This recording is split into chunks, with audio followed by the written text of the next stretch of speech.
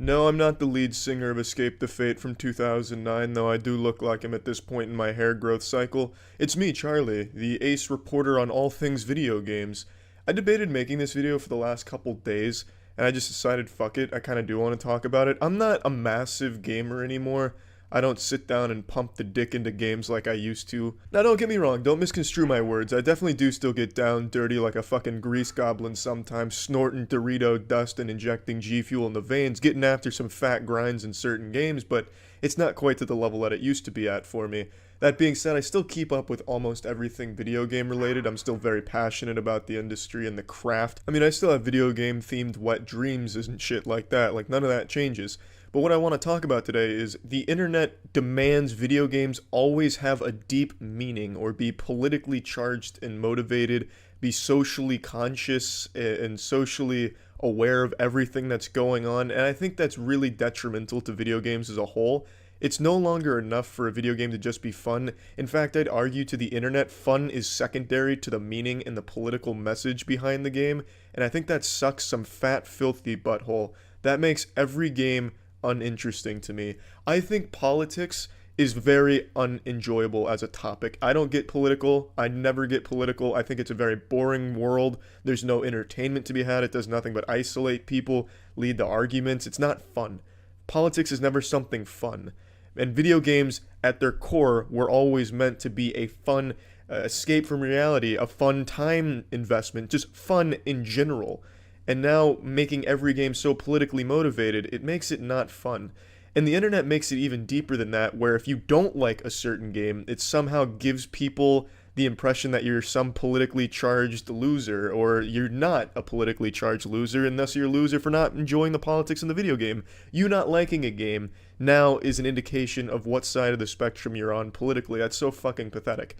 I think making and demanding games conform to what you personally believe is really sad, and it really holds games back. Not that I think if we didn't have politics, games would have reached this level where we're traveling to Mars to play the newest VR, AR experience or anything, but games wouldn't be so samey. Most video games that come out these days follow the same formulas, and for the most part deliver the same messages. I can take or leave the message. There are games that I believe should have powerful messages, ones that are intended to, but for the most part, games are just supposed to be fun, and I'm not there to dive deep, feel something in the real world, a thought-provoking experience where I'm jerking off in front of a candle and really reflecting on the game's message and themes. That's not what I play games for. I'm there to have a good time. Now, why I'm bringing this up is because a channel called Extra Credit released this video called Stop Normalizing Nazis. This video is an objectively large pile of dog shit. It is a horrible video no matter how you spin it. Their message is very clear. Basically, in this video, what they're saying is the old debate of video games cause violence, but they spin it as video games cause Nazis. These people are so fucking shameless, they go as far as to compare playing as a terrorist in Counter-Strike to making people into terrorists in the real world. It's really sad and pathetic. And no one agreed with their message. Even the most politically charged gamers disagreed with how they framed their message. But this made me realize just how ingrained politics and social shit are in the video game industry, and I think it's just not good. I think it's ass. I think it's just straight hairy ass that video games have become so synonymous with politics and social shit that it's, you feel the need to make a video called Stop Normalizing Nazis and using fucking Counter-Strike of all things as an example for how it's a bad thing and that you play as a terrorist in a fucking fictional video game. Their arguments in this video suck. They say, you don't opt in to play as a terrorist when you play Counter-Strike. Well, yeah, you do. You fucking bought the game. You know that it's terrorists versus the counter-terrorists. So you opted in by buying the game, by playing the game. They have no argument here. It's really shitty. It's just this really agenda-pushing piece of shit that doesn't work no matter how you look at it. But that's the video game industry as a whole. The more you look at it, the more you'll, read from a reviewer that the negatives they give a game are almost 9 times out of 10 about the message of the game or the politics of the game, and how the reviewer didn't agree with the main character not being who they wanted the main character to be, or be associated with the group they wanted the character to be associated with, and how it was a missed opportunity that the character is a muscly man instead of a skinny man, or something dumb like that. Like these really nitpicky things, how they want everything in their life reflected in their video game. Why do you want that? Why do you want your fictional piece of entertainment to reflect the sad real world. That fucking sucks. Who wants that? That's like going to sleep and dreaming of doing your taxes. When you dream, you want to be flying around like Superman, firing lasers from your fucking eyes, bench pressing 700 pounds, and, fucking supermodels. You don't want to go to sleep and you're in your high school classroom taking a goddamn math test again. It's stupid to want that from a piece of fictional entertainment. It's really dumb, and it holds the whole goddamn thing back because developers like CD Projekt Red is a good example, how they got attacked for Cyberpunk 2077 that's not even out yet, just this whole laundry list of social problems that they noticed with the game or things that were missing or they felt were missing from the game. So then CD Projekt Red had to go back, allocate a whole bunch of time and resources to make everyone happy that the game is so socially aware of everything in the world that's going on right now to try and make everyone that exists on the internet happy. So all that time they spent doing that could have been spent making the game more fun, making more quest lines or stories for more characters. It feels like to me it holds developers back, it holds games back, and I just don't get the purpose. Why does everything, and I guess it's not even just games, but everything these days has to be so deep and politically driven that it's sickening? And that if it's not deep or politically driven, fucking John Wick got shit on because there wasn't enough politics or social issues addressed in the fucking movie. As if you're going to a movie like John Wick looking to have your goddamn ideals reflected or having a thought-provoking message delivered down your urethra. It makes no sense to me. I don't know why people want the fictional shit to be reflective of the real world. It should be totally separate. It shouldn't be held to this standard where it needs to be powerful or deep. I think it all just needs to be fun. It needs to be entertaining, but that's secondary now, and I think that's a goddamn shame, and I just wanted to vent about it because that goddamn extra credit video was so insultingly bad that it made me open my fucking third eye, made me see the strings that hold this universe together, and made me want to complain about some video game trends. Oh yeah, and also the community manager for extra credits is a big asshole. They go on Twitter and they're celebrating the fact that Extra Credits YouTube channel is losing thousands of subscribers. They have the audacity to go on Twitter and say they are happy they're losing subs because it means less bigots are watching their content. And they double down saying we're celebrating the sub loss with wine because we're losing all these bigots. That's so fucked up. And that's just another thing in the video game world. If you disagree, you're a racist, you're a bigot, you're a bad person because you disagree with whatever message was delivered in the video game or even the video about a video game. It's just unreal. You're not losing bigots. You're losing people that thought the video was really shittily done, which it is. It's a really bad video. Even people that do agree with your message, and I don't imagine there's so many people that agree playing a terrorist in Counter-Strike makes you a terrorist, but even lunatics that do agree with that shit on your video because it's a bad video. And to call them bigots, that's just biting the dick that feeds you. I just don't understand. Well, I don't know why they made the video, and I don't know why they're doubling down so hard defending it. Just roll over and admit it's bad. No matter how you look at it, it's a shit video, and you celebrating like this just makes you all look like the biggest douchebags. It's just stupid. I guess the video game spectrum online is fucking wild right now, and I think it's a really toxic environment full of just a lot of bad shit that nothing good comes from it. And it makes video games as a whole and gamers a lot shittier. And that's just my take on the situation. That's about it. So yeah.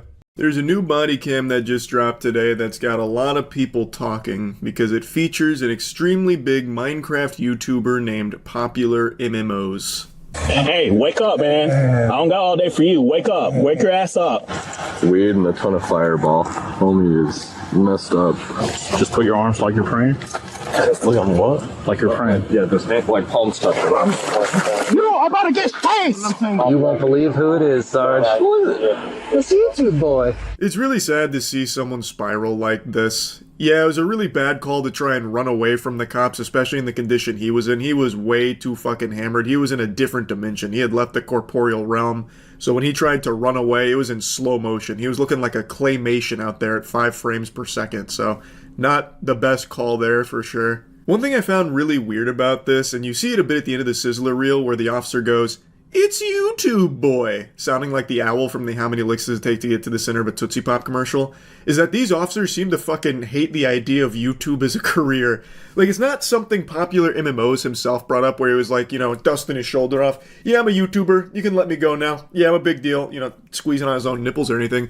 He didn't bring it up. They found out, and then they start making fun of him for it and just kind of insulting it. they were just bullying him for YouTubing, like being a YouTuber. I half expected them to take him to a toilet and give him a swirly, or like an atomic wedgie while calling him a dork. On March 20th, 2024, officers in Jacksonville, Florida receive reports of a man sleeping on a residential street. What they don't expect is to find one of YouTube's most popular former stars, who turns a simple wellness check into a chaotic encounter, leaving another mark on an already unraveling legacy. You going to jail Again. You can Minecraft that. What? That doesn't even make sense. He can Minecraft that. What intarnation kind of hogwash? If you're gonna try and come in here with your, huge quip at the end, at least have it be something sensible.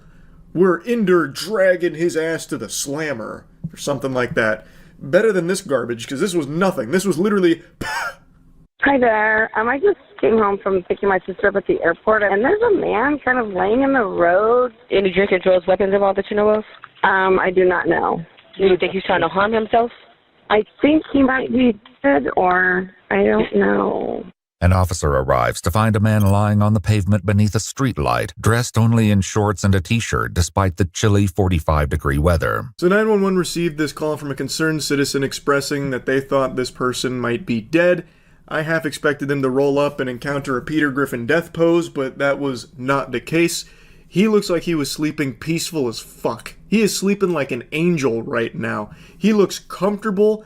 I am actually jealous of how soundly this man is sleeping on the concrete. Hey, buddy. Hey, sheriff's office. Do you live here? Huh? Hey, wake up, man. I don't got all day for you. Wake up. Wake your ass up. You had a bit too much drink tonight, man? You're good? You live here? Where do you live? Let's see what some of these. I can't hear you, man. I had a lot of sales roles. Sorry. You had a lot of what? See something else. He is really hammered, obviously, and his voice is really deep and really gravelly right now, so he almost sounds like Jigsaw. If Jigsaw was sculling Fireball. It almost sounds like he's casting some kind of spell sometimes. All right, well, hurry up, bro, because you're about to be going to jail. I'm going to jail? Yeah, you're sleeping on the ground. Probably at least 20 minutes out. I was drinking. Friends wanted to come over to make sure I was good, that's all. So how do you get over here? That's all they did. Somebody dropped you off here? Yeah, they dropped me off here, yeah. You need rescue to come check you out? No, I'm actually fine. I'm sorry. Okay, well, can you call Uber or somebody to come get you? Because you're in this condition, you're not even safe to walk. So they were talking to him for 45 seconds while he was trying to recombobulate himself back to reality and, get the sleepies out of his eyes and snap back to it. One of the officers kind of threatens that he's going to go to jail if he doesn't hurry up. So then he stands up, he explains that he was there drinking with friends. And now the officers are saying, just get an Uber or get a friend to come over and take you home because you're in no shape to walk. Also, you're nowhere near home. It's not even walking distance, even if you're the fastest fucking power walker in the world. Pat? What's your last name, Mr. Pat? Julian, no. Can you spell that for me? Better known as Pat, 35-year-old Patrick Thomas Julianell is the creator behind the massively successful YouTube channel, Popular MMOs. Oh, no, it's dead. Dead? Yeah, that's what it's saying is, that little battery alert you were getting? Yeah. That means it's dead. You need to charge it. Now, one of the officers must have recognized that at the time because then it gets brought up about him being a YouTube star a lot. So the problem is his phone's dead, which is why he doesn't have an Uber or a friend to call. Would also explain why he's walking home and then eventually, passed out on the sidewalk. So what the officers say is that they can charge his phone and he can wait in the car while he, warms up because it's cold out. He's dressed like it's spring break, but it's actually pretty cold. 45 degrees in Florida, that might as well be -5 everywhere else in the world. It's tough down here when it gets below 60. So, he's not in proper attire for that. 45-degree weather here, you're layered up in 5 different wool coats, you know what I mean? So the officer offers the car for it, and then that's where things go tits up. I don't really feel like getting arrested. Yeah, you're sleeping on the ground. Yeah, no. Multiple people are calling it in. Their person might be dead. You want to sit inside the car? It's nice and warm. I just thought I don't go to jail again. Pat is no stranger to the justice system. On May 16, 2021, he was arrested on charges of domestic battery causing bodily harm, but the case was later dropped. According to multiple news reports at the time, Julia Nell posted a statement on Twitter shortly after the incident that has since been deleted, claiming the accusations were false. I vaguely remember bits and pieces of that story. I only recall little tiddlywinks of the details there, but it's brought up here because Pat made a mention about not wanting to go to jail again, so I guess EW followed up with what the previous time was, so they mention it here. Place your bag on top of my hood. I just got to pat you down before you go inside my car. Place your phone right there. Okay. Just real quick, just put your hands out. You don't have no weapons or anything. You don't have anything on your bag that should be worried of. Any drugs or anything? Huh? No, it's just called. Do you mind if I search your bag real quick? Officers allow Pat to warm up in the back of the cruiser while his phone charges in the front seat. The officer gives him some pats for Patrick and then invites him into the back of the vehicle to warm up, but not before asking if he can search his bag, which Pat gives them consent to do. Big blunder here. He got put in the scholar's mate because they find marijuana and alcohol in his bag. The alcohol's not a problem, but the marijuana was. I'm guessing he forgot it was there, or he was just so intoxicated he didn't really know what he was agreeing to, but that's about to change everything. Weed and a ton of Fireball. Homie is messed up.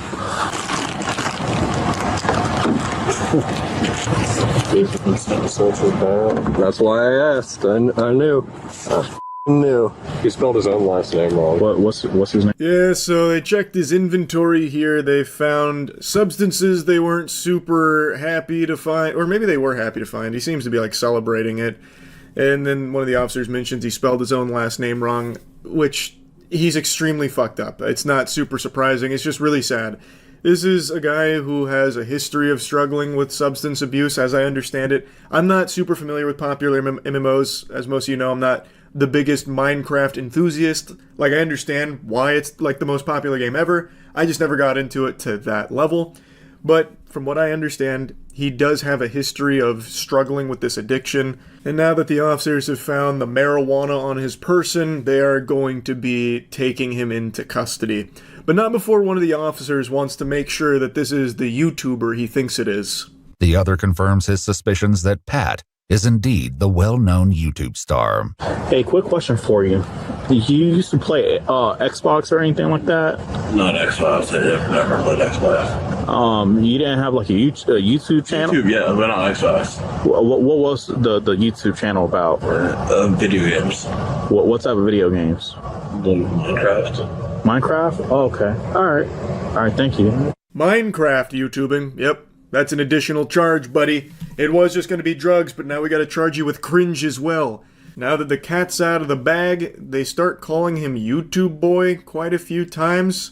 It's also really weird listening to them talk about YouTubing as a career and how, like, they don't really seem to get it, which is surprising because they're not old. Like, they have to know that there's careers on the internet.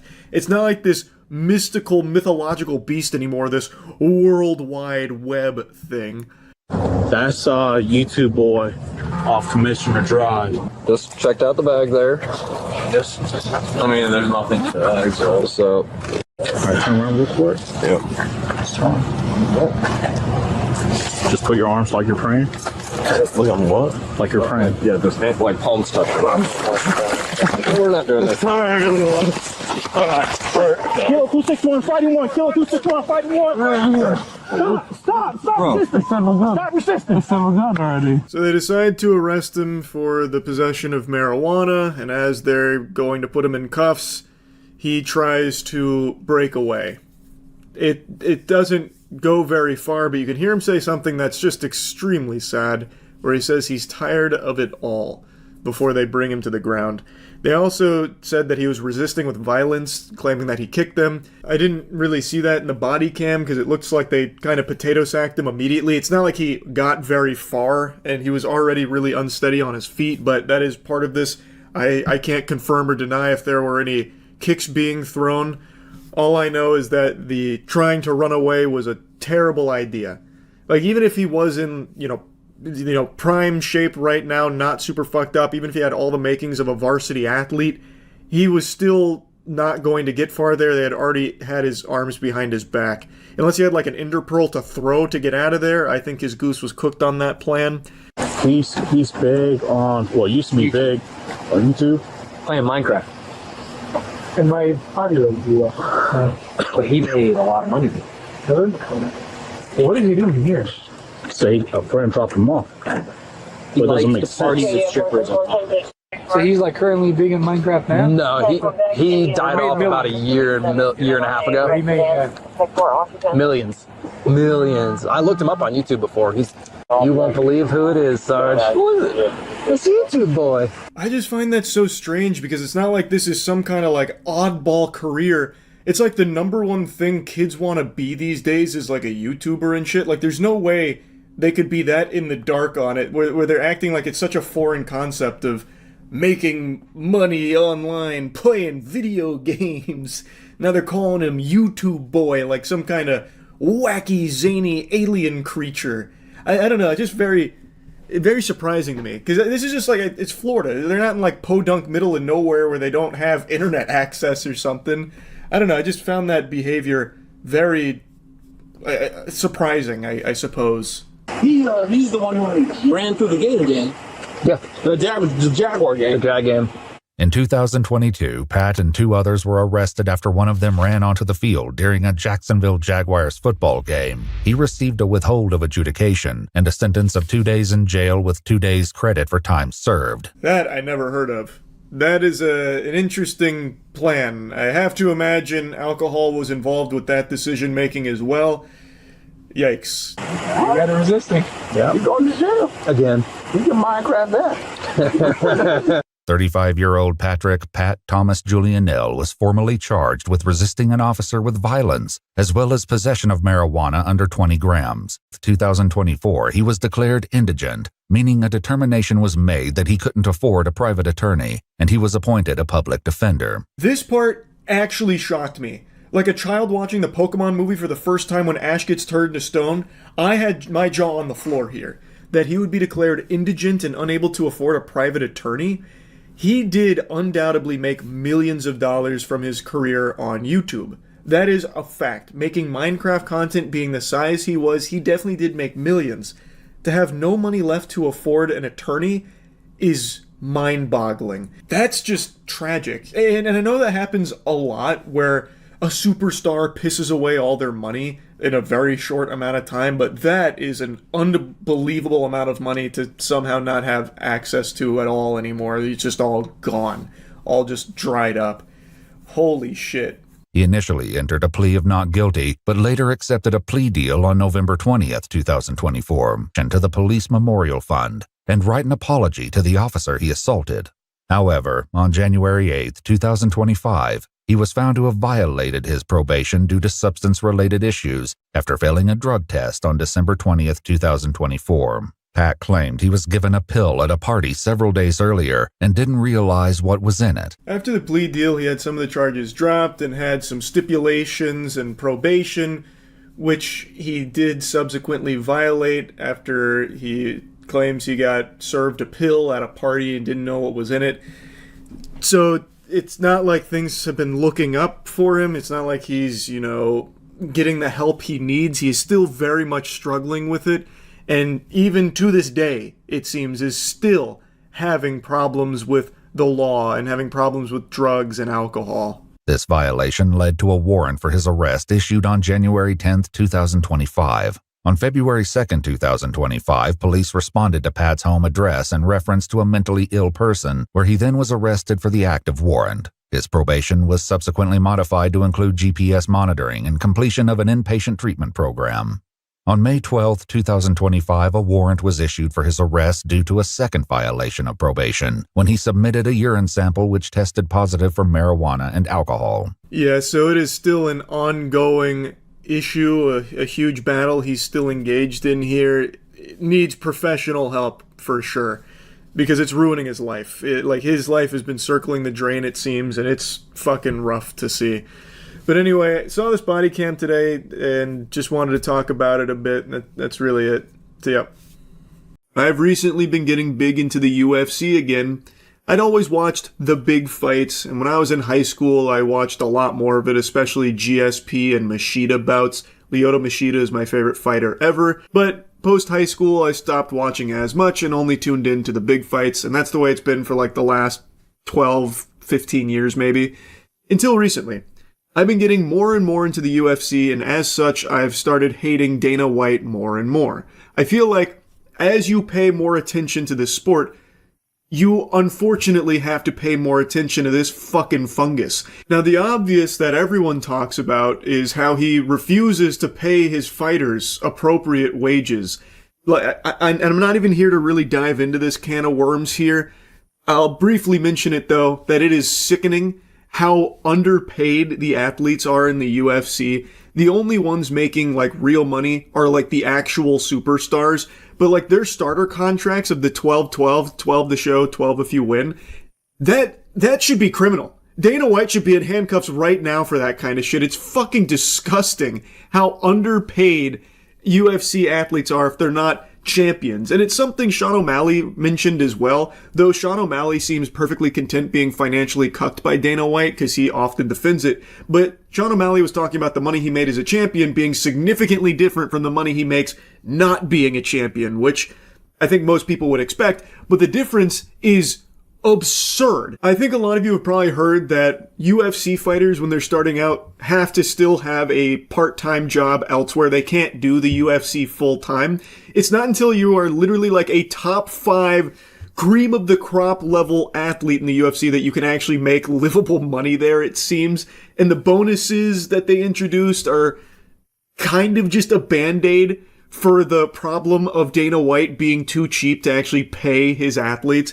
And I also just saw reports this week that they are now no longer accommodating team travel. They're only compensating for the head coach. Another classy maneuver here from Dana Worm White, who just has to find all kinds of grubby penny-pinching schemes, because we have to remember, the UFC is just a tiny little indie promotion that's merged with the fucking WWE, and the UFC only generated $1.5 billion in 2025. That's not nearly enough to satiate Dana White's gluttony. I know I said I wasn't going to fully open this can of worms, and I still haven't. This is the tip of the iceberg when it comes to UFC wages and how they just don't want to pay their fighters at all. Now, I'll go ahead and move on to some other Dana White dunk topics in recent memory here, because he just keeps making a fucking fool of himself, and I have to clown on him for it. But before that, I want to make a mention that I also despise the UFC WWE merger. I am just counting down the days until Dana White falls into his K-hole and then really gets convinced that he should be more involved with the WWE, so he tries to start shoving his meat over there and strong-arming some of his ideas in place. Like, listen guys, let me pitch you on something. What about Stone Cold Steve Austin versus The Undertaker in a slippery dickory match? First one to hold the other's cock for a 3 count wins. Thoughts? Because I could just see him doing some dumb shit like that. He is just a factory of zero IQ ideas and even worse execution. Anyway, though, I want to show you a clip that I just saw this morning. This is from an interview that I think is 2 months old, and I think it really showcases just how evil of a man Dana White is. Now, a little context before this clip plays. I don't think Dana White has any respect at all for his wife. A while ago, I made a video covering an incident where Dana White and his wife got into a bit of a slapping match at a New Year's Eve party in public. She had slapped Dana White, and then he responded by slapping her multiple times in public, in full view of everything. When I covered that, people were very upset with me for talking about it, and then even outright denying that it was real, that this didn't happen, this is a fucking lie. And then Dana White himself had to do like the world's smallest violin press tour about it, like, listen, don't defend me, this was bad. And I'm not trying to just regurgitate all the talking points from back then, but in the clip you can see he's already grabbing his wife when she slaps him, and then he slaps her multiple times and pushes her away. And it's not like he was in any danger here. Let's not pretend that he had just been attacked by fucking Brock Lesnar. This has been yapped about till the cows come home already. I know that. As everyone's already said numerous times, it's bad on all fronts.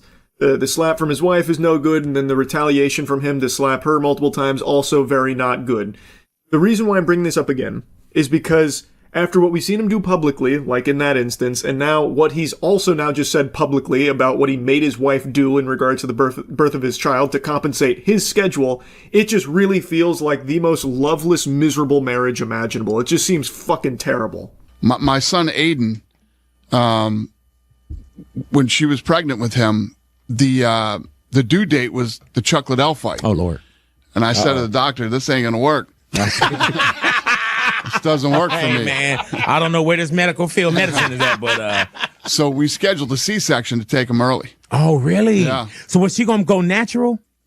No. Okay, no. But there was a C-section. You're like, no, we got to back this up. Like, yeah, was she gonna go natural? What? Like go in when the baby? Yeah, when the baby's due, you. Right. Hey, the baby's due. Let's go. But y'all did that was supposed to be Saturday on the fucking Chuck Liddell fight. That was the date that they pinpointed. Right. You're like, nah, this ain't gonna happen, Jack. It's not gonna work for me. No, we're gonna be walking out in Vegas. Something got to change. But you change, okay, something. But digital detox. He goes on to say digital detox does not exist for him. This story is just vile. Like, I don't know how anyone could hear this and walk away with a positive impression of that. He jeopardized the safety and the health of not just his wife, but also his fucking baby, so that way he could go to the Chuck Liddell fight. So he had his wife undergo a C-section early in order to compensate for his schedule so he could still make that fight. That's deplorable. And they're talking about it, like joking about it, jovial, like it's not something super serious. That's a huge deal. You're going to C-section your baby early solely so you can go to that fight. Again, that puts his wife in danger. That puts his baby in danger. That's crazy to me that anyone's looking at this as anything other than just downright evil. This is so scummy. And he's proudly talking about it like, yeah, I don't slow down. I just don't slow down. My wife knows this. I'll be going all night. She knew this getting into it. In fact, with the birth of our baby here, I even made her get a C-section early. Ha ha ha. So I can see that Chuck Liddell fight, That's, what the fuck, man? That's crazy. Ordinarily, to a sane person, the birth of your child is going to be one of the most important, most memorable, most meaningful moments of your life. But to Dana White, that's just an obstacle, because now it's potentially infringing on his ability to go watch the Chuck Liddell fight. That's how much he cares about his promotion. He needs to make sure, the birth of his child is fucking, that's peanuts. That's nothing. That's scraps. Spits on that. We're going to speed that one up. Let's get through that real quickly so that way you can go to the real thing that matters, the Chuck Liddell fight. Like, even the most diehard of UFC fans should hear this and be like, wow, that's extremely concerning. That's just genuinely fucked up. And I have seen some cope with people saying he's probably just exaggerating or kidding around. I watched most of that podcast there. He doesn't go back and say like, oh, that story I told about making my wife have a C-section to deliver our baby early for the sake of the Chuck Liddell fight so I could still participate. Oh yeah, I made that up. I pulled that out of my ass. That was just supposed to be a good goof, ha ha ha moment, you know what I mean? So as far as I'm aware, this is a very real thing that happened. Something that he is very proud of, which I think is just sick. I think that is extremely twisted. And I also think it showcases his perspective on the UFC, where I believe Dana White is under the impression that people watch the UFC for him. Like, I think he believes that he is the UFC, not the fighters. And that's, I think, also demonstrated in how he pays them, or really doesn't pay them. So, him making it of, like, paramount importance that he is there for the Chuck Liddell fight, because that's what matters, is that Dana White is there for it. So he's willing to make the sacrifice of his wife's safety, the safety of the baby, jeopardizing both of their health for the sole sake of ensuring that he can still be there, because that is what people care about. I think it's just super fucked up. I truly do. And I would also imagine that most people that watch the UFC probably have the same viewpoint I do on it, which is the fighters are the ones that make the UFC, not the other way around. I think if the UFC didn't have the talent that it does with the fighters that it has, it would not be in the same state that it is. Fighters are the ones that made the UFC successful. So I've seen a lot of fans and viewers online commenting or discussing what they perceive as a lot of AI generated content in the broadcast that maybe wasn't in previous iterations of the UFC. Is this something that's coming with the Paramount deal, or just a new direction for the UFC, or do you have any insight on that? What does that mean? AI stuff, commercials, part of the promotional content, just AI in the UFC in general. I've seen fans complaining about. Oh, yeah? What are they complaining about? I guess I've seen people saying that the UFC should be paying artists instead of using generative AI, stuff like that. Give me a fucking break. AI is coming, and if we're using AI, who gives a shit? People are upset about it. We should use artists. How about this? Shut the fuck up and watch the fights. The most unsurprising statement ever uttered from a human being here. Dana White doesn't even pay the fighters. You think he cares about paying artists? Absolutely not. This fucking goober, this goddamn zombie would 1000% be using AI fighters if he could to save even more money on it. So it's not at all a shock to see him with this perspective about, like, who cares if we're not paying artists? Who cares if we're using AI? Just shut up and consume our slop. Just watch our AI and put your thumb in your mouth and be done with it. Naturally, that's what Dana White is going to say about it. And expect a lot more AI from Dana White as he starts to recognize more and more how much money he can save by just farting out AI-generated shit into the UFC programming. So don't expect that to stop anytime soon. He'll continue to go hog wild with the AI, which doesn't elevate the production or anything. It doesn't make it better. It does make it worse, but it saves Dana White money. And that's the most important thing to Dana White. There's so much more. There's just plenty I could keep poking around about when it comes to this fucking scumbag, but I've already been going here for a while yapping about it, so I'll go ahead and stop here. I do not like Dana White, but I really, really like the fighters in the UFC. It's such a fucking shame. Hopefully the day will come where they're actually paid appropriately for their talent and their hard work, but with Dana White still at the helm, I wouldn't hold my breath on it. It fucking sucks. He fucking sucks. Anyway, that's really about it. See ya. So I just saw Him. This is a movie that a lot of people are clowning on. It's not doing too hot right now. People are taking their turns spitting at it. And now that I've seen it, I'd like to weigh in. Is everyone blowing it out of proportion, or is this film really as bad as everyone claims it is? Kinda. Like, it's not a good movie, but I don't think it's, like, unwatchably horrible. There was real potential here. The concept alone I find kind of fascinating. A football horror movie. There are so many elements you could explore there, from like CTE and stuff like that, and then play with the audience's perception of it. And I've seen other people mention this, but you also have like the built-in goat, where it symbolizes something more satanic, and maybe exploring like what it would mean to sacrifice everything to become the best at it. All things I feel like would be a fucking easy touchdown here for them to explore with this movie, and kind of expected them to, but it doesn't. It's a film that doesn't really have anything that it wants to get across to the audience at all. Most of the movie is kind of just like a bunch of scenes thrown together without really giving you any reason to care about, like, even the main character and what he's going through. Which is a shame, because the performances across the board are really strong, especially Marlon Wayans. I actually thought he did an amazing job as the villain here, but there's nothing like really fleshed out about it. There's nothing to care about, and there's nothing to get invested in story-wise. It's kind of a mess. And most people are saying the same thing, style over substance. And that's very true. It is a stylistically good movie. Like, it actually does show real potential. The cinematography is extremely interesting, especially when they do like these X-ray scenes. Then they get like really like visceral with it. It's very cool. Like, I actually thought they did a great job with some of like the wild scenes that they showcase. But it just doesn't go anywhere or contribute to anything. And then the second half, well, not the second half, the last like 30 minutes of the movie is dedicated to just getting rid of all of like the abstract and all of like the mystery of it, and just beating home what it all is. Spoiler alert, it's like cult ritualistic shit.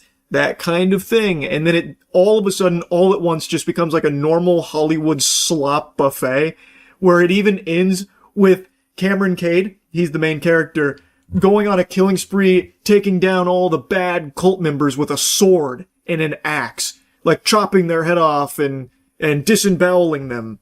It's very goofy.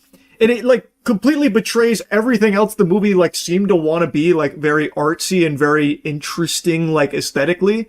But again, like, it just feels like this film didn't even know what it wanted to do with this concept. And it is a good concept, just poorly utilized. Also, I think a lot of people are extremely misled with this film. I've seen a lot of buzz about how Jordan Peele fell off. Man, is he washed? Because the marketing for him has Jordan Peele's name all over it. Like, if you didn't know any better and you were just going off the trailers, you would think Jordan Peele personally made this film with his own two hands and his own blood, sweat, and tears, start to finish, and no one else even worked on it. His name is plastered all over this film for their marketing push. But he didn't direct this movie. He is a producer of it. He had, from what I understand, no hand in the actual making of this film. He was a producer. So this is not a Jordan Peele film, but because his name is, like, attached to it, they decided to go hog wild with that as, like, its main marketing hook. It's pretty shameful. It's very misleading. So a lot of people, I think, probably expected this to be a Jordan Peele movie, but it's not. At all. Anyway, though, to lay, like, the foundation of what the film is even really about, Cameron Cade is the next up-and-coming great. And there is a football player named Isaiah White, played by Marlon Wayans, who is the undisputed GOAT. He is the best to ever play the game. He is football, damn it. And he is on the verge of retiring, and everyone's looking to Cameron Cade to fill his shoes. He has all the makings of being the next great. But he gets attacked and gets a very severe concussion that then ruins his chances of making it to the league because he has to skip the combine. And Isaiah White decides to kind of mentor him, let him suckle from his bosom of greatness to try and, spruce him up, get him back on his feet to recover from this injury so he can be the player that he should be, that everyone expects him to be. So he takes him into, like, his training camp, his boot camp, which is just hell. And it's real weird and wacky. And Isaiah, he's kind of all over the place. He's on edge. He's fucking going Insano style. And he's, like, being tortured almost in order to, like, bring out his greatness. And there's people that are getting, even killed going through all of this training. And you, as the viewer, are left wondering, well, what's it all mean? What's it all for? And the answer is crickets. It's fucking, like, it doesn't go anywhere. At the last 30 minutes, they basically just tell you, oh, it turns out it's a cult, and they pass blood down from one generation of GOAT to the next. And this is their passing of the torch. But Isaiah doesn't want to give it up without a fight, so now they both have the blood of the GOAT in them, and one has to kill the other, and then sign the contract with the devil, basically, in order to be the next best football player. And it all happens like that. So they build up, like, this slow, abstract, like, adventure that never really says anything, and then at the end it just fucking vomits it all out at once. It's just kind of lame. I just think they didn't know what they wanted to do here. It felt like the writers were concussed when they were coming up with this. Like, they had all of these ideas, but they didn't know how to make them work together. And at times, it feels like they didn't even know what kind of movie they were making in the first place. Like, it wants to be really artsy and even abstract pretty often, yet it doesn't commit to that at all. Like, it completely gets rid of that by the end anyway. And even when they were in their, like, artsy-fartsy, pinky up mode, it still wasn't saying anything. It wasn't even delivering a message. It was just feeding you chaotic scenes with, like, a wacky score, like a wacky background music and noise making to make it feel eerie and deep. But it doesn't actually do anything. And it feels like it wants to do everything at once. So, like, it's billed as a horror movie. It's not one. Like, there's nothing scary about this film at all, and it doesn't try to be. But it does borrow something from the horror genre, like 2 jump scares. And then they introduce, like, these cultish fans of Isaiah White who only have maybe 2 minutes of screen time, where one of them comes in and tries to hit Cameron with a rock, but then she gets choked out and then thrown against the wall.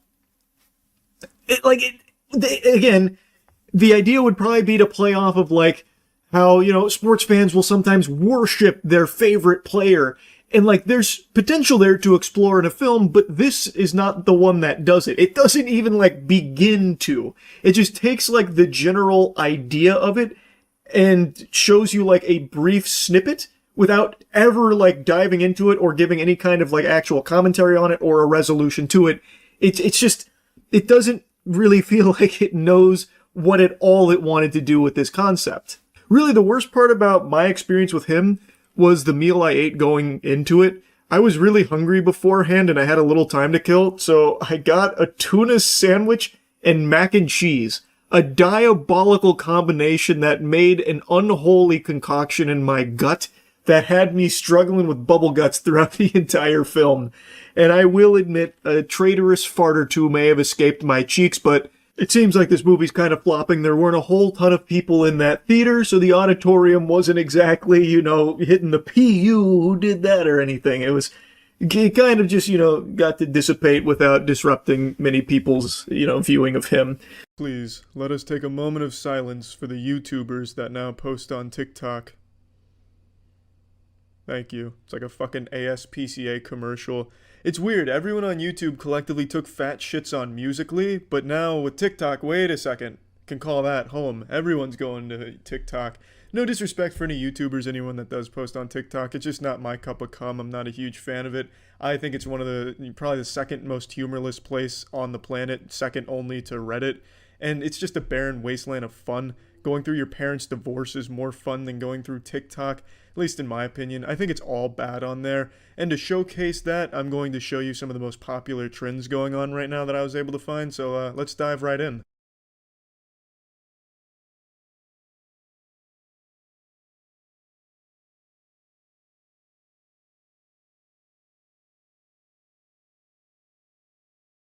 Bravo, that was a fun TikTok for everyone to enjoy, especially the janitor, the worker that's going to have to go and clean that up because your affluent ass definitely isn't going to be bothered to do it.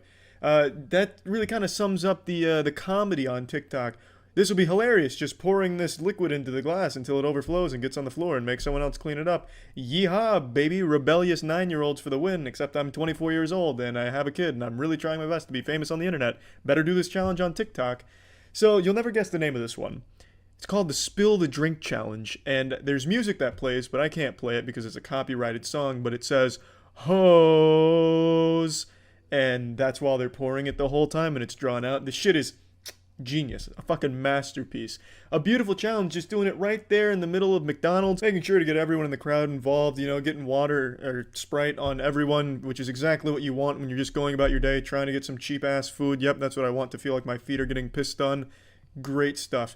To be fair, this is the only one of this challenge I saw that was done in a public location. Everything else was staged with their family or their friends in their own house and using water or Coke for the most part.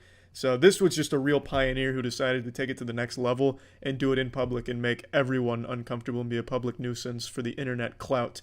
I'm not going to play any more from this challenge because you get the idea. Every single one is just staring at the camera and overfilling a glass. It's fucking awful. Let's move on to a different one.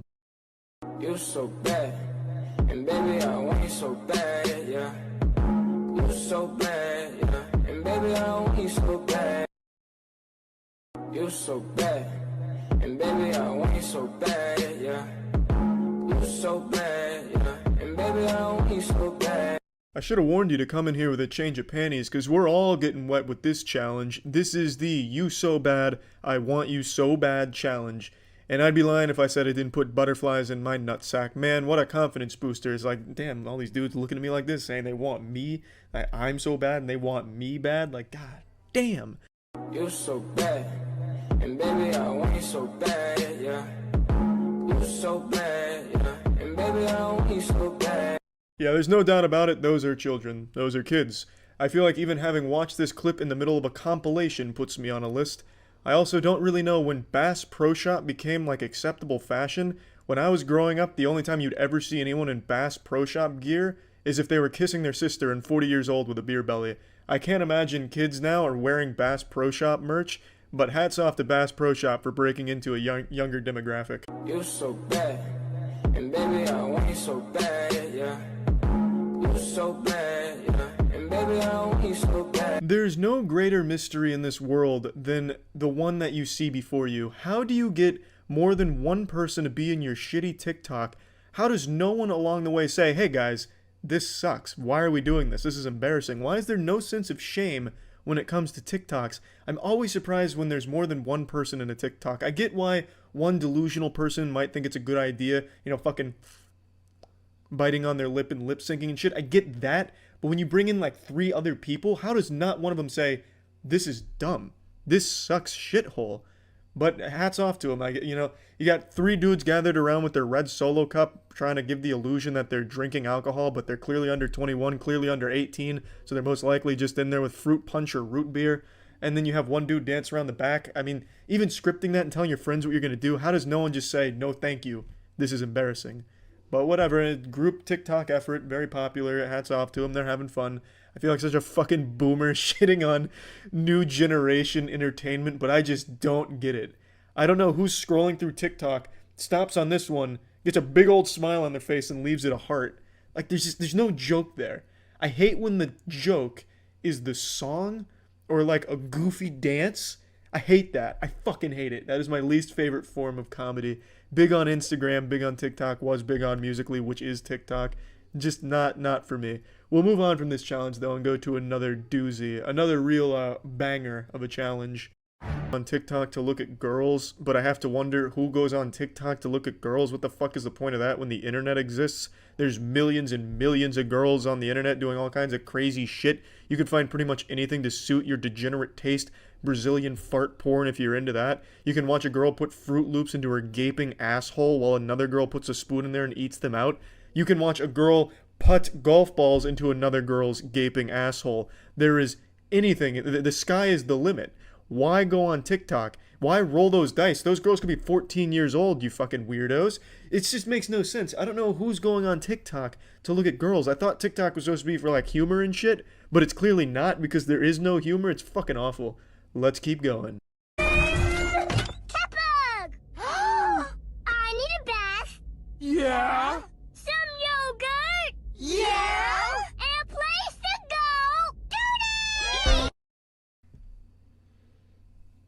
Duty! If that's not illegal, it certainly should be soon.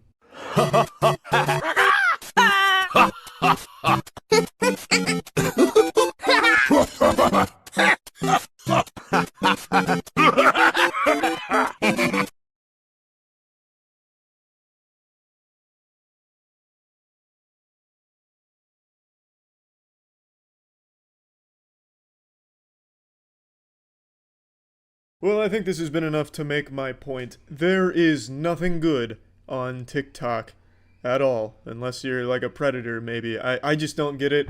I never really thought I'd reach the age where I didn't understand new stuff.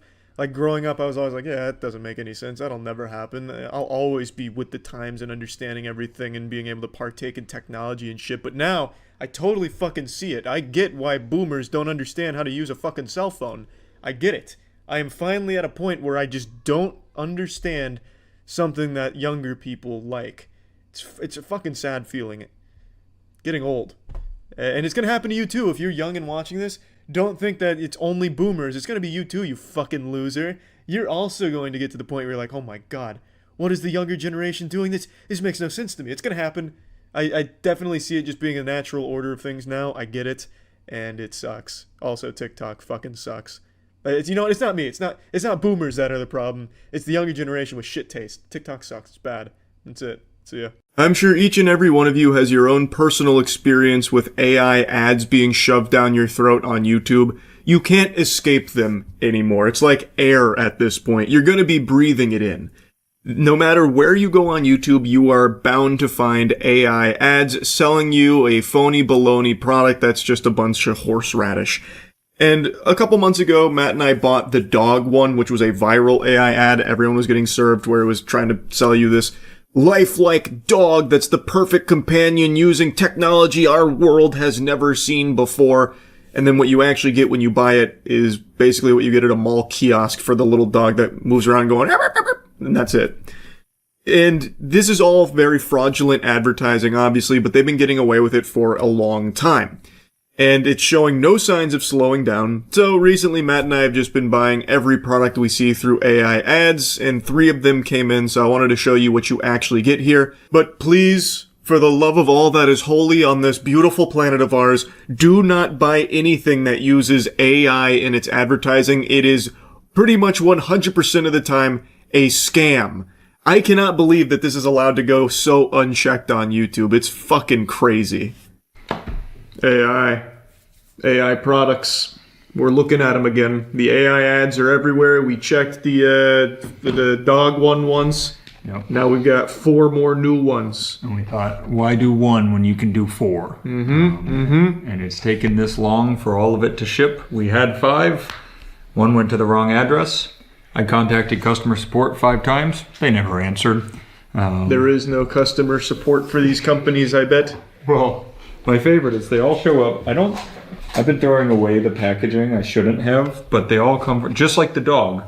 One of these came from Lucas, which is just a guy who's in like Oklahoma. And it just says Lucas with an address, no business name, and it just shipped to us. And then under the Lucas label is a bunch of Chinese on a shipping label. You should go visit Lucas. And That's what this video do some digging, see if it's a place.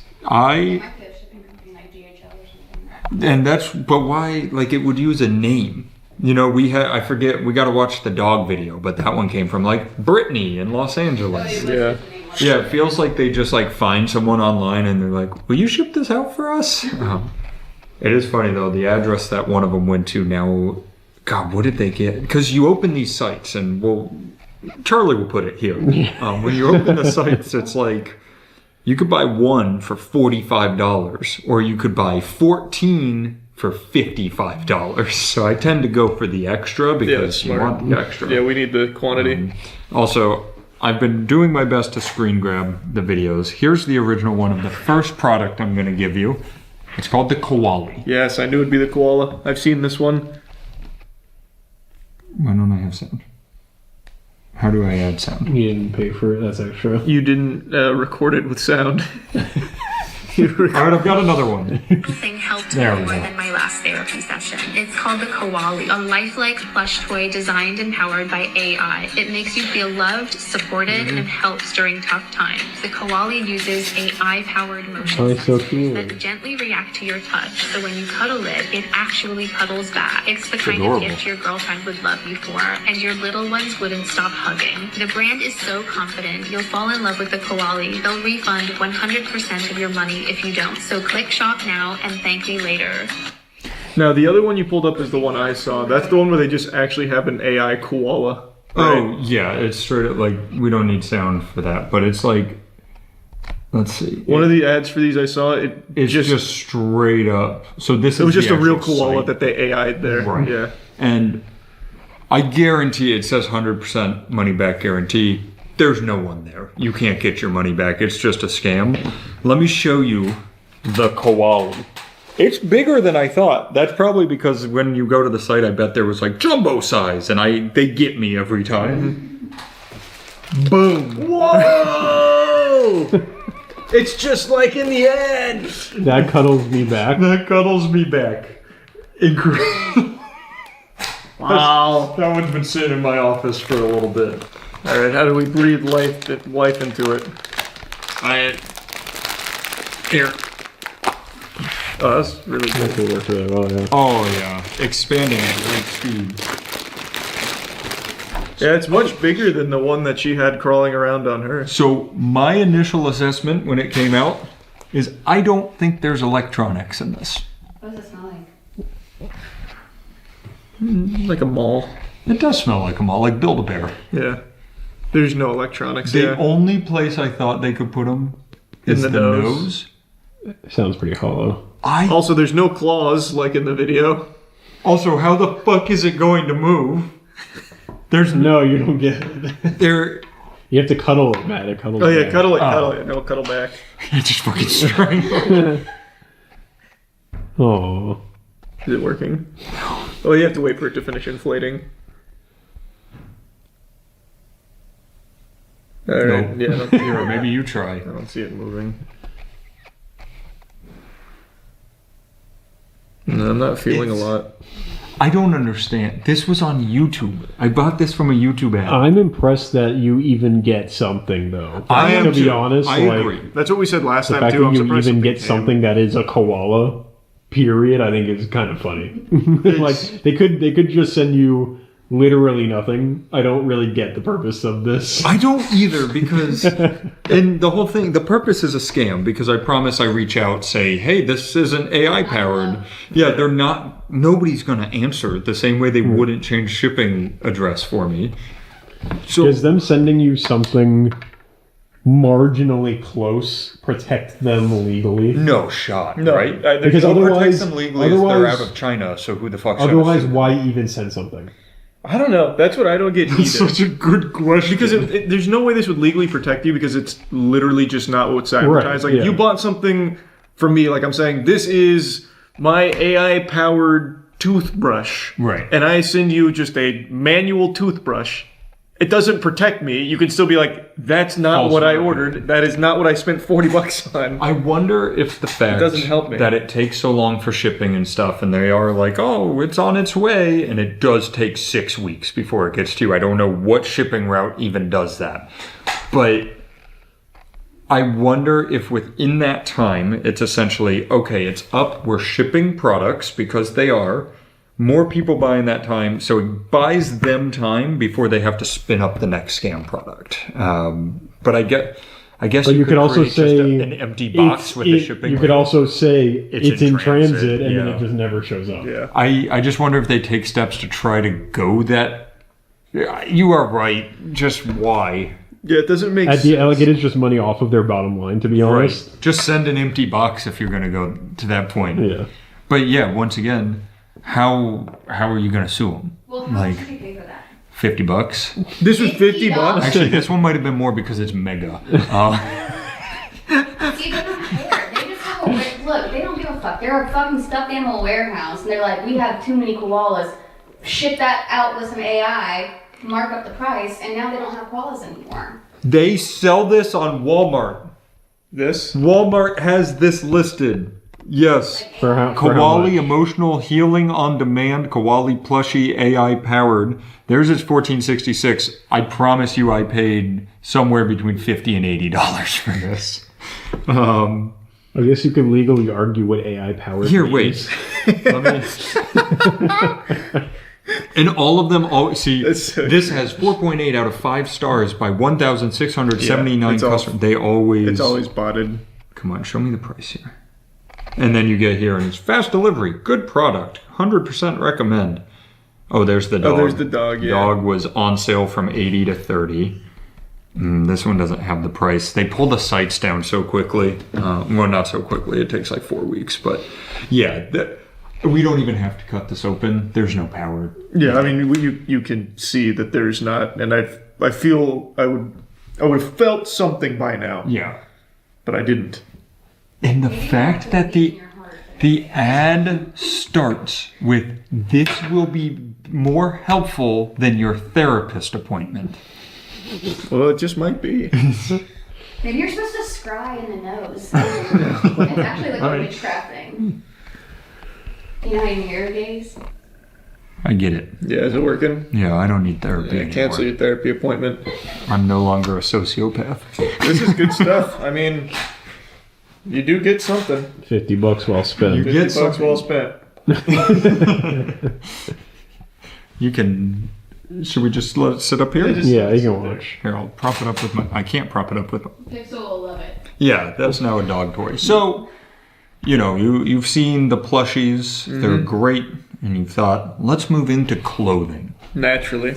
I bought a $50. It's always $50. That's how they know they can get me. $50 knitted sweater. Yes. Dragon popping out the back, beautifully sewn. I'll give you another picture. Look at that. And this was another YouTube AI ad? This was a YouTube AI ad. You can see it's 3D. It's got some nice orange eyes in there. Charles, do you want to go put this on in the bathroom and come back out? Okay. I'll be here with the koali. You think there's maybe a camera in it and they're just spying on you? I fucking hope so. I'd feel better about the money I spent on You it. like what you see? Huh? Do you like it? Ow. That's a hard nose. There's nothing. Wait. Nope. That's just a button on the back of the eyes. Yeah. I just don't understand how people can get away from it, with it. It's because Okay, I'm here in my knitted sweater. Whoa! Let's see the back. Yeah. That looks just like it. Kinda that. I'll tell you one thing, it's not knitted. Huh. It's very scratchy. They took a picture of a knitted... Actually, they took their AI picture of a knitted sweater and... Printed it onto a zip-up hoodie. Not only a zip-up hoodie, but the most uncomfortable zip-up hoodie I've ever put on. Oh my god, that's like medical gauze. It's like fiberglass. Feel this, Danny. That is miserable on my skin. Once again, I would actually be less upset if they took my money and didn't send me anything. Yeah, I would say at least it's a jacket that you can wear. The zipper works. Mm-hmm. It's that's almost 50% of the way the product. Yeah, it is the image of a knitted sweater printed onto a jacket. Let's compare. Yeah. Yeah. It looks the same. I mean, it's got that big loop there too. Men's Viking Dragon style Celtic thick zip hooded sweater. To be fair, that's what we got. Yeah, I think this one's pretty close, actually. What's the price on this bad boy? That's $43.99. Wow. So I thought, you know what I could do is I could call our bank and have them dispute the charge and send them pictures. Except they're going to be like, sir, you've done this 5 times. Stop buying the items. How am I supposed to know it's AI? I keep fooling me. And every shop is always on YouTube. It's always like US goodbye, like BUY, like it's always US hyphen something. Like Granny's sitting there going, "It's made in the US. This is good stuff." Yep. Probably made in the U.S. I'm going to show you now the most egregious one, in my mind. It's a little bit of a disturbing video, so bear with me. New Arrival Mini Double Head Electric Shave. Specifically designed for stiff beards, it can be shaved cleanly in just a few seconds without damaging the skin. The motor speed is as high as 7,500 RPM, which is twice that of ordinary electric shavers. The tool head is washable, never worry about bacterial residues, support dry and wet dual use, sterile and hygienic.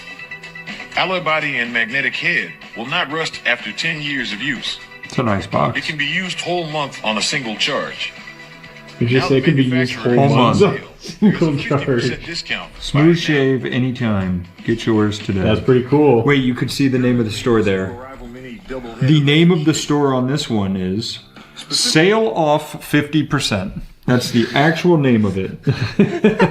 Stay sharp with the 2025 Pocket Shaver. USB, waterproof, travel ready, 50% off. And now we're going to shave Matt's head with it. And you saw how nice the box was. That was so nice. That's what we got.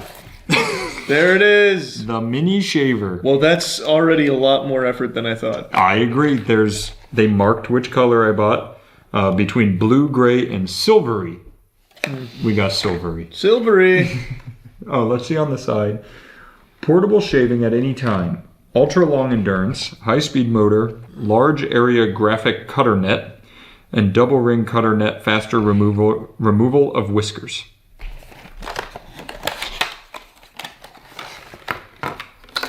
That looks a lot like the thing. Shave. Whoa. I've got an idea. All right. Well, they carved the toothbrush with it. Did it cut it? I don't know. Did it shave?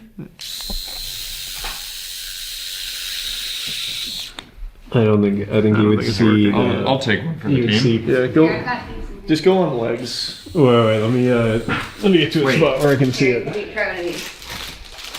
Oh, that's perfect. Thank you. And it says you can just pop this off. Thank you. All right. Is there anything in it? I don't think there are razors in there. Oh, it is magnetic.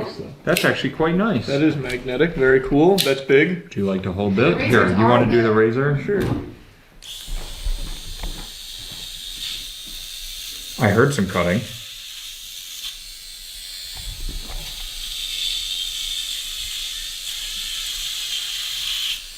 Is it cutting it? I don't know. All right, I'll just go on the arm. Well, actually, I'm gonna go on the leg here. Can you see? Yep. Doesn't look like it's doing anything. There's no razors in that. Rub that on your leg.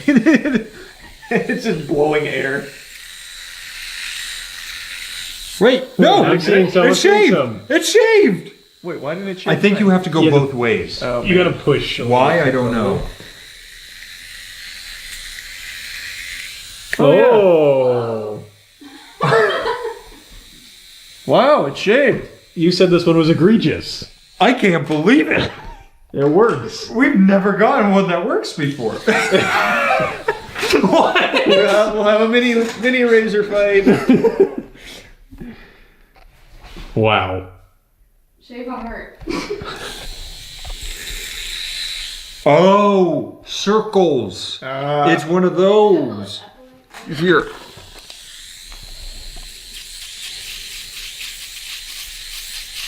I just don't think it's that strong. Yeah, it might not be strong enough for that. No. It's good enough for leg hair, though. That took it right off. Here, try your beard. And then you can pop the top off. Our hair's in there. Yeah. And you just... And you save it for later. It says I can just... Your home address and we'll mail it. Yeah, look at that. It took hair right off my thigh. I'll clean it up. Yeah. It's smooth. How much was this one?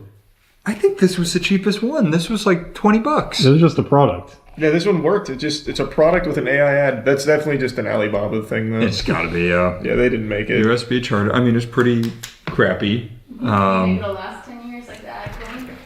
No. No, it says it just wouldn't rust in 10 years. right. It didn't say it would work. It's got a quality control pass stamp. Yeah.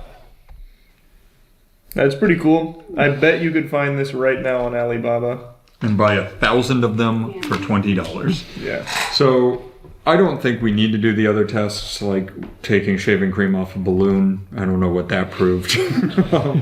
The toothbrush. I guess I wear shorts. This is a problem for me. This is just how I sit. It'll grow. Yeah, it'll grow Yeah, back it's fine. quickly. It's fine. Well, here, you could just shave all of it and it'll be really cool. I'll be like a gym bro. Yeah. No, I'm not. The intrusive thoughts almost won. I would say, out of all the ones we've seen, It works. it works. And you paid $20. Actually, I'll just find it. On Yeah, Alibaba find real the- quick. Let's see if you paid a good price for it. On Temu, it looks like about $6. $6 Oh, you on found the Temu. exact one These on are Temu. definitely just resold Temu.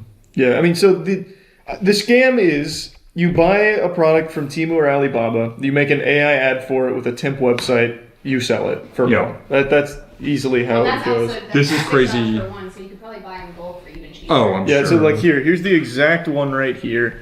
The pocket shaver USB mini. This is white in the box. They have so many of these. So they right all now. just are doing the same, and Yeah. some people are splurging for YouTube ads to get me. Crazy timing. And yep, Walmart has the same thing for $6. Walmart the is exact just same one. Amazon at this point. Monique just texted me that she decided to randomly swing by the warehouse to see if they got the other AI package, and it was there. They were holding it nice. for us. So we can, I have another here, but we can do that one tomorrow too to add on to it. That'd be good. I forget what it was. I just have zero recollection. Oh, I remember. It's work boots. All right, what do we got next? All right, so this one is more. I saw AI ads for it, but the more I looked into it, I think this one's a real company, so I won't slander them. We'll see how good the product is. But they use AI ads. I saw one, but then the ones I've gone back and looked, and I don't think they're doing that anymore. Did you record the ad that you found? No, I could not find it, so I may have just bought a product for you. But I won't tell you what it is. And I had to put in all the shipping info, so when it showed up to our house, it says, "To Matt, from Charles, reason, surprise." And Monique was like, "That's cute. Charlie bought you a surprise." And I was like, "I did that." So, all right. Yeah, I think this is just a real company. It's Send a Cake. That's what it's called. Send a Cake. How long has this cake been? Whoa. Oh, it's Halloween themed. I forgot I did that. Good Surprise. I don't know. I don't know what this is, to be honest. If it's good, cut it. Send a Cake specializes in gourmet cake for birthdays. Oh, and this all is so special cool. occasions. And it's a real cake Let's that's just start gonna be here. fucking rotten. Start How to open your box. Fully remove the box. Open. Place the box on a flat surface. Unhook the straps from the front of the box. I don't. It says start here. Hold to reveal your surprise. All right, so I think.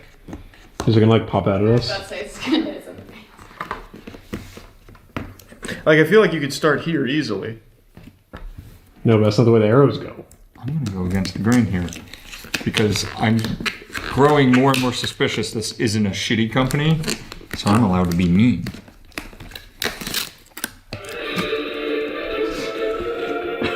Jump scare. Okay, I guess pull this. Whoa! It did actually jump out. It jumped. Wait, it looks like there's a lot of those that are supposed to. Let's see. Whoa! Why did you find this? I don't know. Is there a cake in there? There's this. Oh. Matt just bought an actual product. Surprise. No, there's a. Oh my god. It's foolish. Is that cake? It's a It was at one point, probably. Yeah. Oh shit. No. That is it. Chat. Is it green because of the icing or green because of mold? It's saran wrap. Well, that wasn't That bad. was cool, man. That was cool. Did we just cut that from the video? No, I think that's great. That's like So where did you find this? I think that was on Facebook. You should smell it. I don't want to smell Open it. it I'm and afraid. smell Of, it I'm first. afraid of the spores. Here, I'll try the Butterfinger. Feel good? Okay. That's cool. Send a Cake is the name of it. It's a real site. I don't know where he found it. Matt got fucking drunk and went too deep one night and just bought a real product.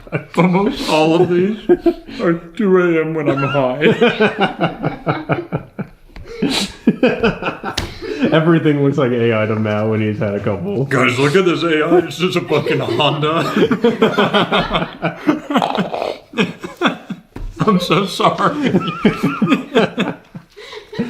Happy Halloween. Wait, I'm on their TikTok now. They got some crazy shit in here. Is it cool stuff? Yeah.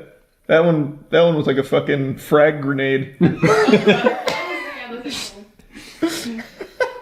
I remember getting birthday cards when I was like in elementary school with those in them. Yeah, oh, one came out and you closed it, No. opened it again, and then it. No, that's super moldy. Yeah. Yeah, that's on us. How long have you had this? That's been in there for 6 weeks. Thank God it's wrapped. Yeah, I'm looking through their stuff. I don't see a single AI ad. Wait, does it say to Matt from Charlie or to Charlie from Matt? To 'Cause Matt. now I want to know where your brain was It's before. to Matt from Charlie. And it's a surprise. Yeah. No, Matt ordered it. That's on me, big dog. Matt just like, you know what? This will be fine. Yeah, there's no AI that I can find here for them. Hey, thanks to the cake. That's it. What a cool surprise in the AI ad video. Yep, that is absolutely just a real company. 100%.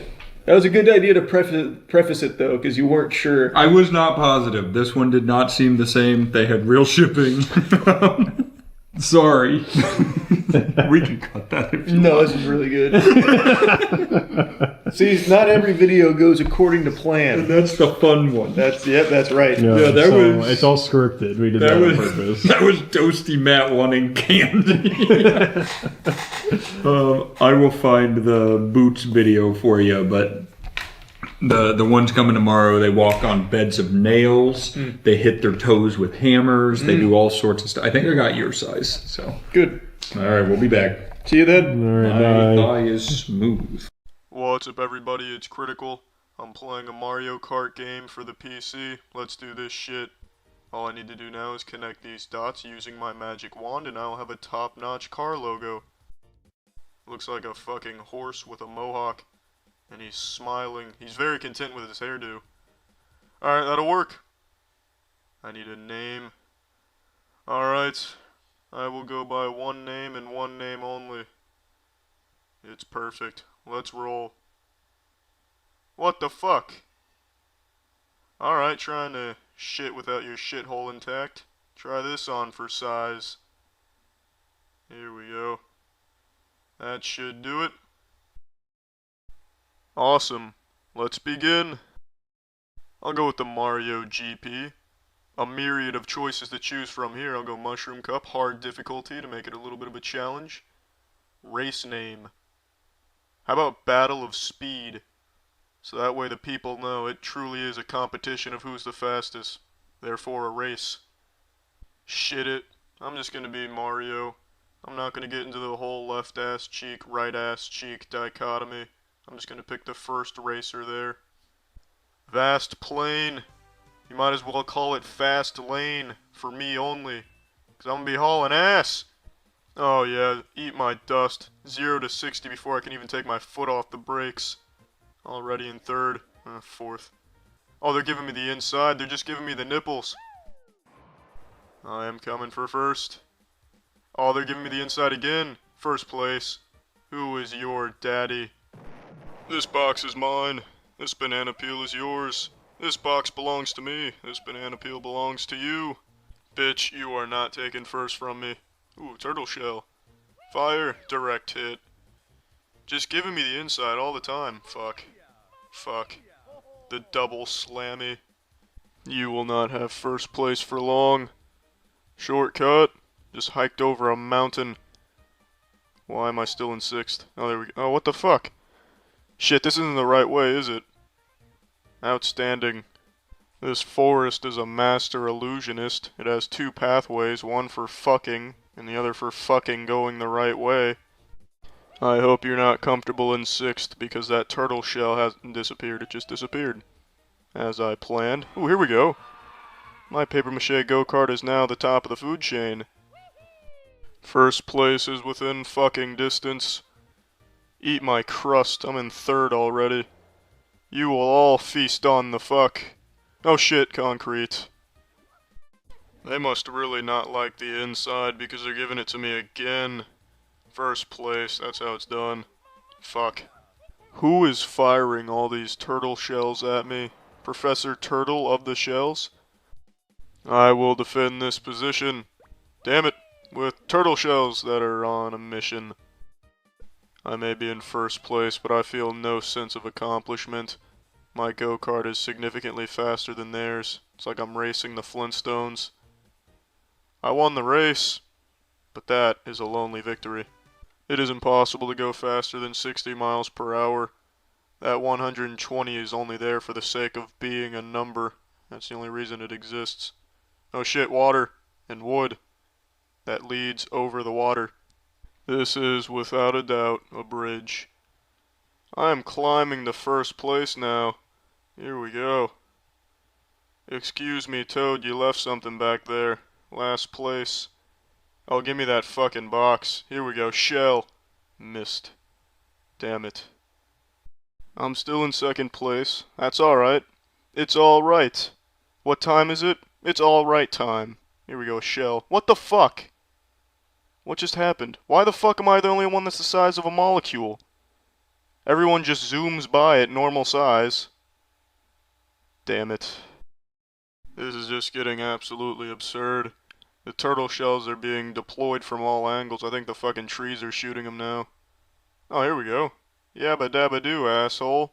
Got a turtle shell of my own that time. Shit, object. Shit. What the fuck? Well, isn't this spooky? Will you put me back on the track, please, Lakitu?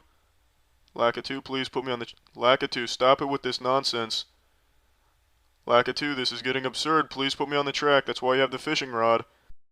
The fishing rod is for putting cars on the track. Please put me on the track. Lakitu, I do not have time to explore Atlantis with you. Look at that. Even Mario thinks you're exuding asshole fluid. Will you please stop shoving dicks in your mouth and put me on the racetrack? How am I supposed to get back on the racetrack? Every time I try to get out of here, Lakitu swoops down full of wieners and puts me back in the ocean.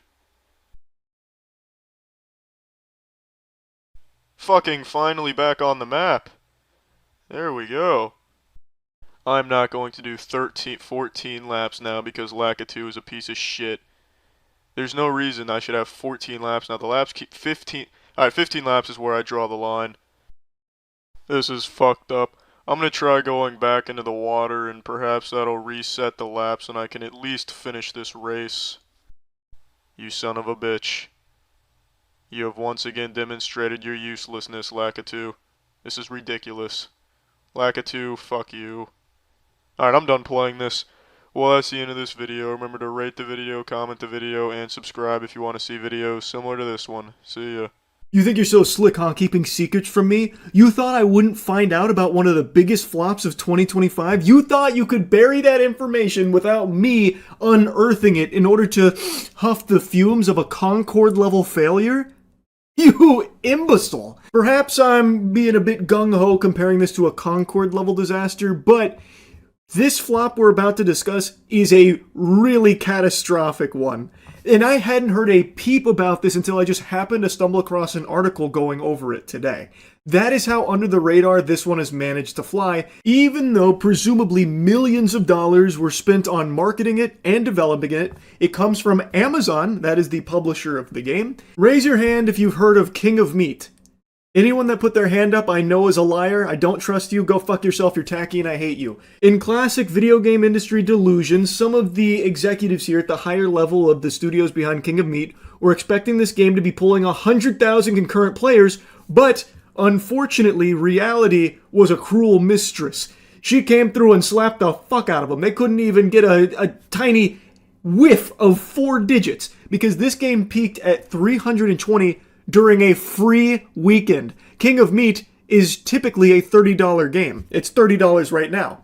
And that's what I paid in order to play this. Anytime I have a chance to be part of history for like these kind of unbelievable bombs, like these absolute septic tank explosions of financial ruin, I have to spend my money to at least be there, put boots on the ground to experience it. So I did spend $30 to play King of Meat to see if it really is just fucking terrible, and that's why no one played it. I've got a whole video of it up on my gaming channel, Moist Critical Gaming. Go subscribe, go check that shit out. Now, like I said, this is a project that had presumably millions of dollars poured into it. This isn't just some like random, Steam stinker that a solo dev put together in one afternoon and only like 3 people on the planet have accidentally downloaded. This was a big production that they put a lot of oomph and elbow grease behind. The biggest being a dedicated Mr. Beast video. On Mr. Beast Gaming, he did an entire YouTuber challenge, beat this game, win $250,000. With 7 million views, he posted it 2 months ago, and it's all to promote King of Meat. He brought out a bunch of YouTubers to exclusively play King of Meat and win money, and it is an expensive production and set they put on here, all to try and get people to flock to King of Meat. They thought by getting Jimmy Beast on the horn for a dedicated video, it would put so much motion behind this project, but unfortunately, it's doing the Black Beetle challenge right now. There's no motion in sight. There's not an ounce of movement. And I can't even imagine the price tag that this must have cost them. Like, I can't even fathom what an integration would cost in a Mr. Beast video, let alone an entire dedicated video for it. Like, that has to be in the 7 figures. This is like a Super Bowl commercial to these companies, no doubt.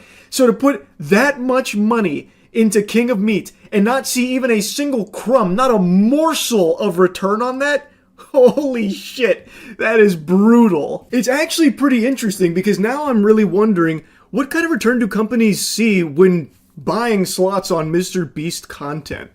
Because we have very easily accessible data when it comes to King of Meat. Like, even looking in the comment section of the 7 million view video that he posted, which is exclusively an advertisement for this game, people seemed excited about it. Like, they seemed like they were interested in it, that it's a well-received video. and not a single one of them seem to have picked up the game themselves. It's pretty interesting. But maybe you could chalk that up to maybe it's just not their cup of tea. Maybe Mr. Beast Gaming doesn't have an audience of meat maniacs ready to go spend 30 clams on this product. Or maybe Mr. Beast audience just kind of likes to eyes glaze over and just watch all the flashing colors in the stimulation and maybe don't want to engage with whatever is being advertised there. Also entirely possible. I just find it so interesting because, like I said, I can't even imagine how much this must have cost. Now, this is an Amazon published game, so it's literally chump change to them, even if it is in the 7 figures, it doesn't matter to them. But I'll tell you who it does matter to is the actual developers behind the game. Because according to the article, Glowmade Games, the studio behind King of Meat, is looking like the workforce will be suffering layoffs here. There's been word of layoffs confirmed by multiple Glowmade employees on LinkedIn that come just a couple months after King of Meat's lackluster performance. So it's looking like there's going to be an unknown amount of employees that will no longer be working at Glowmade because of how poorly this has done.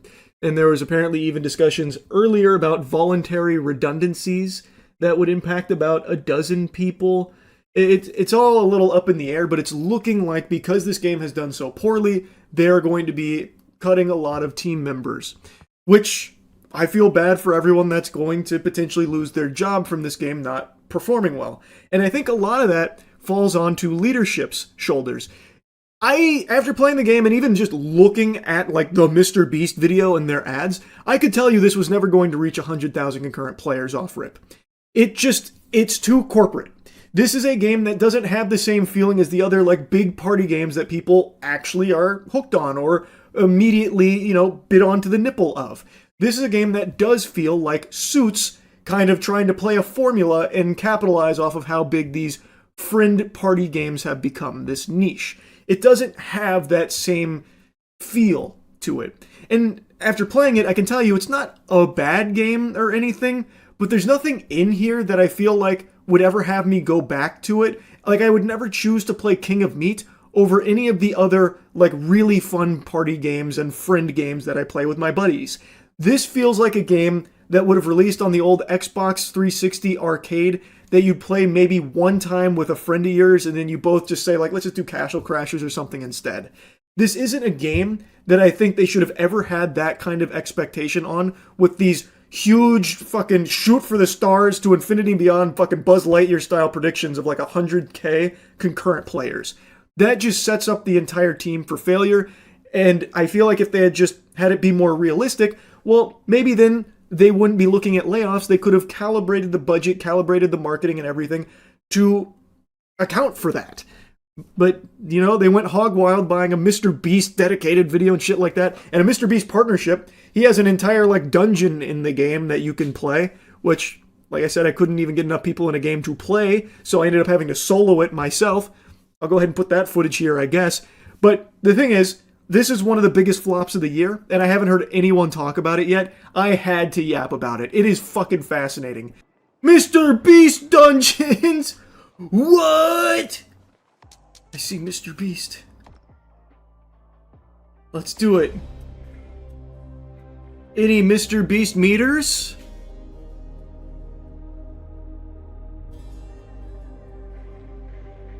Wait. My controller was vibrating. Does that mean somebody's about to show up? Somebody was thinking of playing? No, the estimated time's going up. What's going on? It can't be. I'm alone! Okay, I see how this is gonna go. Time to solo Mr. Beast in here.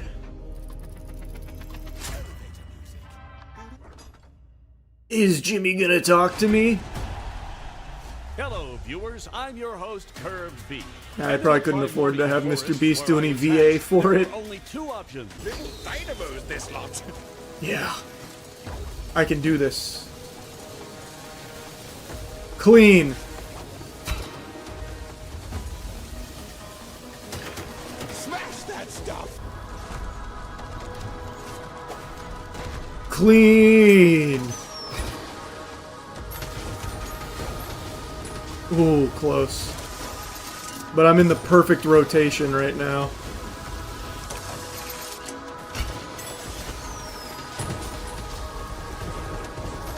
Oh yeah! Hit it! Oh yeah! No! That looked painful. He said he'll let me see my family if I can complete Beast Dungeons and King of Meat.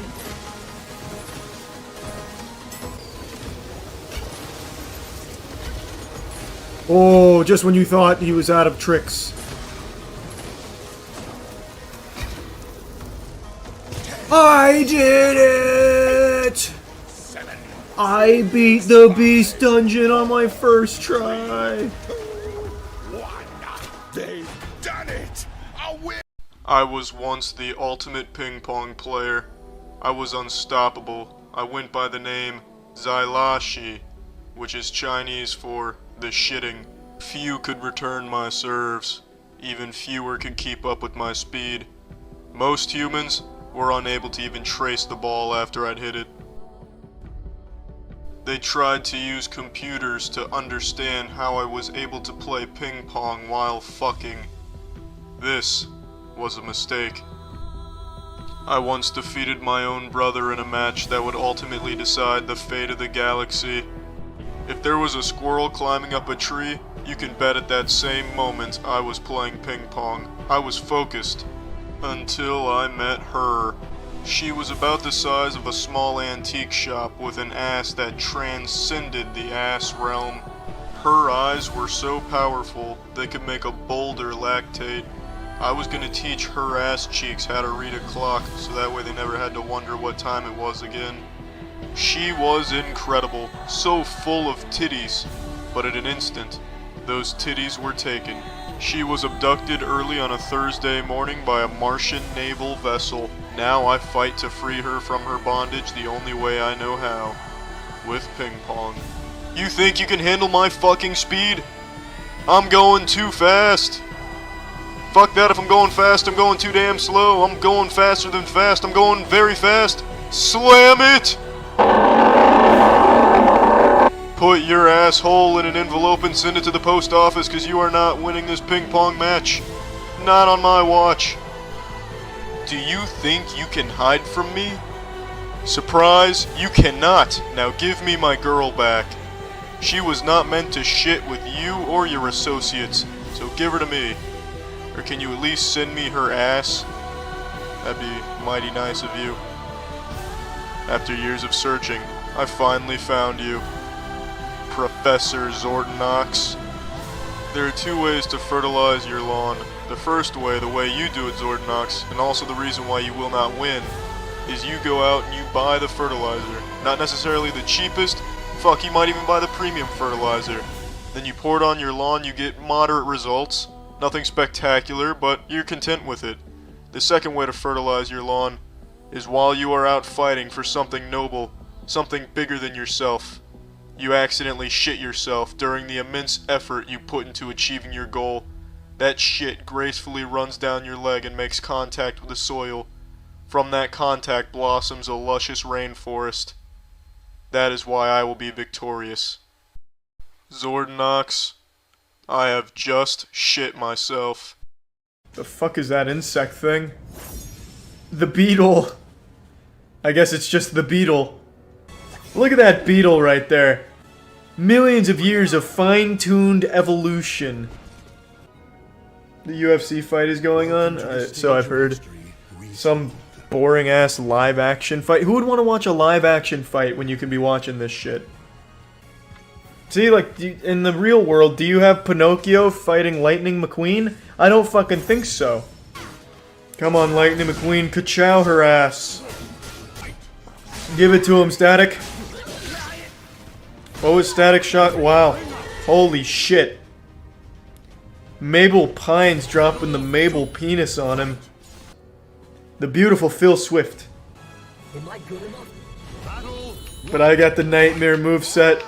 Not even Flex Seal could stop the Nightmare moveset. It's just a lot of damage.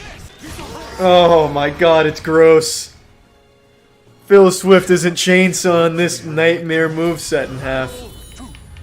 That's Ned's Declassified. Yep, he's even got the little thing over the glasses where he could like see through women's shirts and shit like that or something. Gave him like Superman vision.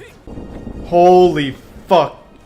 Alright, I'll be the first to admit that is a better plank than my plank. Fine. I'll say it, it's a better plank. I wouldn't count out Soggy Champ. I really like Plank's voice lines. It sounds like a fucking avalanche. Like someone's throwing a bunch of rocks at a microphone for ASMR. He's really nailed Plank's voice very well. Oh, holy shit!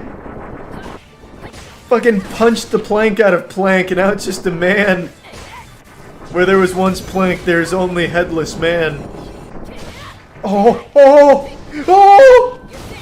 Who did it? Oh my god, Soggy Champ fucking did it. I can't believe it. It was nearly a fucking draw right there. He chest kicked him at the same time. Oh, holy shit. I forgot the name of the guy from Katamari, but there's Katamari. King of Cosmos. And then some weeb shit. JoJo's weeb shit. JoJo's nothing without his stand. You can do this, Katamari. Rest in peace, Kurt Cobain. Anthony Sullivan, show some respect. By fucking him real good. Call 1-800... Sully's dick? Oh, I blew it. Oh, it smells like Teenage Sullivan. That is an absolutely beautiful evil mermaid guy from SpongeBob. I forgot his name. Monster Merman. The Mermaider. Man Ray. That's what it is. I really wish I had chosen Eugene for this. This would have been a great showdown. Mr. Krabs versus Man Ray. Now this just doesn't make any sense. Why would Plank be fighting Man Ray? Plank doesn't care about Bikini Bottom. Man Ray was always the weakest. I'm just glad I'm not fighting the Dirty Bubble. Well, that's a fucking shame. I should have picked Plank. It's Ed. Fuck. I'm missing all of the thematic matchups. Now it's Mr. Krabs fighting Ed. That doesn't make any sense. God damn it. Whose dick is better? This is what I used to impregnate Mrs. Puff. Old Marcus. That's so nice to all 4 people that still remember Gears of War or play it. That's a nice throwback. They may not have revealed any new Metroid information at the Game Awards, but we're getting it here now. She'll be fighting the cul-de-sac. What a Sailor Moon! Oh, it's not Sailor Moon.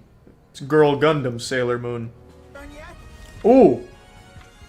A super neckbeard aviator? We're seeing a lot of neckbeards, but all different versions and different kinds of neckbeards. It's a very interesting species. Very versatile. Oh, it's a number 2 pencil. Oh, I get it now. Oh, fuck yeah. Alright, time to take the SAT. Oh, it's the Lincoln Memorial versus Bad Dragon, so it's gonna be a furry dildo. This is exciting. Some say Lincoln wanted to be buried with his Bad Dragon dildos. This should be a good fight. That is a great sword. Oh no.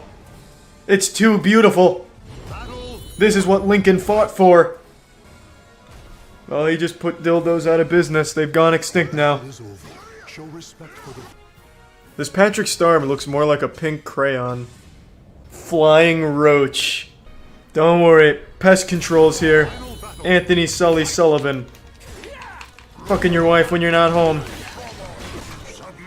God damn it, Rob Zombie. No one liked the Halloween movie you directed. That's a beautiful cow, man, yes. Oh, yes. Finally. Oh, that's a beautiful fucking it's a beautiful fucking cow, man. That's making me wet. Is the statement I was trying to get. Alright, this is... In true cowman fashion, he's getting fucking obliterated. I like it. Sticking with the theme. Oh, there he is. He's grazing. Now he's grazing. He's hungry. I think this is easily going to Sheriff Woody. Just far more powerful than Goku could ever hope to be. Good news! Phoenix Wright just lost a client, as I will no longer be requiring his services. The potential lawsuit that I was wrapped up in is no longer being pursued. It is amicably being banished to the Shadow Realm, so it's done and dusted. I even talked to Brad Arnold on the phone a couple of times, who was one of the people listed in the demands letter that was teetering on lawsuit. And he was very friendly and apologetic about the whole thing, and he was kind of filling me in on things with this system that he didn't even know was going on and he didn't agree with. And I think there's actually a lot to talk about in regards to how this even happened in the first place. But first, let me give you the lay of the land here in case you don't know the lore with what's going on. To bring you up to speed, the previously on Dragon Ball Z, if you have no clue what I'm talking about, yesterday I made a video going over how I might be sued, as I had been served some very hefty legal paperwork. It was spearheaded by an IP law firm believing that I was liable for potential copyright infringements and damages in the many tens of thousands of dollars, even into the six figures. In the papers, there was a sense of urgency to comply and respond, and failure to do so would enact even bigger penalties, and that would be when the full lawsuit would come through. What I received was the demands. And when I received this, I was of course pretty skeptical because there are a lot of like fraudulent bad actors out there that are phishing. Who knows, this could have been fucking pages from the Death Note for all I knew. It was representing two YouTubers, Brad Arnold and Reed Timmer. And I didn't immediately recognize who that was. And I don't do like React content or anything, so I was pretty confused. I thought this may have just been, potential phony baloney, suing local Florida man because he pooped when he meant to fart, I thought this could be made in error, especially because the language in the paperwork was very fishy, saying like I used it multiple times, but then it just listed the same YouTube video twice as if they were separate instances. It was a live stream I did during Hurricane Milton. I live in Tampa, so Hurricane Milton came through with the fucking meat. And I was streaming during it, and of course I was checking in on Milton to see what the fuck was going on out there with this hurricane that was in my own backyard here slapping us around. And some of the footage that I showed one was from Ryan Hall, y'all, who had footage from Brad Arnold in it, and the other was a bit of Reed Timmer. They were both storm chasing Hurricane Milton at the time, and in total, the footage that was used across both of their work was less than 2 minutes, and it was very, very briefly shown just to stay knowledgeable on what was happening, both for my own safety and just, of course, to like show the audience, this is the hurricane that's here. It was not copying it or stealing it or trying to like make money off it or anything like that. I reached out to both of them privately just to check, hey, are these real right here? Are we dealing with big naturals or is this all, like fake? What's going on? I just wanted to verify the authenticity, but 2 days went by and I didn't hear back. And since the paperwork did express a very real sense of urgency, I made the assumption that, okay, this must have been something they signed off on, so I got my legal team on it, and then I made that video yesterday bringing everyone up to speed on what's happening. And I also do think it was just an important topic to talk about in general because it is concerning that if you do show like less than like a handful of seconds worth of like a content during a natural disaster, you could somehow be liable for many thousands of dollars. Like that is something that most people cannot afford to like take that kind of hit, especially when there was no wrongdoing, no malicious copying or stealing of someone else's work, just textbook fair use, staying knowledgeable on a natural disaster and using a couple of brief snippets of footage to stay up to date on what's going on. And getting served paperwork like that with like the very serious nature, the very serious amount of money on the line, I imagine is very scary to a lot of people that would receive it. I don't know how many people got this big blast here, that I don't know. It feels like it was a shotgun approach, and boy howdy did they load that birdshot in. And both Reed Timmer and Brad Arnold were quick to respond and also quick to like retract this whole thing, both saying the same thing. They didn't even know this was happening. So I'm just going to clue you in on everything here. The company, Viral DRM, is a company that has actually reached out to Matt before. And from what I can tell, they are now getting into the space of trying to represent creators as a digital rights manager to enforce their copyright, to smack down, bad actors that might be using it for their own personal gains. That way you can come in and take the pie back. And that's kind of the business model. The firm was not Viral DRM. I believe the firm was contracted by Viral DRM. They're an IP law firm. They're a very real firm that does IP law. And it's very clear that none of this was ever walked by Reed Timmer or Brad Arnold. They didn't know. Both of them have said the same thing. They did not know I was named in this. And Brad Arnold went a step further, saying he doesn't know when they even send this out to others that are using it. That has now come to his attention now. That they are not even brought up to speed with who their digital rights manager is even going after and what for. Now, based on the conversations I've had and from what I've gathered here, I believe the process is Viral DRM has this content that they have the rights to protect. They log it into their systems, and then their system will start to flag instances of that content appearing in other works that maybe didn't get a license deal or anything go through. So it will now see that that is flagged internally as a potential problem. Then it feels like they go full Yosemite Sam here, firing from the hip, shoot first, ask questions later, making the assumption that it must be a bad actor doing something, nefarious with this content to try and avoid paying for it, and thus action must be taken. And according to what Reed Timmer and Brad Arnold are saying, they don't even consult them first or anything. They just take matters into their own hands and do it without ever even bringing them up to speed on what's going on or why in regards to that content. Without ever even checking with their clients here, in this case Reed Timmer and Brad Arnold, do you want to pursue this? They're just doing it without even consulting them. And it's something that Brad Arnold mentioned is pretty disturbing to him that needs to change. So he's already trying to get a handle on that so this doesn't happen to other creators or other people going forward, because it is an issue. Yes, it sucks that I got served this paperwork, but imagine all the other people that might have this exact same stack of legal documents sitting on their desk right now panicking that it hasn't been retracted because Brad Arnold and Reed Timmer don't even know they got it, because Viral DRM has already just went through all of this without talking to them first. When it takes 2 seconds for Reed Timmer and Brad Arnold to see, in my case, how it was utilized and be like, oh, that's totally fine. What the fuck? What are we doing here in the first place? This is a huge mistake. There's a big misunderstanding. Why are we even this far down the road on it? The reason why they even have someone manage the rights of their content, as I understand it, keep in mind I'm a little new to the whole Storm Chaser ecosystem here and how their content gets exploited and all of that. But the reason why Storm Chasers sign with these agencies and these managers is because apparently there has been a history of organizations media outlets stealing the content for their broadcasts without paying the licensing fee that they charge to license it out, or they'll do it uncredited, and they'll just take it without ever even contacting the Storm Chaser. And Storm Chasers, as I understand it, they pay out of pocket for these missions, really. So they have these managers manage the rights of it, so that way that doesn't happen. So if a media outlet comes in, takes the content without paying them, well, it now gets flagged internally, so now they can reach out and try and get that money that they are owed for the work.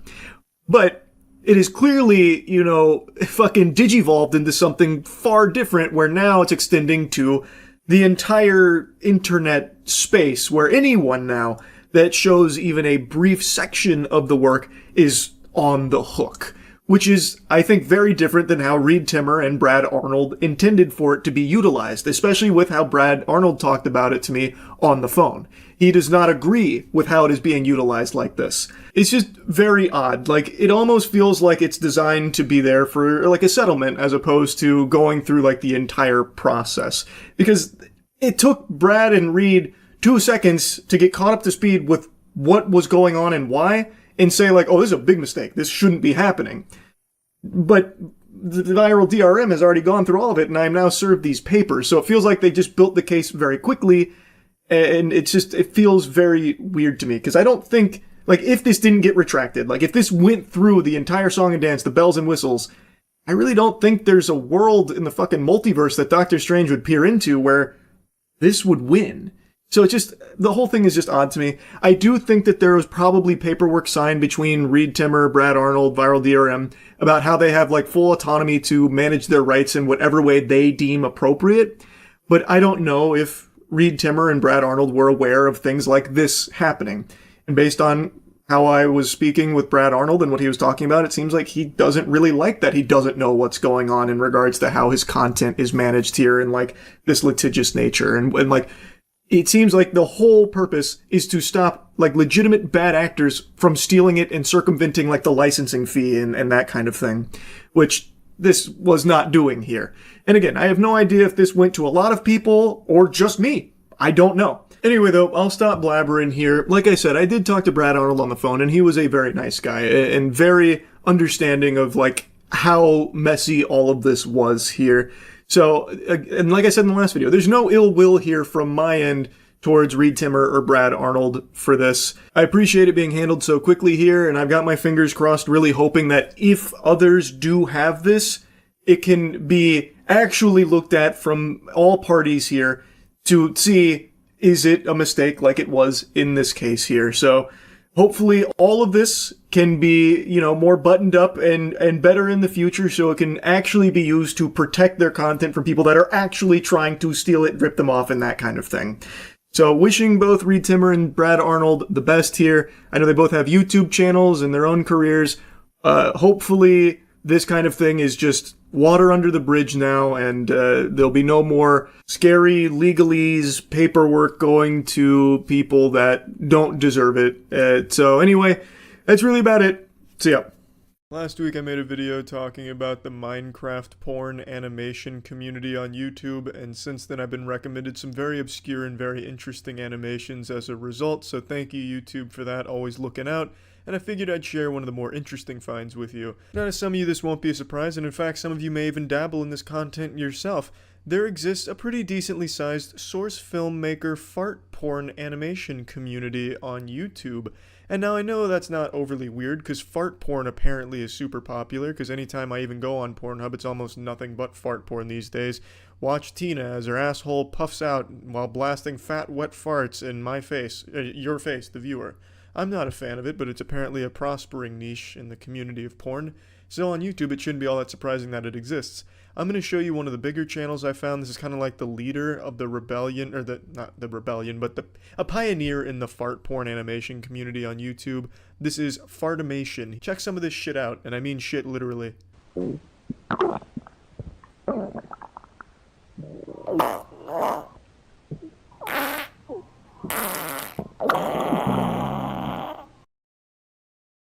A pretty powerful start, no doubt, but I have to say, if someone's waking me up by farting in my face, I'm getting up angry. That's a bad day. That's starting off the day on the wrong foot. Meanwhile, the Trix Rabbit wakes up and thinks he's being issued a challenge, like, oh, are these the only farts you can muster for me? It's like you're not even trying.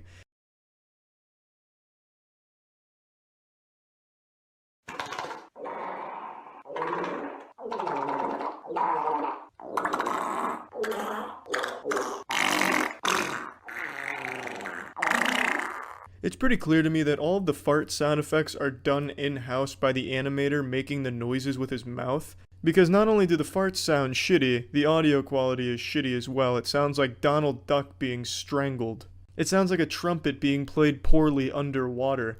I can make the noises with my mouth too, and that's how I know this is what he's doing. I know, pretty impressive sound of diarrhea farts. Pixar, sign me up for a role with voice acting, I'm telling you. But I have to wonder why he didn't just use stock sound effects of farts on the internet. It would have sounded far better.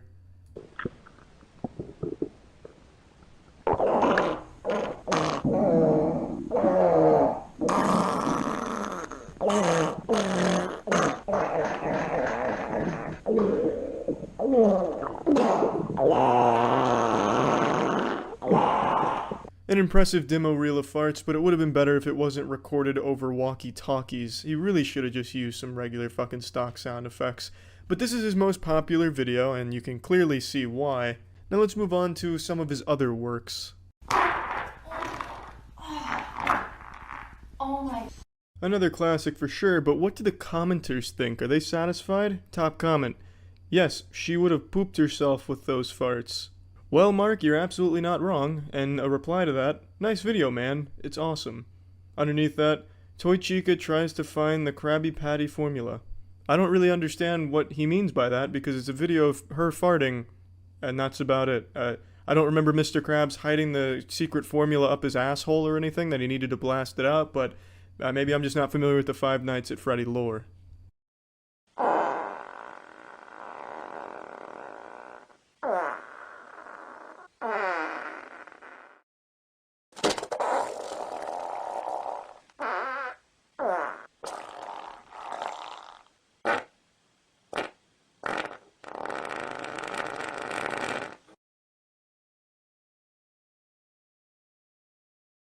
This one had a big grand finale with actually shitting in the panties, just filling the entire diaper. However, it didn't really look like it was panties being pushed to their breaking point with poop. It looked more like a hemorrhoid forming or an anus prolapsing, or even like filling a fucking water balloon down there. It didn't really look like filled panties. All the panties should have moved back. I think it was a little lazy on the animation side, but then Mangle asks you if you're full now. And obviously the answer is going to be yes, you've probably lost your appetite, or if you're into this fetish, you're definitely sailing full mast, I get it. But I'm particularly fascinated with this last line, now go before the others see you, as if you're in some type of time crunch that you need to quickly jerk off and then hide the evidence, as if someone would be so shameless they'd be watching Five Nights at Freddy's fart porn animations on YouTube, like they're at work and they had to get this off their, drain their nuts watching this before their boss comes and sees them. I highly doubt anyone's watching this content outside of their own masturbatorium with the lights off.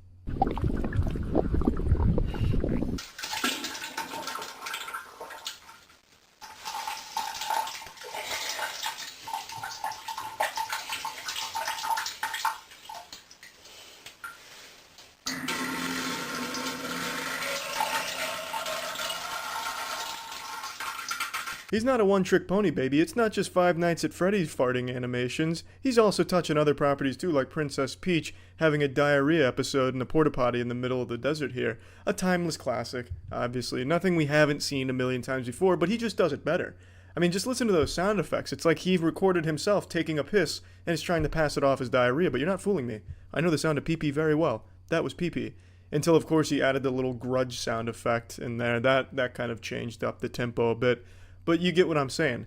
There's a prospering fart porn source filmmaker community on YouTube, and it's fascinating and disturbing as well. But to each their own, I suppose. That's about it. So yeah. The algorithm's got me by the sack right now. It's holding my peepers open, Clockwork Orange style, feeding me videos of horrible drivers now. I made 2 videos recently, one with that lady that wouldn't stop texting and driving and then crashed her rented car, and then one about the guy who wouldn't stop drinking and driving and crashed his car multiple times.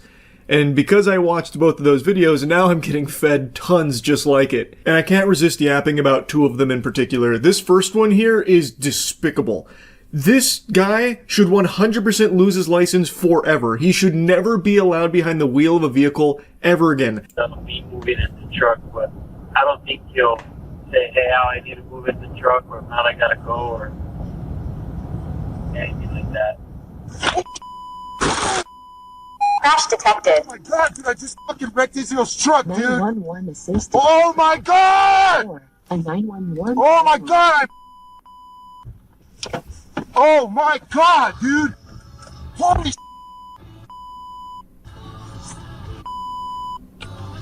Oh my god! Oh my god! Oh! This guy's acting like a toddler in the backseat of his parents' car. He just has both hands glued to his tablet. Allegedly, according to the post title, he was playing Candy Crush on it. I don't know if that's confirmed. It could have been Clash Royale. Maybe he was trying to get some Robux or something. Who's really to say? But what's very clear is he is not looking up at the road at all. This isn't even distracted driving. It is the act of not driving. He is fundamentally just behind the wheel of a missile right now because he doesn't even look at the road a single time. He is just completely fixated on that tablet. And apparently it's not even his truck in the first place. He has turned this vehicle into a weapon. He is not operating at all. He just has his foot on the gas, fucking plowing straight forward come hell or high water. He is just playing on his tablet the whole time. This is like, I guess, what happens when an iPad kid gets their driver's license? I don't know. This is scary stuff, though. He truly should never be allowed to operate a vehicle again. I'd even go a step forward. He should never even be behind the wheel of anything that resembles a vehicle again. Like, even those, like, electric toy cars that toddlers ride around in, he shouldn't be allowed to touch one of those. He shouldn't even be allowed on a fucking scooter. And I don't even mean just an electric scooter. I mean even just like a push-powered razor scooter he shouldn't even be behind. So he crashes this truck that, again, doesn't even belong to him. And he doesn't even seem to care that he just hit another car, which has human beings in it. At no point does he ever even express any concern for their well-being. Instead, he just keeps reiterating, like, how bad it is for him. and then he starts, like, playing Bop It with every single thing he can find in the truck. Like, he just starts, like, fondling every single thing in that vehicle's cabin. I don't know if he was trying to fish around for the tablet because he can't be separated from it. That's probably what he was doing. He was probably desperately looking for that tablet. But you can hear him talking to somebody on the phone, and he just doesn't even seem to care that he may have just potentially killed people there. He is just only focused on, like, oh, jeepers, zoinks. I just wrecked Israel's car here. Oh, goodness gracious. Shucks. What a shame. This one made me furious. I don't know how it's possible someone would do what he did. Both hands off the wheel, staring deeply into a tablet like it's a fucking crystal ball that you're trying to see the future with. Anyway, I'll stop yapping about that douchebag. The next one here is a viral one. As far as, like, bad, distracted drivers go that I've covered recently, like with the woman who wouldn't stop texting, the guy who wouldn't stop drinking, this guy that wouldn't stop playing mobile games on his tablet, she is not in that category. She was filming an Instagram reel for Hit Me Baby One More Time and then crashed. Hit me, baby, one more time!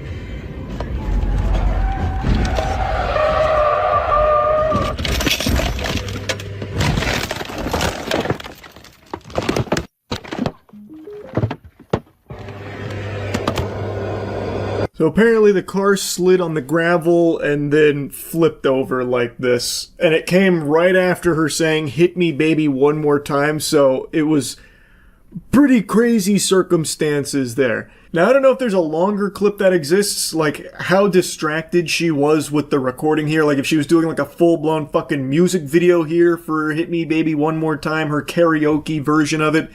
But she doesn't seem to be, like, overly focused on the phone. She glanced at it briefly, so it doesn't seem like it's to the level of, like, some streamers who are, like, reading chat and donations and shit and not paying attention. Though, I do think just don't record while driving. That's the simplest, most obvious solution here. Just don't do things that distract you while driving, like fucking filming Instagram reels and TikToks and shit behind the wheel. It's just not worth endangering your life and the life of everyone else on the road. When I was younger, my perspective on it was a little different, so I filmed like a couple of like rant videos while driving a long time ago. And nowadays, I just wouldn't do that. I was under the impression that as long as you're paying attention to the road, who really cares if it's being filmed as well? But I wouldn't do that anymore these days. It's just not worth the risk at all. Just pay attention to the road. Now, she caught a lot of shit from people for grabbing her phone after they crashed, like, oh, look at this generation. They just have to get to their phone first thing to do after a crash. Typical. I personally find that take a little silly. Because I don't know how many of you have been in accidents, but it's a very panic-inducing affair. And typically, once you make sure you're safe, or if you got involved in an accident with others, you make sure other people are safe, the first thing you do is call for help. Like, in this case, it seems she recognized it was a single-car accident, so after she, like, came to, the first thing she does is reach for her phone, presumably to call for help. Meanwhile, people were clowning on her, saying like, oh, look, she had to make sure she posted her reel before doing anything else, when I don't think that was the case at all. I don't think the first thing she scrambled to do after being upside down in her vehicle was try and post the clip for some internet updates. I imagine she tried to get the phone to call for help. So I don't think this was like a really odd reaction to what happened here from her to like grab at her phone or something. Again, most people are going to call 911 in an emergency, which this is. I don't know. Maybe that's a hot take for me. I couldn't tell you. Anyway, though, just wanted to blabber about this. That's about it. See ya. I don't know everything you've seen in your life, but I know one thing for sure that you have bore witness to. It was a 30-year-old man smiling. But have you ever seen a 31-year-old man smile? Now you have. But what's making this 31-year-old man smile, you're asking yourself? What could this Neanderthal possibly find joy in? What's making this caveman express a grin like this? Well, it's because he found the best FPS out at the moment, and he's been playing it a lot. And I already know what you're thinking. You think you know what game I'm about to speak on. Because the Battlefield 6 beta's out, and everyone's having a lot of fun. It turns out it is actually really good. I'm also liking it.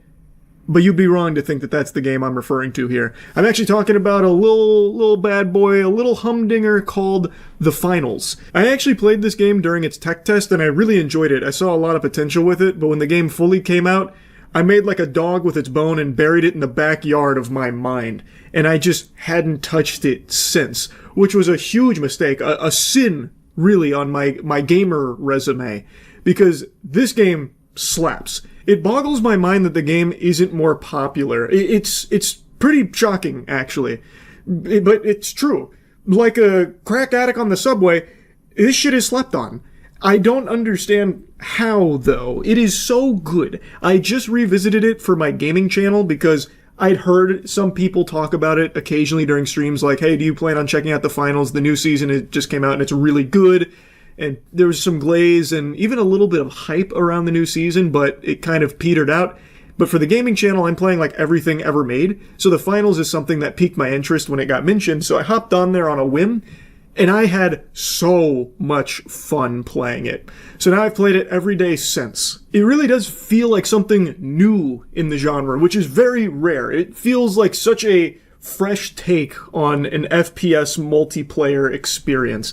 Now, that's not to say everything about it is totally unique. A lot of the abilities you'll see you've definitely used before, such as like a dodge or a turret that you can place, things like that. But mixed in there are also some things I know you haven't seen before, like a dematerializer, where you can like dematerialize a wall, a floor, pretty much like any surface, because the game has an extreme level of destruction. It is a core component to the gameplay loop where you will be strategizing around it. So like if you're playing 2 heavies and a light, you might want to consider like blowing up the top floor of the building where the vault that you're going to cash out is. The objective, I should explain, is a really cool objective I've never experienced before in a first-person shooter, where it is 3v3v3v3, and you are fighting to cash out a big bundle of money into a vault. But the vault isn't like a static thing. It can be moved. It has its own physics. So if you're playing like 2 heavies and a light, since the heavies are a little slower, it might be best that you bring that vault to a location that is easier for them to reinforce. So if it's on like the top floor of a building, you might want to consider destroying the top and middle floors to bring it to the bottom, so that way you can defend it better with the 2 heavies. Like, there's just so much strategizing that goes into like just the destructible elements of the game. And I know destruction has become a marketing nothing burger buzzword, because a lot of games will bill themselves as having destruction mechanics, but all it is you can blow up like a toilet somewhere and they're like, yeah, Destruction 6.0 is here. But in this game, trust me, it is big. Like Battlefield 6, actually, in the beta, destruction is actually finally back in Battlefield in a big way, but I would argue the finals has even more of it, and it's even more integral to the experience. Not to like compare the two, but I just want to make a mention, like, the destruction is really important here. But it's not like the main selling point. The main selling point is just how smooth the game is and how fresh everything feels. So, yes, there's going to be plenty of familiar guns and weapons, like melee weapons that you'd probably used before, guns you've definitely used before, abilities you've used before, but they're used in a new way in this game, and it blends so well. There's a really good video from a YouTuber named Kelsky, who just went over everything that the finals has to love about it, and I think he does a great job at capturing all of it. So if you want like a deeper dive into why I think it's the best FPS, I agree with a lot of what Kelsky says in that video. But I also wanted to drop you some of my random clips over the last couple days of playing the finals. These are in no like particular order. They're not even that impressive, but this is just the first time in a long time where I've really been like hooked on a first-person shooter multiplayer game. So I just wanted to drop these here and just put this game on your radar as something to maybe check out if you want like a fun first-person shooter to hop into. I saved it. Oh, I'm clutch.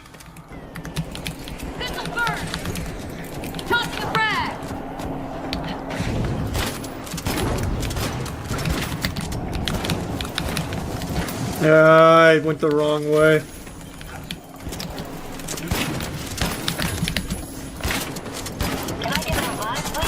Clutch.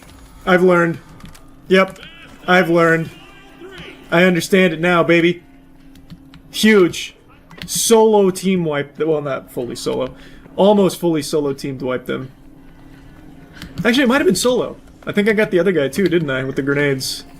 I know they're mad too. I gave them those vegetables. They said, no, please. Not that. Not the broccoli. Not the cruciferous greens. And I said it's gotta be done. Oh shit.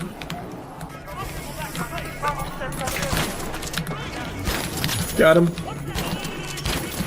Clean. You're welcome, boys. Yeah, one of them just left. They gave up. Easy dub. I think I really demoralized them when I came and just fucking clapped both of their cheeks in the very first vault. Wait. Got it. Double assist.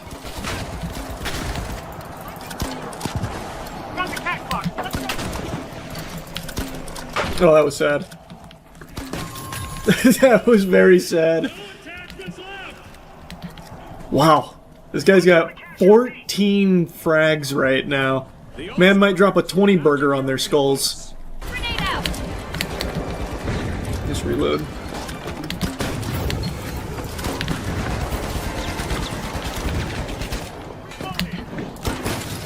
There we go. I got him, I got him.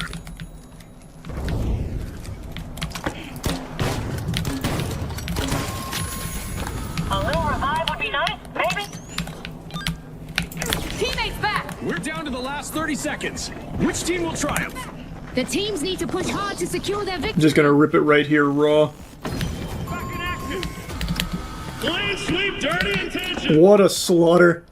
I'm double digits. He's in 20 kill ballpark. And our other guy still has 0. I don't even know how it's possible to have 0 right now with the slaughter we've been putting on him. It's been a full-blown hurtin'. Spread out, spread out, spread out.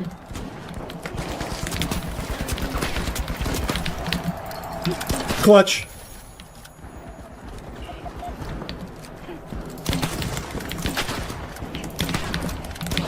Oh, no, no, no!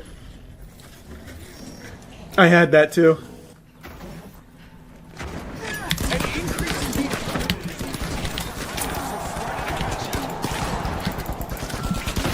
I got him, I got him. Deploying turret. Got him too. Clean. I got it, I got it. You protect us. Nice.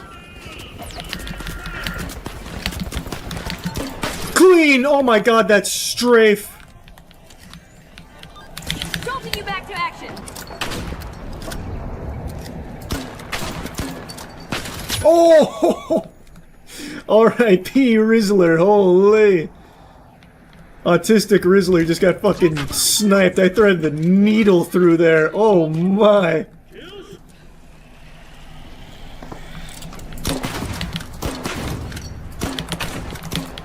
Got him. Got him too. Oh, he's still alive. Nope, no he's not. No, he's not. No, the fuck he's not. Not on my watch. Let's go! That's a team wipe. Oh, that's my turret.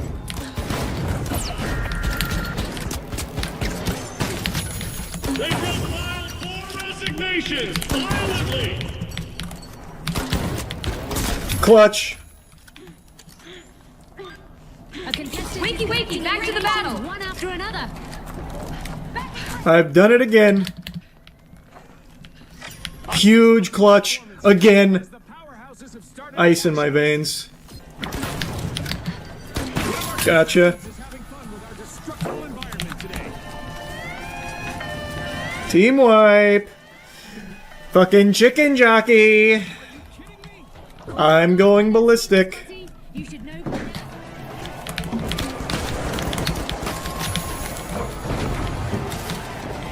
Easy. So easy! Bang! What an animal. What an animal. 8-0 in the final round. I absolutely farted on him. I straight pooted on him out here. Holy, that was easy. Damn, 26-3 I think is what that said. Nice, bronze 4. We're already cruising up the ranks. It's finally happening. David has been arrested and is being held without bail. It's been 7 months since a child's body was found decomposing in the trunk of his towed vehicle, and now authorities have arrested him as the main suspect in her murder. Her name was Celeste Rivas Hernandez. She went missing in 2024, and her body was found in 2025. She was 14 at the time of her death, according to authorities, and according to everyone's eyeballs, was in a relationship with David. There is a plethora of evidence about these two being in a relationship together, which is something even the most avid and ferocious of David defenders, when they pick up their shield, just kind of brush over. The fact that an adult was in a romantic relationship with a 13-year-old. I've seen them use excuses of, oh, he was homeschooled, you know, so he couldn't have known that that was bad. What the fuck? It's just actual craziness. And I started talking about this when the story was breaking, and I got a lot of pushback. There were a lot of people, you know, going ballistic about how wrong this whole thing was, and that I'm a fucking gullible idiot for thinking David was the one that did this. Just this large vocal group of deluded fans that were trying to, like, brainwash people into thinking that it was all a lie, so they were cooking up these elaborate, unhinged theories on what actually happened and how David is innocent and is even a victim in all of this.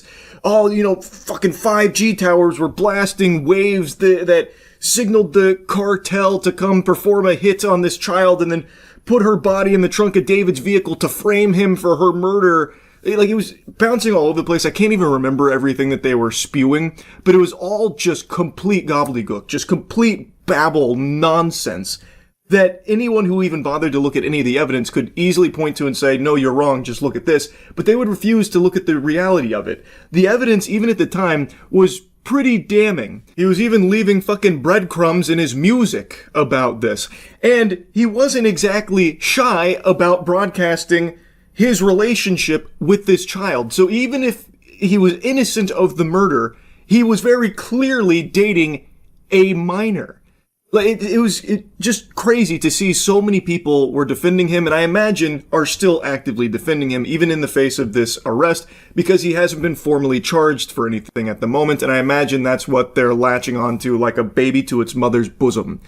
And at the time, one of the big things that they were using as a defense for David was the fact that he wasn't arrested yet. Well, if he's guilty, why didn't the police break through his fucking windows the second that the body was found, huh? He must be innocent then. The authorities know more than we do. He's clearly innocent and we gotta find the real perpetrator.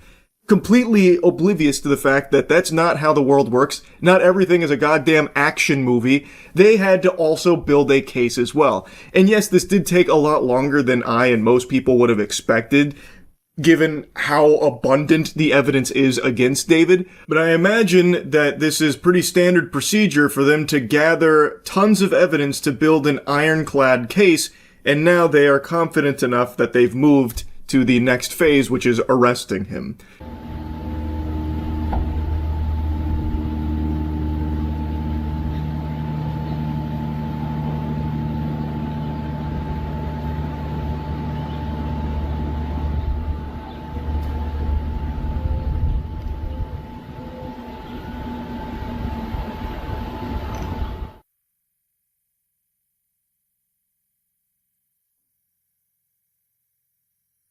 Now, additional details around this arrest confirm that the arrest is not related to the grand jury that they were going through over the last handful of months where they were seeking an indictment there. This is totally separate based upon evidence that they have been gathering over these months here. This must be a long process, I suppose, but it doesn't seem like they were just sitting AFK waiting for the case to solve itself or David to turn himself in or anything like that.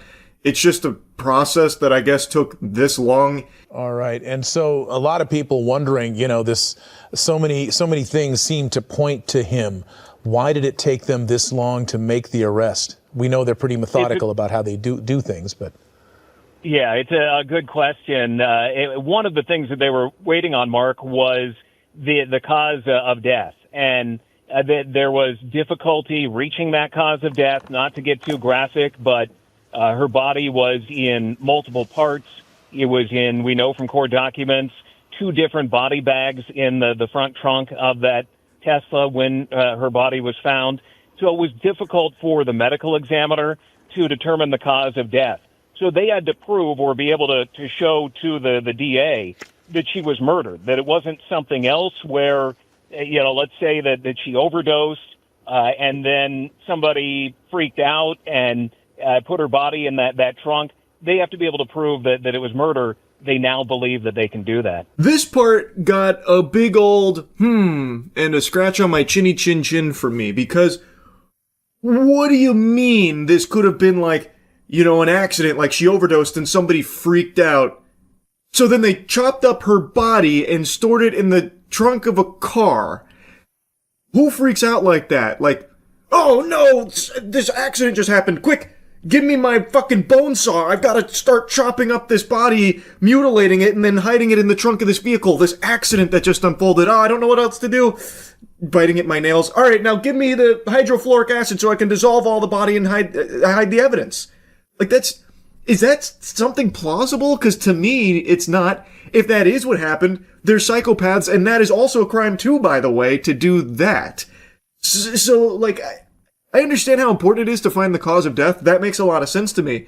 But what else could it be besides murder? This is a gruesome, disgusting, grisly crime here.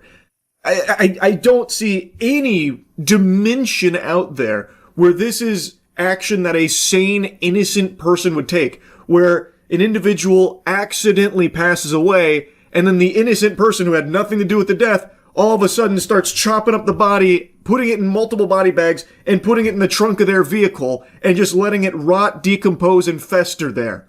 Like, what sense does that make at all? Even if David wasn't the one that chopped her body up, someone else did it, and apparently there's this possibility that they had nothing to do with her actual death. They just mutilated the corpse, which again is a crime too.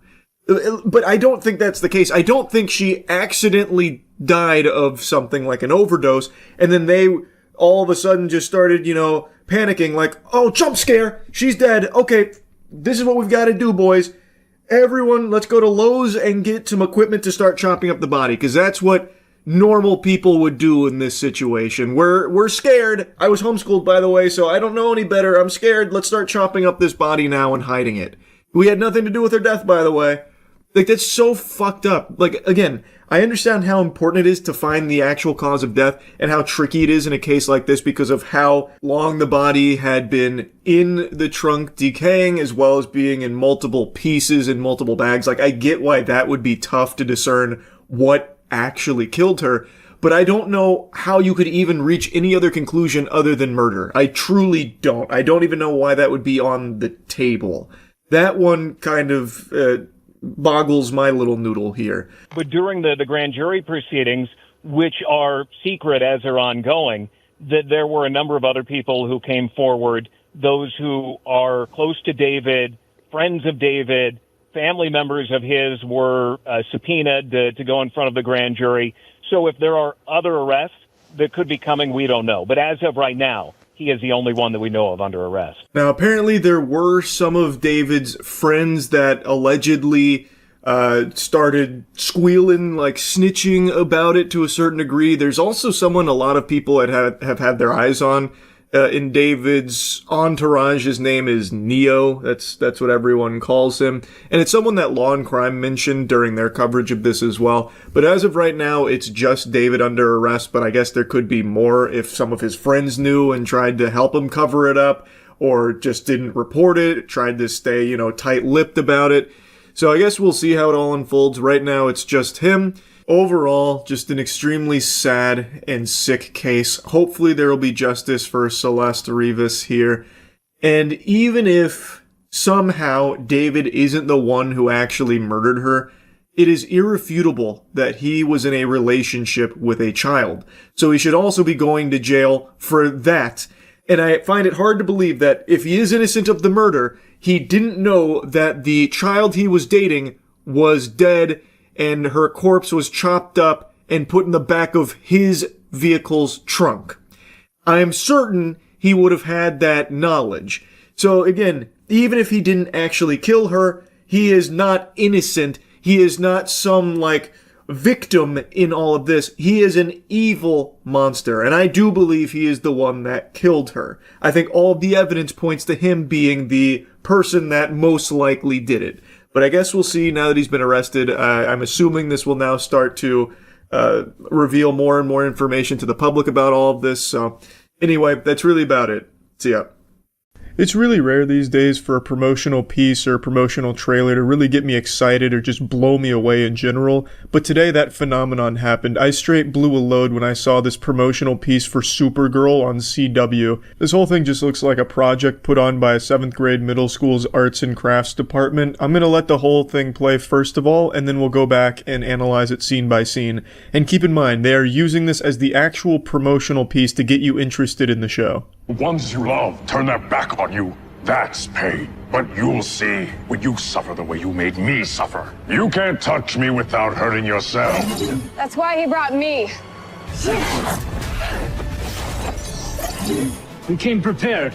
You can't intercept any of us now. Don't be so sure. Agent Blake?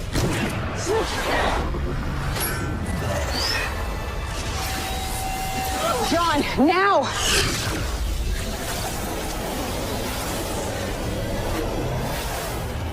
Seen the Ark!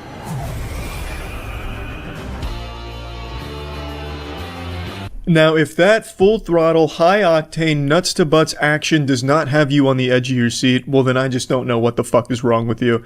Now, I've never seen Supergirl, I know nothing about the character, I know nothing about the show, but you bet your sweet little asshole I'm about to learn, because this shit makes me want to dive in with both feet. The ones you love turn their back on you. That's pain. Now, I thought it'd be fun to go back to the trailer and analyze it scene by scene. So it starts with Dragon Ball Evolution's Piccolo saying some super emo shit. "Oh, you don't know the real meaning of pain. My family's turned their back on me, and now I listen to Pierce the Veil in the dark while writing in my diary. Ooh." But you'll see when you suffer the way you made me suffer. You can't touch me with... Yeah, this shit here just looks like a cutscene straight out of Mortal Kombat 4 on the Nintendo 64. It looks like a Halloween trick-or-treater standing in front of a green screen while a shitty YouTuber tried to very haphazardly edit them into a scene for a skit they were making in 2009. Also, I'm gonna critique the costuming here. It's not just shitty special effects, literally everything in this scene is fucking awful. The villain just looks super fucking goofy. He looks like a school shooter from outer space. His fucking stupid cape looks like a shag carpet dipped in motor oil. It's just top to bottom a horrible villain design. And it really does just look like a stock 3D asset that they decided to copy and paste onto this show here.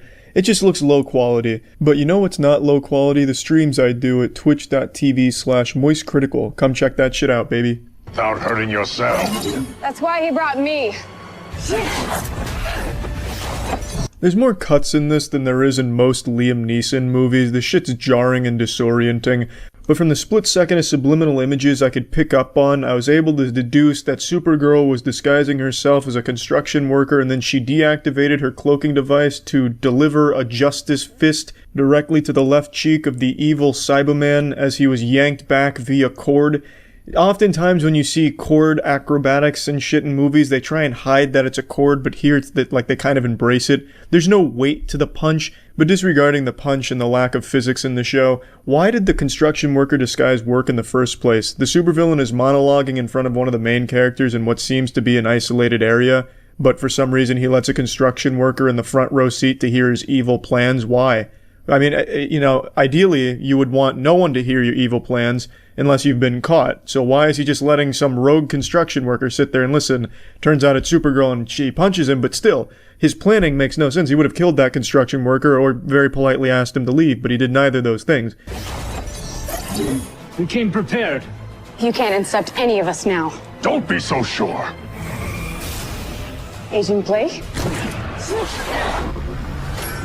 Now this Power Rangers battle is really starting to heat up here. There's a lot to digest. All of a sudden you got the fucking Avengers portaling in out of nowhere, entering this corporeal dimension, and now they're about to arrest the guy. One girl brags about how he can no longer intercept them, but then he does intercept the football pass and he mind controls that other girl and she shoots at them. But now I have to wonder if this is all like clipped up out of context and mashed together in this phase montage for the show, or if this is the actual tempo and the actual speed the show goes at, because if so, What the fuck were the Galactic Police plan here? We're gonna try and arrest the man with mind control. Hopefully he won't try and mind control us. Fuck. He mind controlled Beth. Like, they didn't come here with any protection. They didn't have Magneto's helmet on to prevent anything like this. They just came here raw and no rubber, and then one of them gets mind controlled. It's just, I'm a little confused. I imagine maybe in the show it'll make a little more sense, but as it stands right now for promoting this, it leaves a lot of questions. John, now!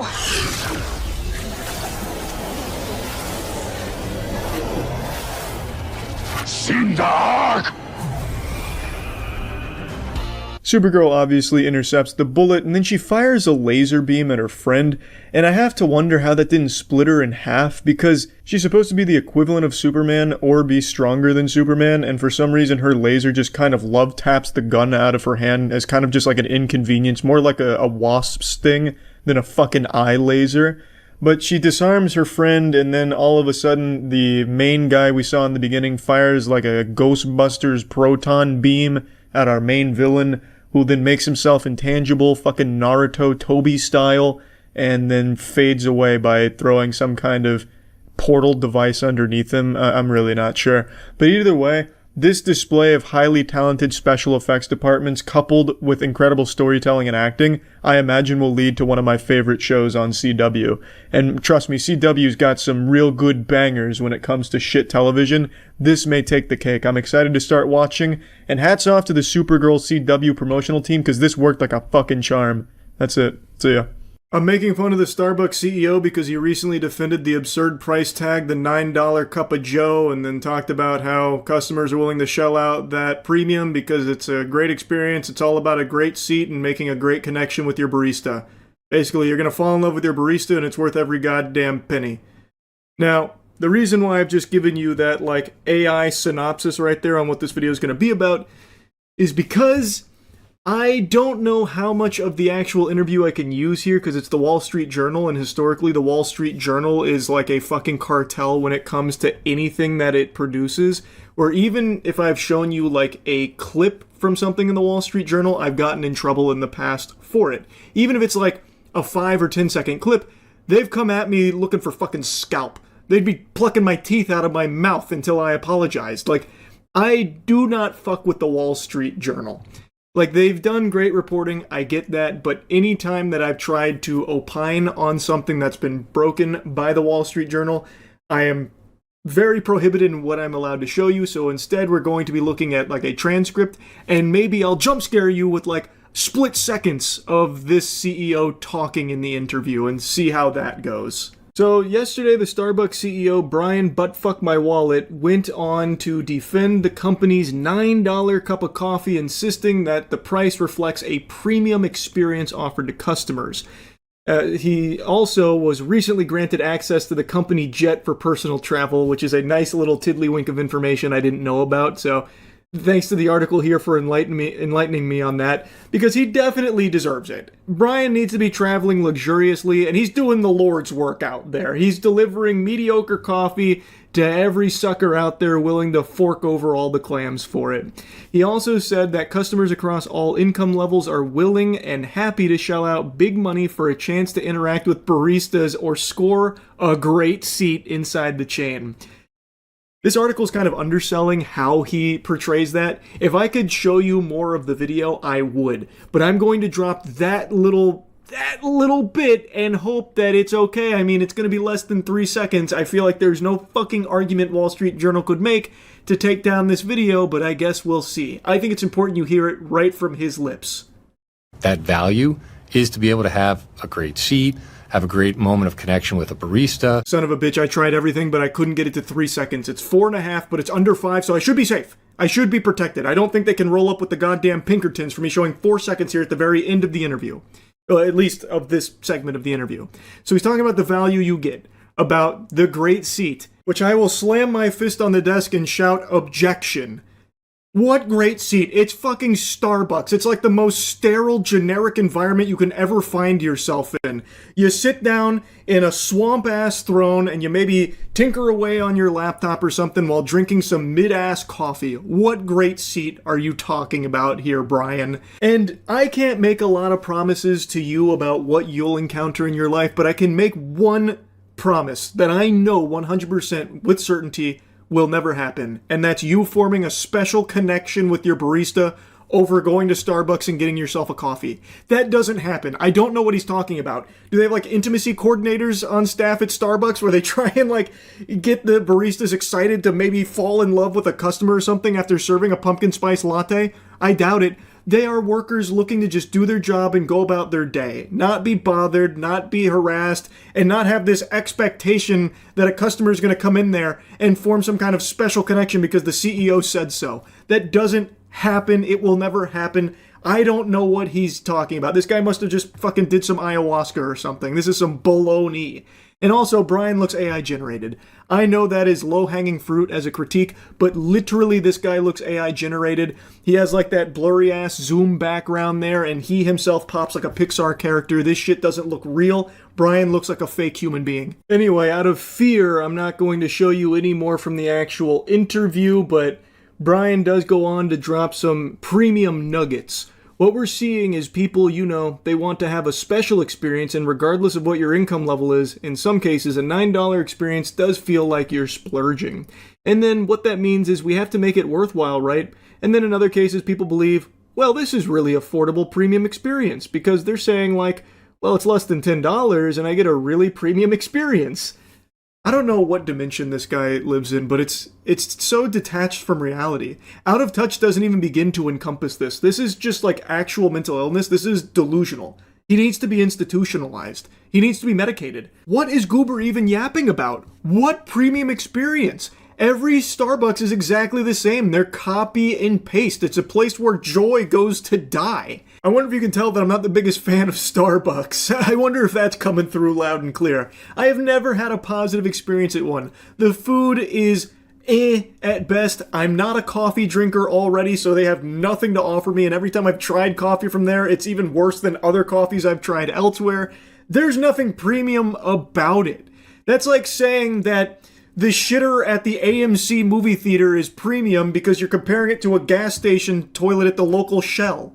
Like, it's still trash, man. Like, there's nothing premium about it. It is like the most by the numbers, formulaic, nothing new establishment you could ever venture into for your coffee and overpay for. You're paying $9 for a normal experience of just going and getting some mediocre beverage. There's nothing special about it, and there is certainly nothing that Starbucks does to make it worthwhile for $9. That is just expensive. I don't know who he is citing when he's saying, and then people look at it like, well, this is really affordable for a premium experience because it's less than $10. Nobody says that. No, not even an NPC that you programmed would say that. Because it's not. There's no premium experience, and there's nothing affordable about it. It's expensive. And also, it speaks volumes that he can't even justify the $9 price tag on the merit of the beverage itself. Instead, he is relying on these ancillary things like, $9 may feel like splurging, but we have to consider the entire experience of going into the Starbucks. That's what's most important, the ambiance. That's what makes it worth it, the premium experience. He can't even just say with his whole chest that our drinks are so good and so high quality that they warrant a $9 price tag. You're paying for the highest quality coffee on the planet. Because that's not what you're paying for. You're just overpaying for mid-shit. And he knows that, and he knows he wouldn't be able to get away with saying that, so instead he's relying on these like X Factor things of a connection with the barista, a great seat, and of course, the premium Starbucks experience of being lucky enough to come inside of a Starbucks. It's a privilege, and you should feel honored every time you walk through those doors. That's what warrants the $9 price tag. Not our shit-ass coffee. Anyway, the interview continues. Brian keeps putting his asshole in his mouth. He's talking about how Starbucks is actually doing very well, hasn't been impacted, and then even bragged about how the coffee chain is doing really well with younger generations. Hey Brian, you know what else is doing really well with younger generations? Fucking tongue sahur. Scalping neatos. fighting each other over Pokemon cards at Walmart and Target. That statement is a nothing burger to me. In my eyes, it is a full-blown venti vaporwave nothingness. Starbucks hasn't done anything to improve the quality of its products or improve its brand or anything at all, so I don't think it being successful with the younger generations is a testament to it doing things right. It's a testament to it just being there and existing. And the younger generation has clearly heard of it before, so they're willing to consume the product. That's it. I don't think he's hit some kind of home run here in recent Starbucks changes, because from everything I've seen, there haven't been any. It's just the same old Starbucks, but now just even more expensive than I ever thought possible for its shit. This fucking guy is so cringe. We're doing really well with Gen Z and millennials, and then really had strong performances across all income cohorts. It can start with as little as $3 for a traditional cup of coffee. And then obviously you can build your way into all sorts of customized drinks that people love and that move that ticket up. The way we're going to play the value game is you're gonna feel like it was worth it. Who walks away from Starbucks saying, holy shit, all that money I wasted was worth it? That was a premium experience. Who does that? What kind of actual loser has that kind of parting thoughts? Like, man, $9 down the tubes? But what a fucking experience. Oh my god, I think the barista might want to have sex with me. I think the barista wants to marry me. It just doesn't happen. There's no premium experience. He insists customers value the experience over discounts or flashy one-off promotions. Oh, that's what everyone says. I don't want to save money. I want to make sure when I go to Starbucks everything is exactly the same and there's a chance of a connection with the barista. Please, don't help me save money with discounts or anything. I want to waste maximum amounts of money here at the same fucking Starbucks as always. Yeehaw. I'm sure, Brian. I'm sure. Anyway, I won't blabber on more about this guy. Just another painfully out-of-touch CEO I had to clown on. That's really about it. See ya. What's up, everybody? It's Critical. I'm playing I'm Scared, a pixelated nightmare for the PC. Let's do this shit. Fuck. This is the Italian version. Son of a bitch, I don't know what this is telling me. I can't read this language. This is English, and I understand it. But that doesn't mean I'm gonna watch the intro. The game is about to begin. Splendid. It is important to play the game. Got it. I agree, it is indeed important to play the game. Let's rock and roll. Oh, here we go. Here we go. I see why it's called a pixelated nightmare. There are indeed pixels present. This room could benefit from some posters and slot machines. What do we got in the wardrobe? Oh, it's locked. I guess we'll never know what's inside. I don't suppose I can leave? No. I cannot leave. I am surprised. What is that, like a pile of puke? Can I do anything with it? Can I crouch? Ah, there we go. Oh, it's a little key. How about we try and open a little wardrobe? Get ready to get your shit opened. Yeah, there we go. What the fuck is this? Is that supposed to be an alpaca wearing a king's crown? Fascinating. Where am I supposed to go? Oh shit, here we go. A hallway. I'm walking on ice cubes. Here's a ladder. Let's roll! Making some serious progress. Where's progress being made? Right here. Somebody ever asks you, hey, where'd you find all that progress? Tell them you found it right fucking here. Locked door. Open sesame. Maybe I'm not supposed to go through the doors. Maybe I'm supposed to run through this wet cement. That was a fucking horrible idea. Absolutely abysmal. Oh, here's an open door, just a few steps away. Unfortunately, I've given my character a concussion after having him ram his head against a waterfall of steel. Is this one of those secret bookshelves where you pull a specific book and it reveals a tunnel to the Batcave or some shit? I guess not. Or I haven't pulled the right book. Oh wait, here we go, here's something. I can't get to it. I still can't get to it. I still can't get to it. Fucking goodness gracious, nearly had to get a blowjob from the key just to pick it up. I haven't been through this door yet. Looks like a parking garage is closed. Is that Jack Skellington? Where's he going? Is he fucking on an escalator going backwards? Is he gone or is he coming back? What an impolite bitch. He didn't even finish eating all of his nipple meat. What a terrible house guest. Good afternoon, ma'am. Just passing by. How the fuck am I supposed to cross this chasm? Do I set the rusty key down, shoot it with a beam to make it larger, then use it as a bridge to get across? I doubt it. Pardon me, ma'am, but somebody put some blood on you. You're supposed to be a painting, not a shitting ground for bloody piss squirters. Is every fucking door here locked? Like, what's the point of doors if you're just gonna lock them? Might as well just have walls. Is this like King Kong's esophagus? This reminds me of the time Miss Frizzle took the class through the human body in the magic school bus. Another key. Alright. Oh, it's a heart. Greetings, asshole. Where is the fucking at? It just closed out of the game. Hello, do you know my name? How the fuck would I know your name? No, I don't. Oh wait, shit, actually, yes I do. I know how the Rumpelstiltskin I know the Rumpelstiltskin story. Fuck, shit. This game actually adds files to my computer, and it told me its name is Whiteface. Let's play tag. Alright, let's play tag. But little do you know that prior to me soiling my undergarments with shit, I used to be a tag professional. So you don't have a chance at beating me. What the fuck? Liar. The arrow is not telling the truth. Fuck it, we'll go this way then. Thank you for the hint. Alright. Is this just like a parking garage? Take a little detour here. Pure anarchy, fucking not following the arrows like the instructions told me to. Oh shit, that's a wall. Oh, goodness gracious. Who would have guessed they'd put walls in this establishment? Now we're following the arrow. Oh, here we go. I should have guessed it'd be locked. Every fucking door in this place is locked. But it's not just locked, like it's sealed. Sealed with the Green Lantern seal of you're not getting the fuck through. Collision course imminent. Shit. The game closed again. Is this a new arrow?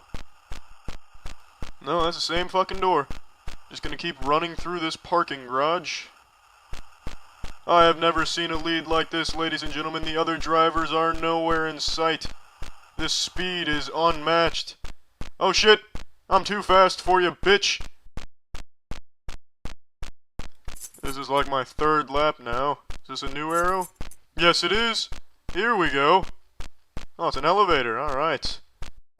This is certainly an odd golf course. Here's some blood on a giant domino. Oh, there you are! You're not getting away that easily, bitch! He's got some jets on him! He is fucking fast, he just zoomed through. He gives space shuttles a run for their money. Is this door locked? No, it is not. Hey, there you are, ma'am. You cleaned yourself up. Nice work. Oh, this door's locked. Excellent. This door is also locked. Splendid. Fuck. Shit. Asshole. Bitch. Every fucking door is locked. Is this locked? Oh, there we go. Finally. Oh, this is the first room, isn't it? The wardrobe's locked. No key. Oh, shit. Means you have to go through here. SS. What does that stand for? Spare seashells? Who gives a fuck? Oh, now that is a very useful door. Just leads to a slab of steak. Awesome. I haven't opened a single one of these doors yet. Where are the keys? Oh, is this a key? No, that is not a key. Alright. Oh, here we go. Is this a key? Yes. Door number 7. Where is that? Here it is. This is my room. Your room's a pile of shit. Do you see how dark it is? Yeah, you should probably turn on a light. It's cold. Then get a blanket, asshole. But I can look at you. Alright. Look at me. Alright. Are you scared? No? I am scared. Go fuck yourself. That was an interesting encounter. Now he just dropped inside out titties everywhere. Is this the end of it right here? Did I complete the game? Is this it? Ah, shit. It's his room again. Congratulations. Alright. You made it to the end. I completed the game! Alright. But you can't escape from here. Fuck you. Stay with me. Fuck you. So did I complete the game, or did I finish the game? Alright, so, I finished this game. Maybe I have to get the character to hang himself, or herself. That's a pretty fucked up way to end the game. You have to get the character you're controlling to hang themselves. Alright, that's fucked up, but I completed the game. Alright, I'm done playing this. Well, that's the end of this video. Remember to rate the video, comment the video, and subscribe if you want to see videos similar to this one. See ya. The new Demon Slayer movie has finally been viewed by me, Charles. I know I'm a little tardy to the party here. It came out a few days ago, but it's never too late to get this farty sharded, and let me tell ya, wow. I think it is a banger. Now, initially, I was a little skeptical on this decision here to take the final arc of Demon Slayer, and instead of just doing seasons, like anime traditionally does, they decided to break it up into movies. This is a pretty different approach to it, and I wasn't sure how I'd feel about it, because I thought this would lead to, like, short movies where they just kind of speed run all of the content, so it'd be feeling like very underwhelming or half-baked, whereas a season gives you tons of episodes to build, and then feels very satisfying when it gets to the end. I didn't know how this would pan out, but man, they cooked. I really liked Mugen Train, but Infinity Castle blows it out of the water. Not only that, it blows it out of the water and then smacks its little butt cheeks around it. This movie is incredible. Like, I know there's a big meme about Ufotable having, unlimited budget works, that kind of thing, but man, there is like some actual truth to that. I do not know how they are able to deliver this kind of quality for this long. I expected this to be a pretty short film. I knew nothing about the runtime going in.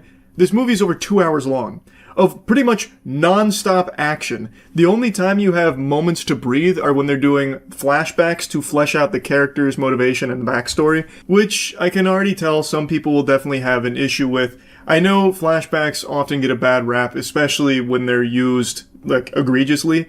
In this movie, though, I wasn't bothered by it at all. I actually really appreciated the flashbacks. It didn't feel rushed, and it was like a really, needed break in between action. You got to learn about the characters, what they've gone through, what this fight means to them, like in particular, Shinobu versus the Upper Two, Doma.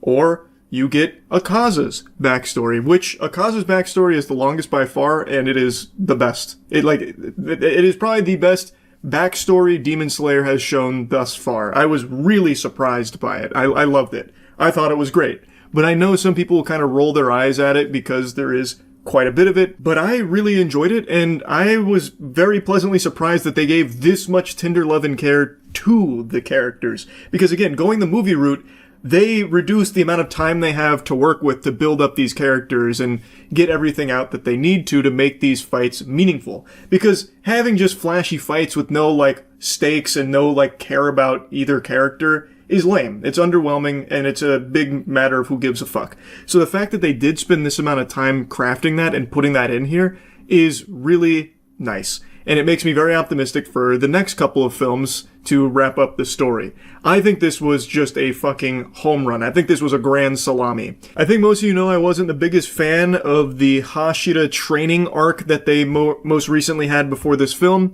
But now, after seeing this film, it's clear they just wanted to basically take their time to get you ready for the movie.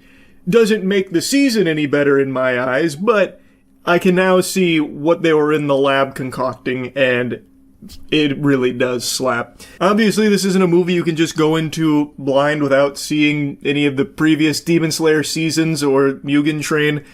This is the final arc. They don't really do anything to bring you up to speed. They pick up right where the last episode left off. I appreciate that. Like, you shouldn't go into a movie like this and expect them to give you, like, a lore recap, you know, a refresher.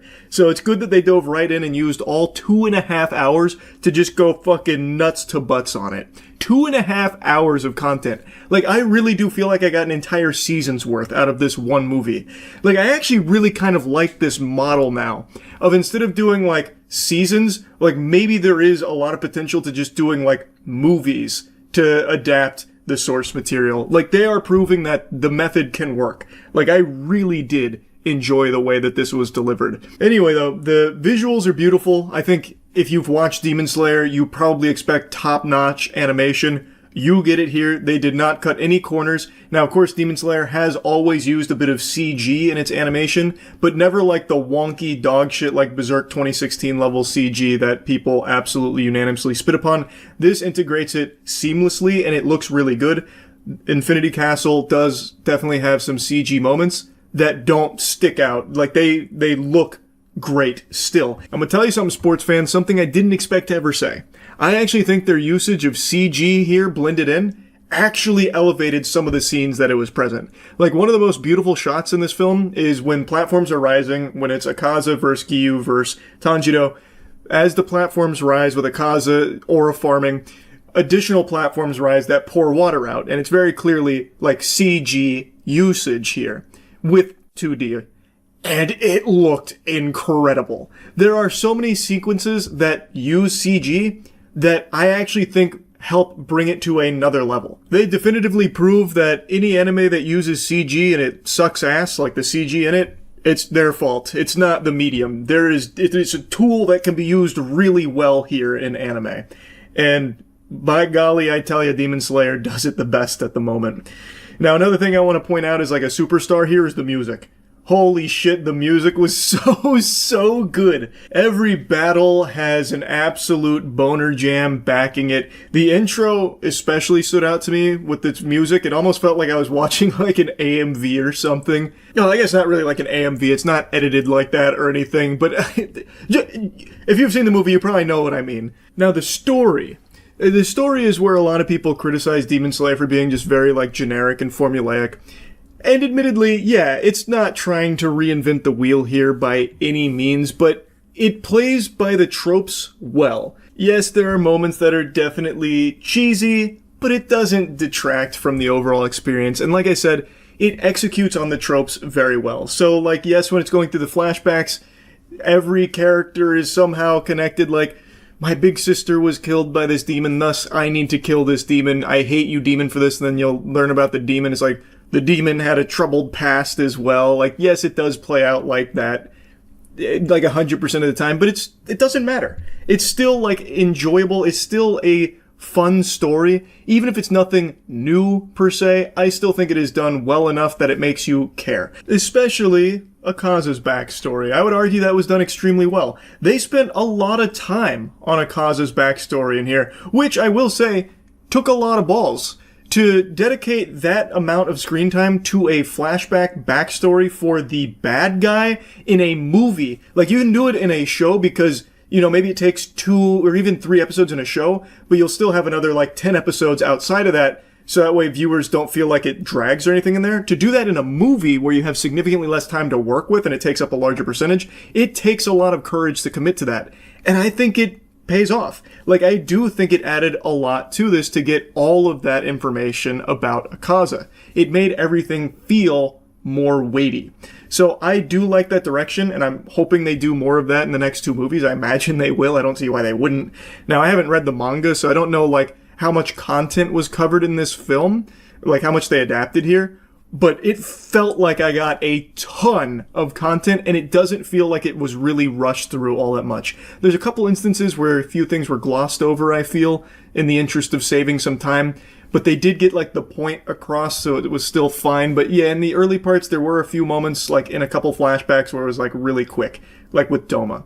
But I don't think that's the biggest deal in the world. I think overall, it really felt like everything did actually take its time, and they weren't afraid to let things sit and linger like in Akaza's backstory. I really liked the movie. I'm sure you could tell I'm fucking gushing grannies over it right now. I thought Infinity Castle was great. If you like Demon Slayer, I think you're going to be very happy with this film. and I'm really looking forward to the next ones. That's about it. See ya. If you thought I was giving up on the half-sword grind, then I think you need to be institutionalized, because you are unwell. I will not stop the journey until the Baron lay butt naked at my feet, begging for relief. Release. Or, I mean, relief too, I suppose. I don't know. Let's ride! I will do this. And I'm gonna do it in a traditional Charles speedrun fashion, if you would just let go of me. Oh, what the fuck? Ah! He held my hand. Everyone's holding my hand right now in this run. Well, that's bad. Oh boy, this is super not clean. Okay.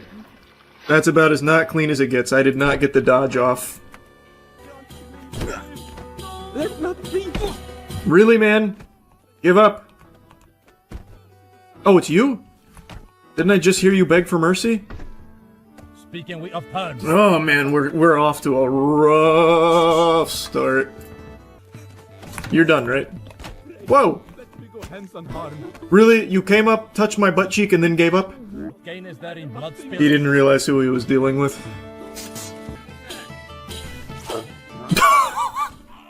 Little lobotomy there. Perfect, perfect, perfect. Oh, that was almost insta-GG. And that's very bad. What?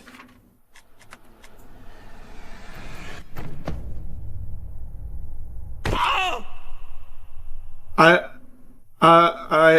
don't understand. I even tried to quit to main menu to reset that. I genuinely don't understand how I ended up in the abyss here. Very nice. Okay, let's get him this time.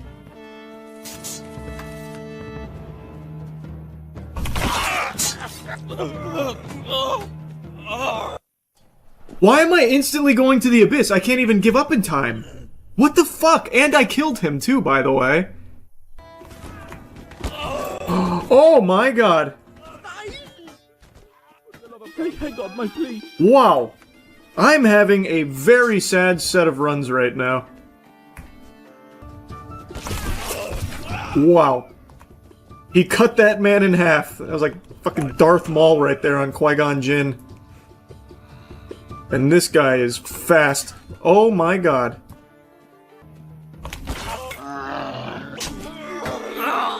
Thank God I won, because we traded again. I feel like they increased his range or something. Like, what the fuck? There we go. There's my signature weapon.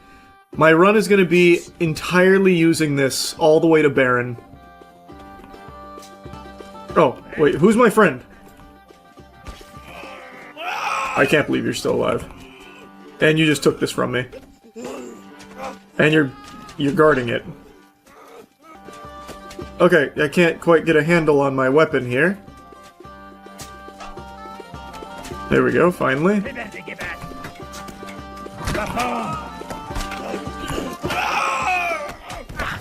Brrr. He's still up! Jesus Christ! They had to have updated this game. Oh my god! I can't move. I actually can't move! Fuck! I hate that glitch.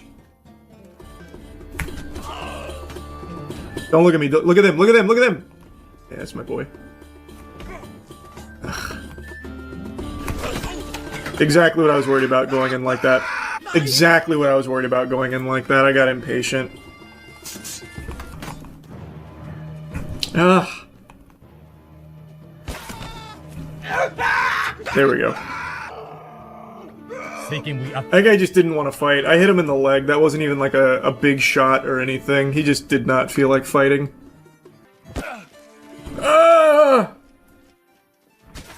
He's just fucking hanging hog out there with that. Didn't even kill this guy. He's kneeling. Pussy. This is my plan.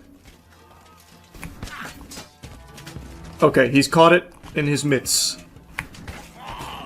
I don't know how that ended up going straight to the ground. Oh my god, everyone is catching my attacks.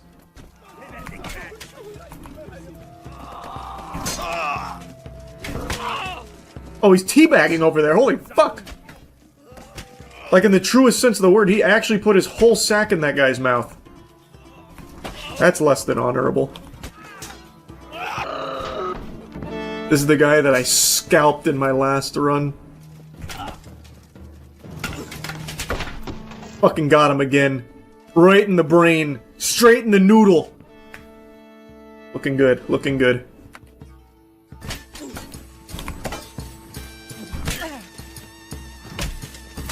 Okay.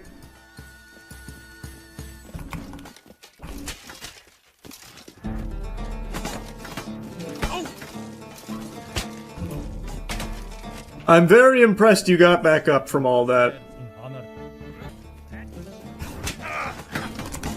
Oh, give it back, give it back! He keeps catching my weapon!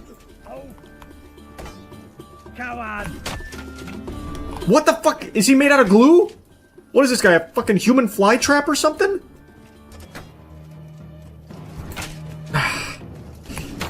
There we go.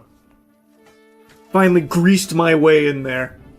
We're sticking here. We're staying on this weapon. We're staying on this setup. Oh my god, no way.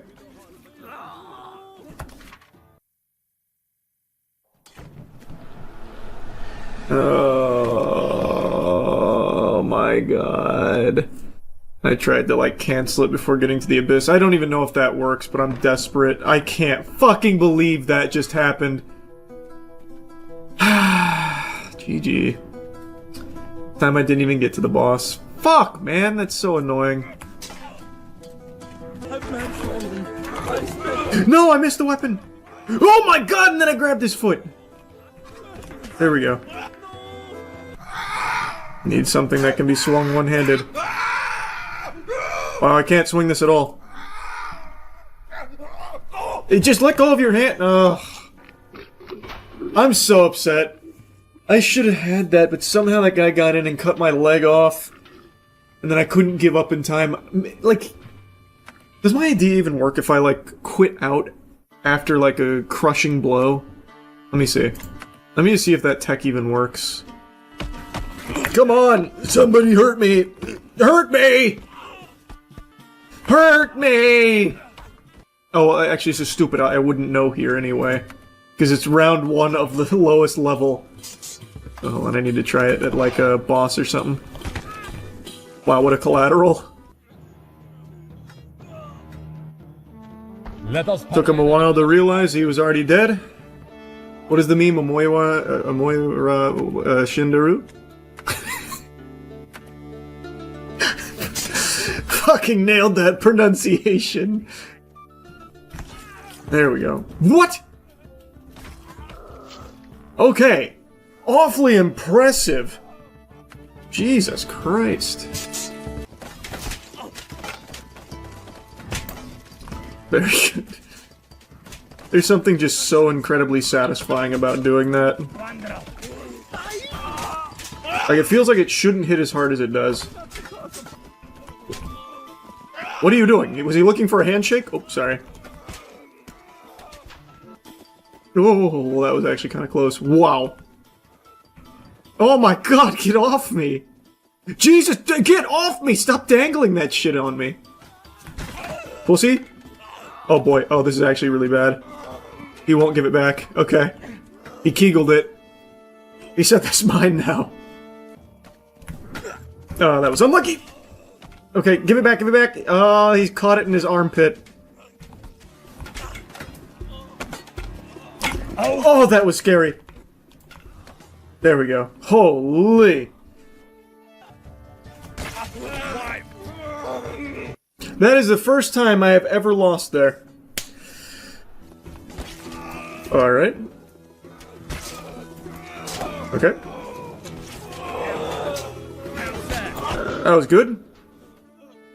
There's even a little bit of mutiny on the squad. I saw my friend attack my other friend. It was traumatizing. That was super stupid. I don't know why I did that. That was just tilt. That was just full tilt. I ran directly into it. Yeah, I just reset. I just reset. For the love of God. Fuck! This guy's giving me my vegetables right now. Oh boy. Reset. I could already tell that was about to go downhill very quickly. We're falling apart.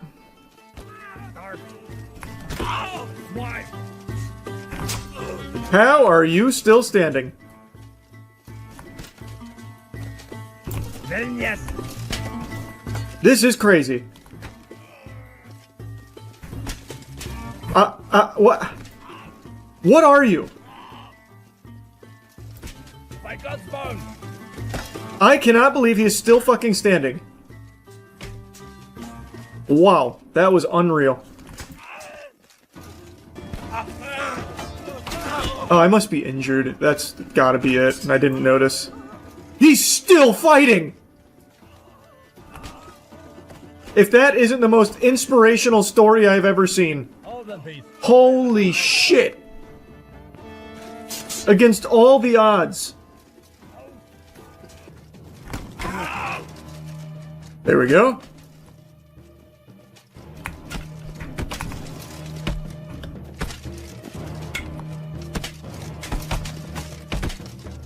Is he still trying to fight? Okay, there we go. Finally, man. Alright. Just keep going up, I need more armor. I'm just going to be playing this at proper tiers, because I just want the armor. I don't want any kind of, like, unforeseen disaster to occur. Okay, that was a bad start. Oh, what the fuck? Okay! No fucking way that just happened. No fucking... What?!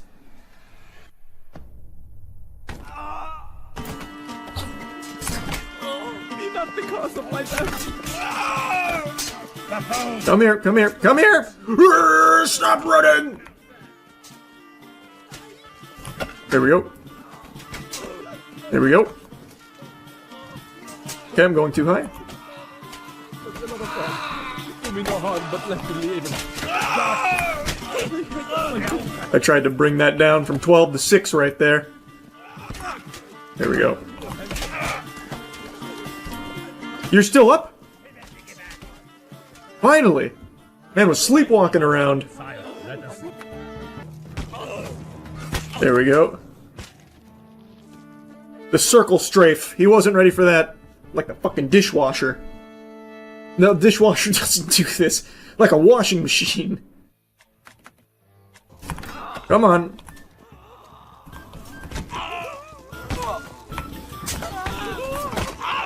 How are you still holding on to that? Jesus Christ, that was inspirational. He would not let that go.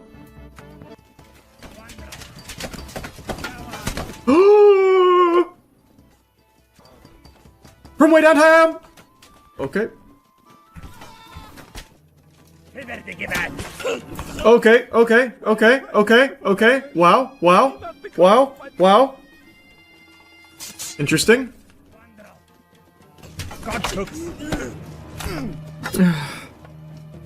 It's just a flesh wound!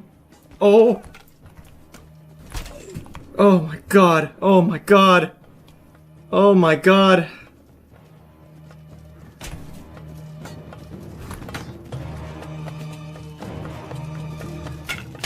What the fuck? Why is it doing that so much? Just reset.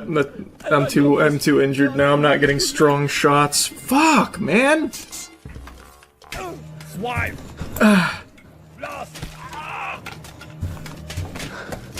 I'm trying to rip it on him. Ugh.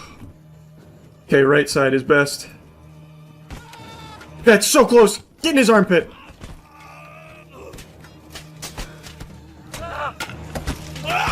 There we go. Oh, Christ.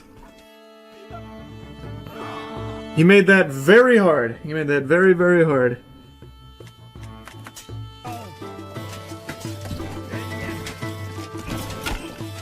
How are you still standing?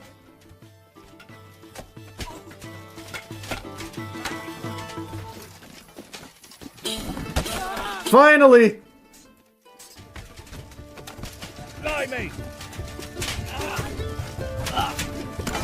Come on!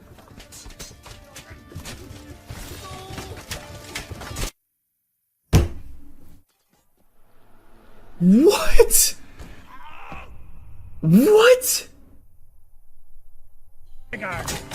Oh, god damn it. It doesn't matter though, this is already cooked. I'm so fucking sad, man. Just end it. I don't know what I'm doing. Just fucking end it. I am so sad. Like, these random one-taps from the knights are really grinding my gears. What the fuck? Maybe I'm just gonna go sword and just half-sword it and, like, saw at them. I don't know. I don't know. But it's making me really upset. I am having a hard time killing this guy. Who has trained you? Whoa!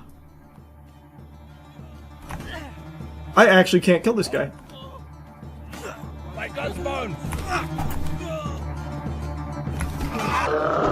Holy fuck, that guy was unbelievable. Holy. Sometimes the hoe just goes crazy. Here we go. The hoe is fucking terrifying, actually.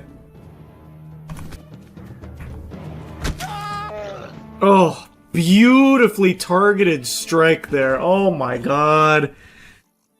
It's like music.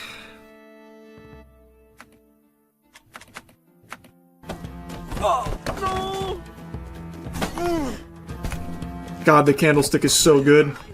Candlestick is actually unbelievably strong. If I could, I'd probably just try and do a candlestick only run, and I'd probably do better than normal. That weapon is so fucking good.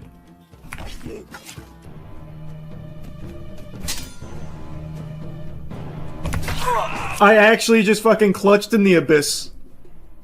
Very rare at that level. Not that we are that far, but still. Why won't you do- Why? Why won't you die? Thank you. Let it go! Give it back! Give it back!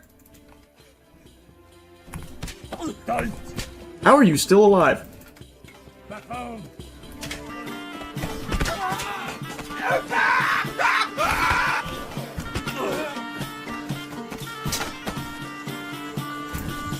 Whoa! What the fuck? He was still alive? What a crazy sneak attack! Alright, I went fucking hog wild on that guy. I did not let up. Here's where it gets tough. This I know is right side going left. There goes my hand. That was my whole arm, actually. I thought it was just my hand. Good. Good. He got me that time. He got me that time. I need my weapon back. I got him. Oh, yeah. Huge. Just had to get right up in him. Yeah, he wasn't ready for that. Okay. One thing I've learned here is that it's... sometimes you can just get insta-killed when you least expect it. I think what I'm going to do is just take the beefiest sword, the beefiest armor, half-sword that shit, and just start sawing. I'm just gonna start fucking working him like a puppet. Like I'm tossing a pizza with it. I think that's gonna be my strategy here. I've lost too many runs to just getting insta-killed when going for, like, blunt. So I think that's what I'm gonna try. Let's ride. And now saw. Yep. Yeah, baby! Okay, ran out of stamina, hold on.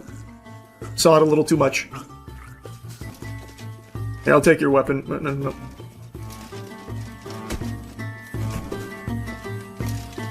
Please pick it up, man. What are we doing here? Brother, please pick... Oh my god, okay, that works. Now saw! Saw! There we go. Got his whole head off. See, like, that might just be the strat. The boss isn't that hard. It's just getting to the boss where I can just randomly die doing this is the problem. Brother, just stab him in the back! And that's what I'm talking about right there. Just sometimes, just like that. I gotta stay up in him. That's the exact shit I'm talking about. Luckily it wasn't a one-shot. Nice! Bisected. I actually bisected him. Holy. What an incredible technique. Are you my friend or my enemy?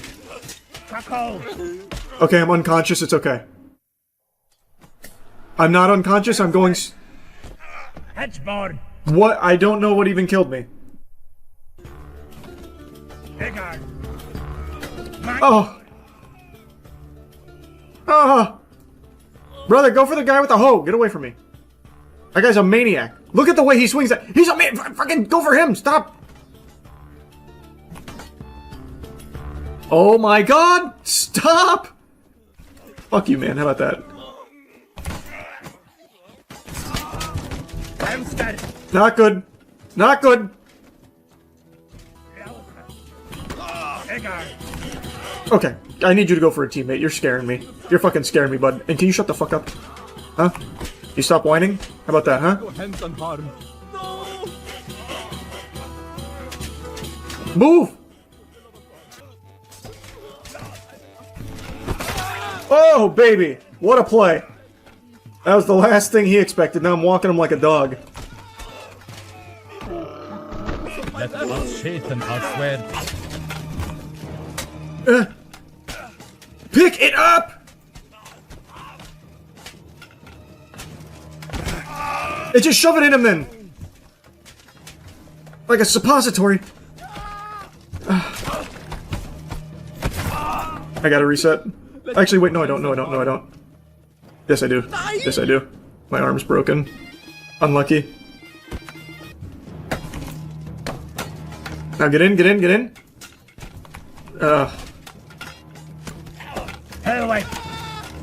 It just... I don't know what is going on. Well, that worked.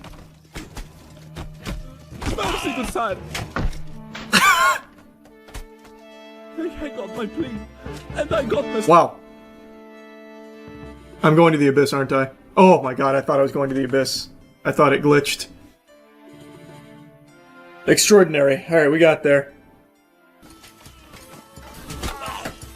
That was pretty clean. That was pretty clean. Yeah, get him, boys. Get him, boys. Has he still not surrendered? What gain is there in bloodshed? My fucking sword just got stuck in the sheath. Oh my god, I can't believe that. Oh my god. What a shame.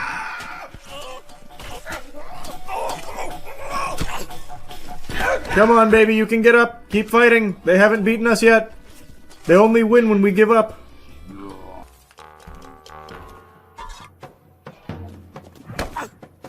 Holy fuck, he actually almost just like one-tapped me with the stool. You take him. That guy's a fucking menace. I cry in mercy. Oh boy, he's got the hoe. And he's instantly charging me. Like a fucking rhinoceros. There we go. Had to put him down ASAP. I'm already getting double teamed? I need that good weapon. My signature weapon.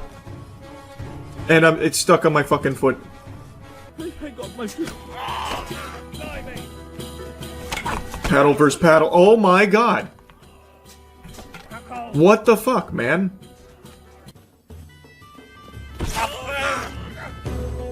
Please be done. Oh my god, I have pin-cushioned you. And he's still going! Let me free her. Okay, good. Fuck, finally. I was about to give up. I was about to throw in the towel there. Holy shit.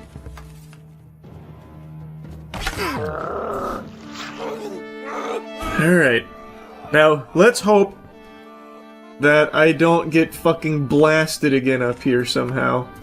From out of nowhere. What the fuck is that? I blew out my ACL. Come on, get in there. Come on.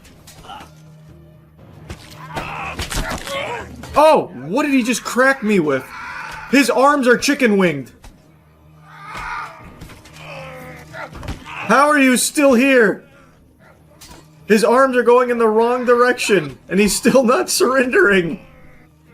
What's left? Jesus Christ!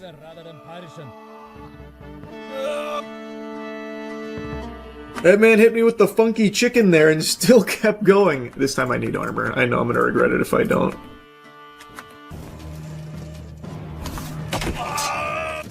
Fuck. Oh my god, I actually cannot believe I just threaded the needle there. That is probably the first time that's ever happened in fucking half-sword history. Holy shit. Oh my god. I need to just take a moment to step away from the keyboard there. What I just did there was a fucking thing of beauty. I just made music. Wow. Wow. Don't worry, I'm back now.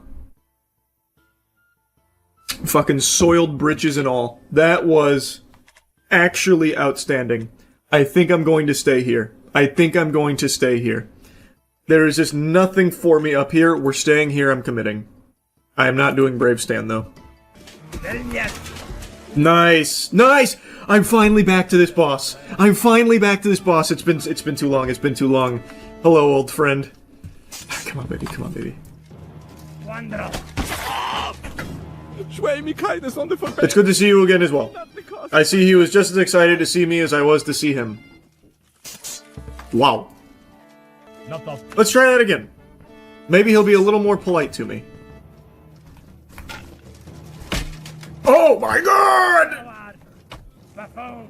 Ho! Ho! Ho! Ho! Oh! I fucking did it! Oh! The ultimate challenge! Come on, baby! Take it home! Take it home! Take it home! This is the ultimate challenge now. So I go in like this. Naked. And noble. I am prepared for the ultimate challenge.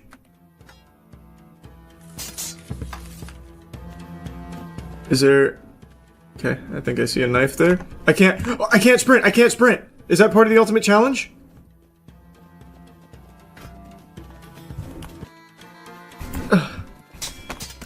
Come on, get it in, get it in, get it in, get it in, get it in.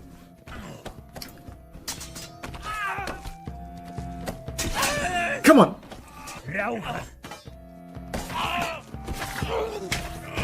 Yes, yes, yes, yes. Yes, yes, yes. Oh, fuck. 2v1?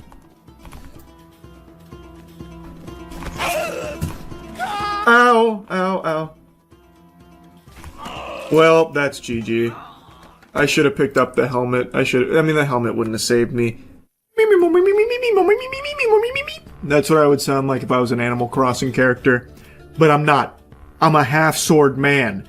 I'm a half-sword man about to embark on the ultimate challenge. The final frontier. Ugh. Ugh. Oh, split him like a watermelon. Fucking idiot. That's the weapon I need. Well, he gave it to me. He said, Charles, I heard you needed this. Why am I not stabbing?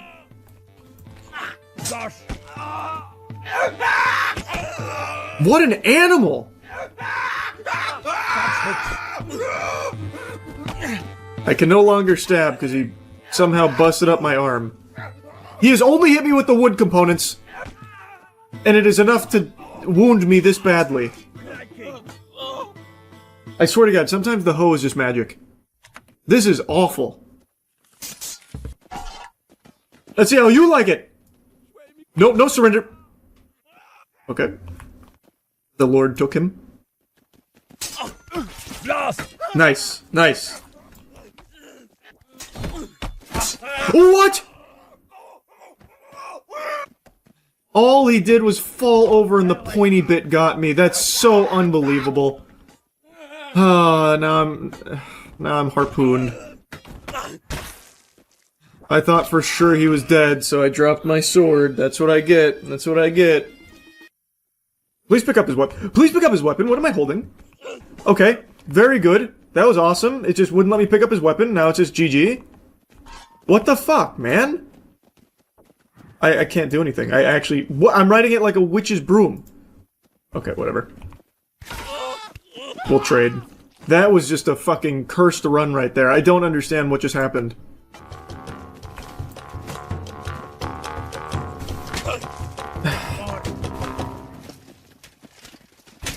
That guy's so excited he is literally skipping. Oh my god. This is brutal. This is unbelievably difficult. It gets to 3 so fast.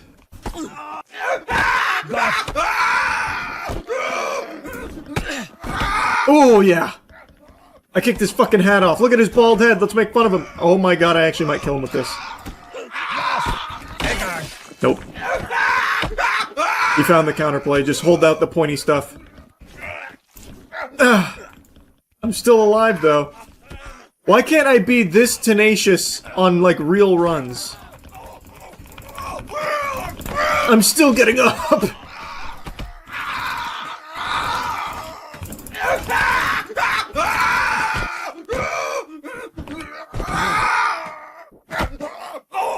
I win! Mount him! Get him for the 3 count. I have no hands and very limited use of my legs. Here I come. I'm still tanking it. I'm still... Oh my god. Oh, that's the one that hurt me. A bonk to the head. I'm just climbing over all the sharp stuff. I am still not done! Okay, that one put me to sleep. Didn't kill me, just made me unconscious. Let the record show. Oh, what? What just happened? Did I have, like, hunger pains or something?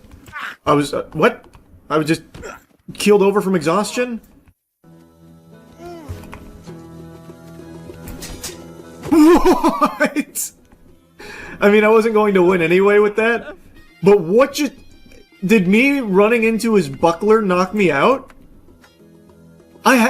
Brother, I have to be nerfed in this. That's crazy. What is happening to my... Oh! What? What just happened? What was that? Did I step in quicksand? What? Oh my god, man. I didn't try and crouch or anything either. Oh my god.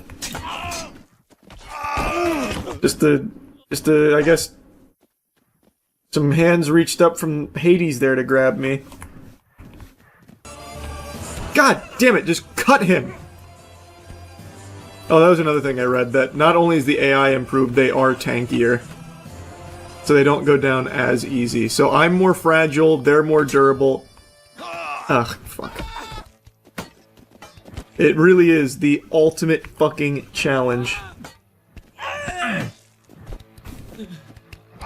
See, like in the normal gauntlet, that guy's arm would have popped off 3 times like it was a Mr. Potato Head. Unbelievable. We finally got there. It's over.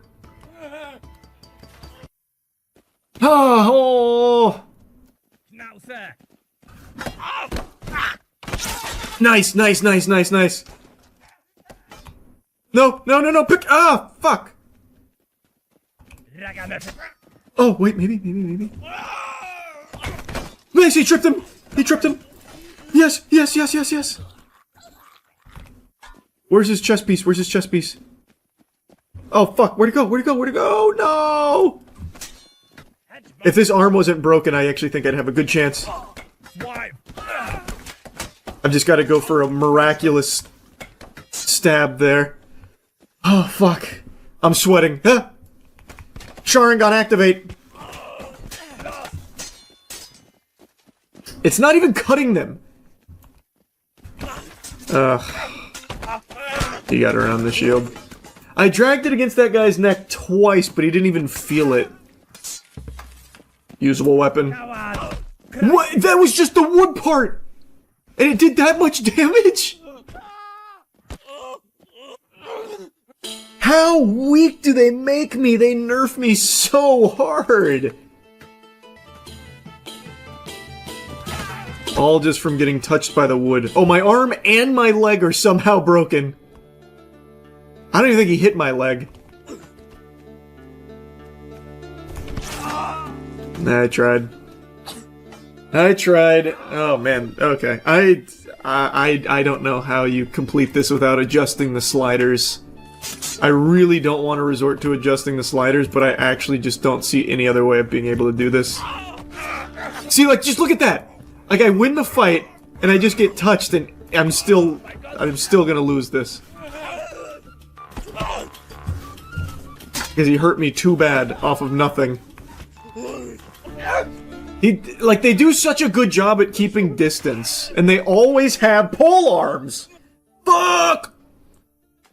Fuck, it's stuck, it's stuck, it's stuck! Please, use both hands! Grip it tightly with both hands!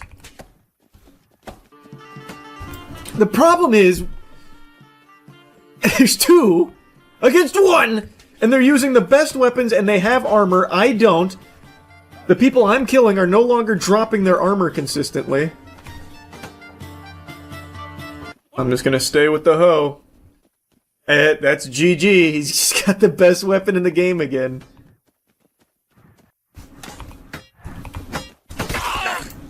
Wait, it's doable. It's actually fucking doable. I just got the best weapon. I'm very injured, but it might be doable. No armor.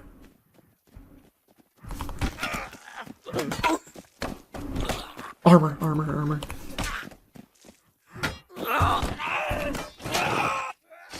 I actually just got a real weapon, and it's looking much better.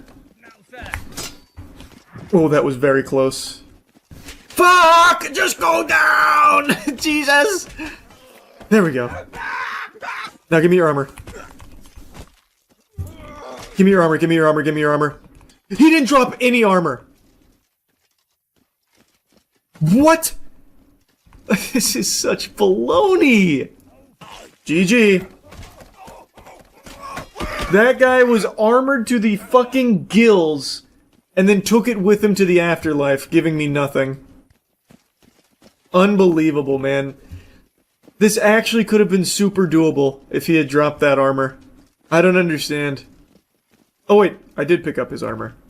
I just now noticed it's on my legs. I didn't get his chest piece, but I at least got a piece of his armor. Now, sir. How's my hurricane technique working? Oh, riding it now. Like a wooden pony. I'm hobby horsing.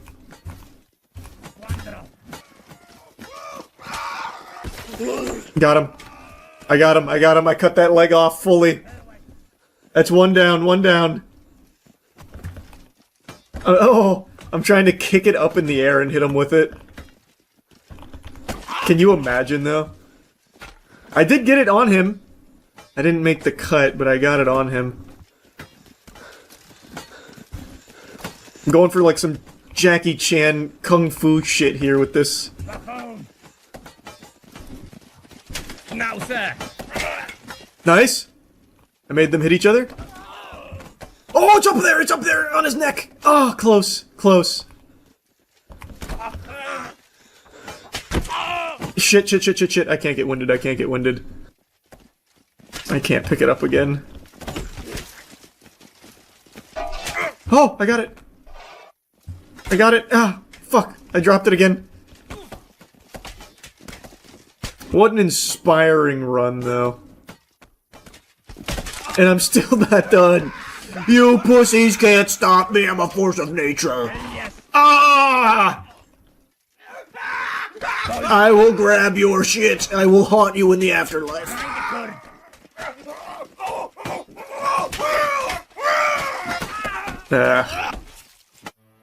I actually think that could have been a doable run if I didn't just get that really one unlucky hit to land on me that made it impossible to pick up my weapon.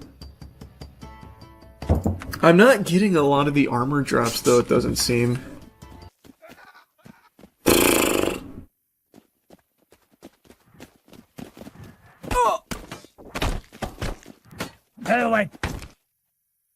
He cut my ear, and that's it? I give up off of a little ear wound? Sometimes this guy is unkillable, like my guy is just the spirit of a warrior and a mortal being that cannot go down no matter how much laceration, no matter how many limbs I'm missing, doesn't matter. And then there's runs like that where I just touch the wood and he's like, ah! And I get like a little boo-boo on my ear and he's like, okay, I'm done, I'm fucking going to heaven. This one I actually will knife for. The hoe just hits so hard. What? This is what I'm talking about. What happened? Did I smell his armpit and it was so stinky that it knocked me out? Like, I actually don't know, because he didn't hit me with anything. What the fuck? Fly me! Rip it, rip it, rip it, rip it, rip it, rip it, rip it.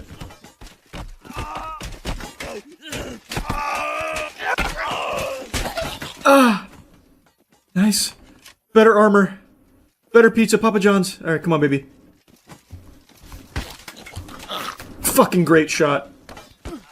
Another great shot. Another great shot.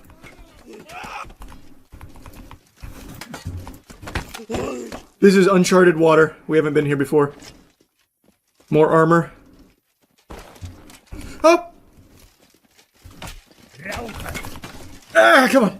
Come on! Oh, fuck, I'm sweating. No, no, no, no. No, no, no, no, no, no, I can't move! It's stuck. Oh my god, why? They ripped it out, they ripped it out. Okay, hold on. I had to wipe my nose. I was actually fucking dribbling snot out there. 4v1, what the fuck? I thought maybe it'd go to final boss there, it did not. Oh, and somehow he just slit my throat through all that. Wow. Wow, that was tragic. I won't go down that easily. I will not go quietly into the night. He just got the luckiest fucking poke, man. I'm a bucking bronco.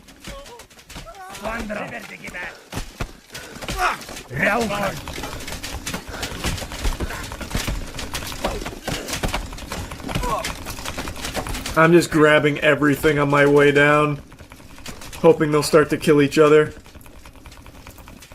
Wiggle a little bit, yeah, wiggle a little bit.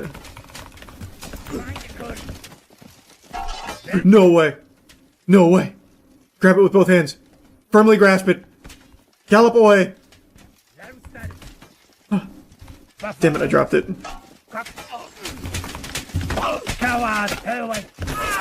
Oh my god, I kicked it airborne. I killed one!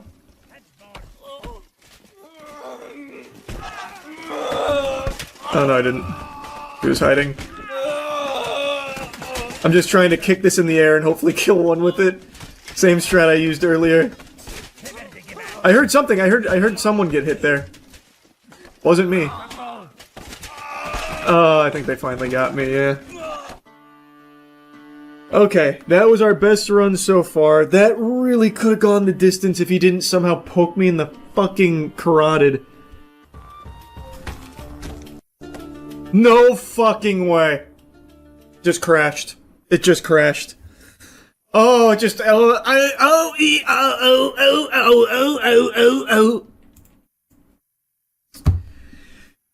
was a good run we had going too. You love to see that. Nice. I can't move it. I can't move it. His ghost is haunting my hook. Nice. He didn't drop his armor. Just his helmet.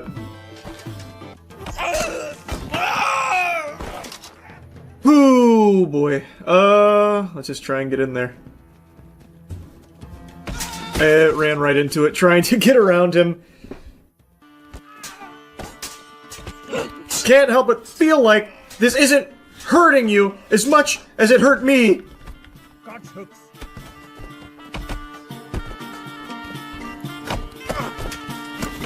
He got up. I broke both of his legs. Surely you're done, right?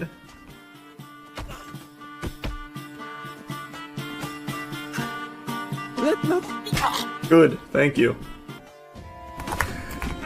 Oh boy, it got stuck, it got stuck. It's okay though.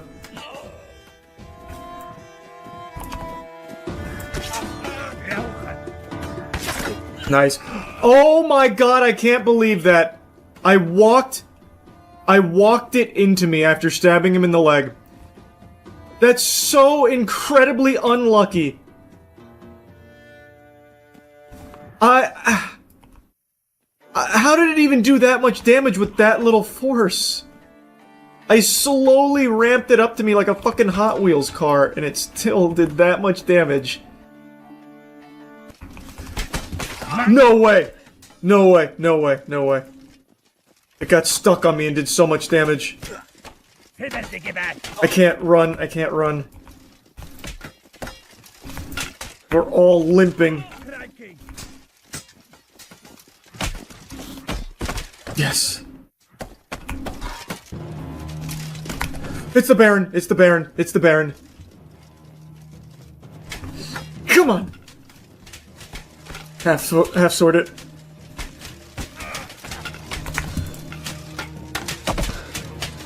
Come on!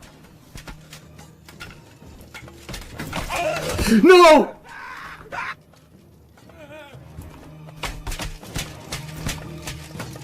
Ah! No, no, no, no, no, no.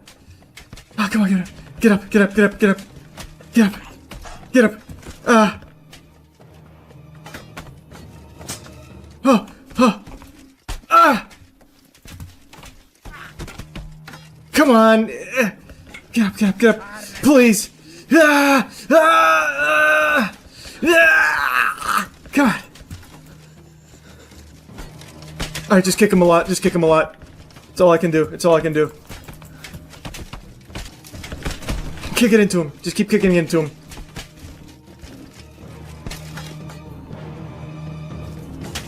Ah, come on, come on, come on.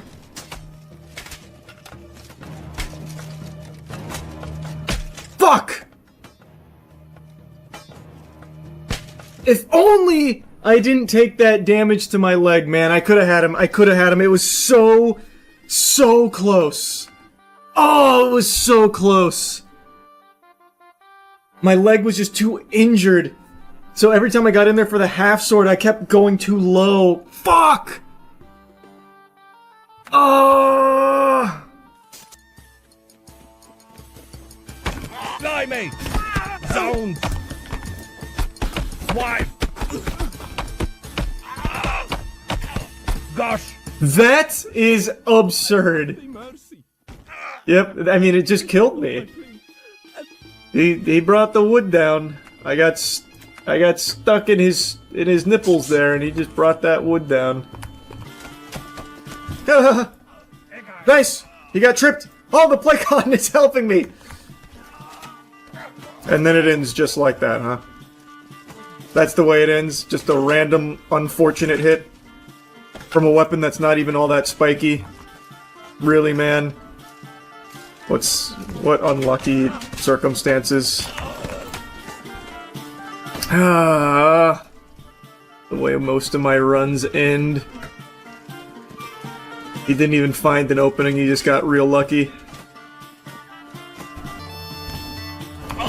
That hit me? How long is the... Who am I fighting? Slenderman? What? How are his arms so long? How is he hitting me like that?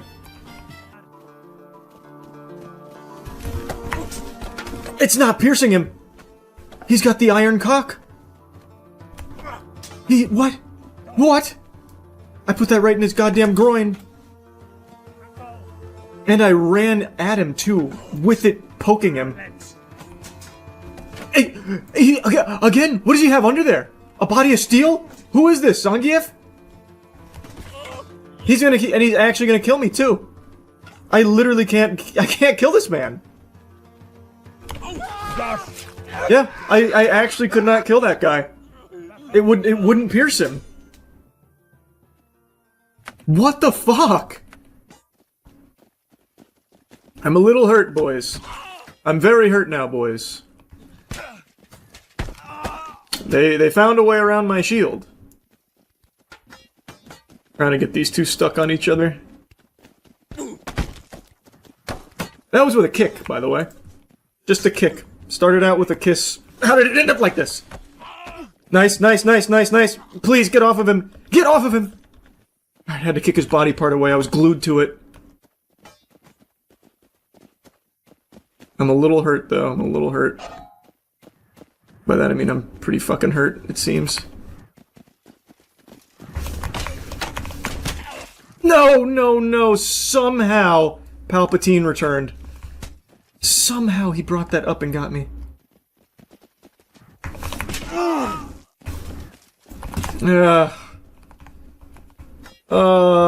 Both my arms hurt. Yeah, I can't really grab this anymore. Man!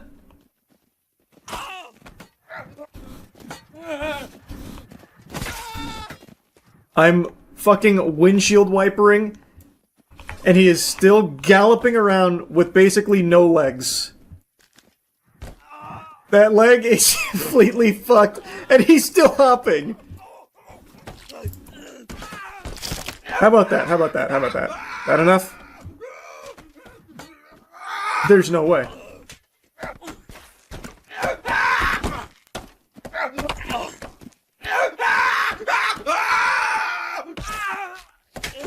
Is that enough? Fucking finally. Please, I want the helmet.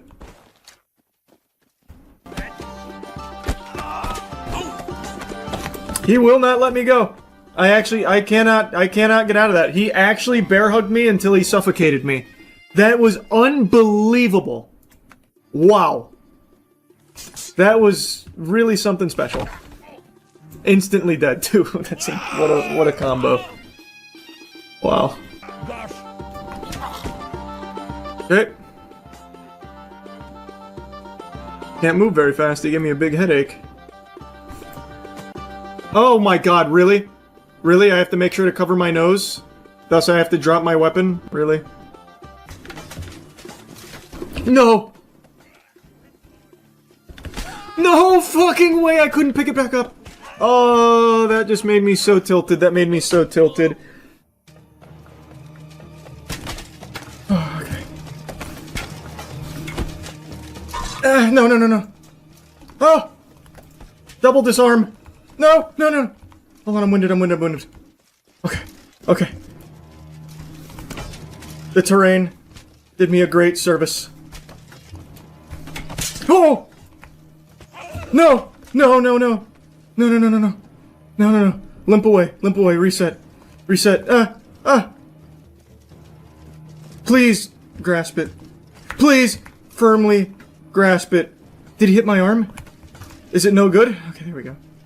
He dropped it again. Oh, god damn it. I can't pick it up. I can't pick it up. I can't pick it up. Ah!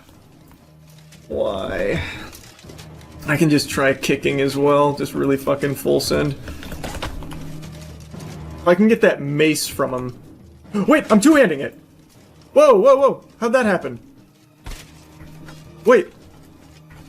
Now I lost it. Fuck, fuck, fuck. Oh! I broke his arm! Damn it, damn it, damn it, damn it. Come on, baby. Come on, baby. Ah, come on, baby. Ah! Come on, get it up, get it up, get it up. Pop a Viagra. Oh. If I just had one more one-handed weapon in here, or rather, if I could just use both hands. That'd be better. Did he just break it? He did. I just don't want to have to go through it all again. Dark. Come on. I'll try and grapple him. Oh! Oh! I tackled him!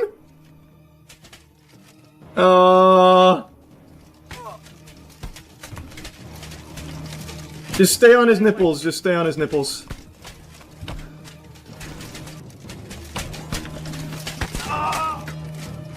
Yeah, fuck me.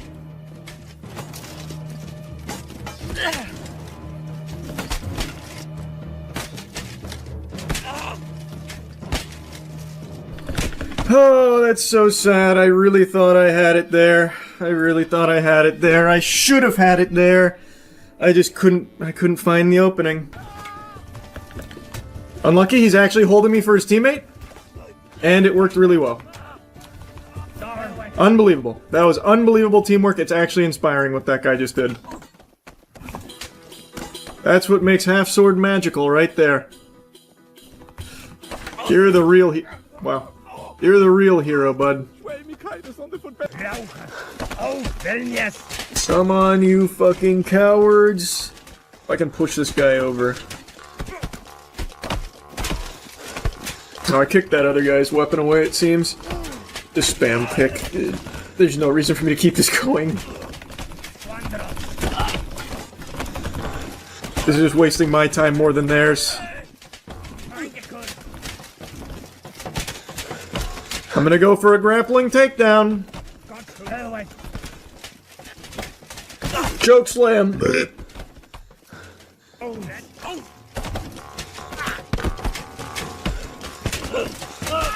Man, I am fucking zombie walking on him here. Finally, somebody got me. Holy. Surely that cut you. I heard it. Okay. Brother, just give up. Why are you just here screaming? Give up! Thank you. I'm gonna try double shield for some fun. Fuck it.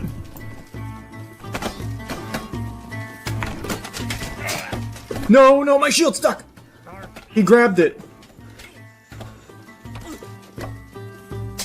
Oh, baby.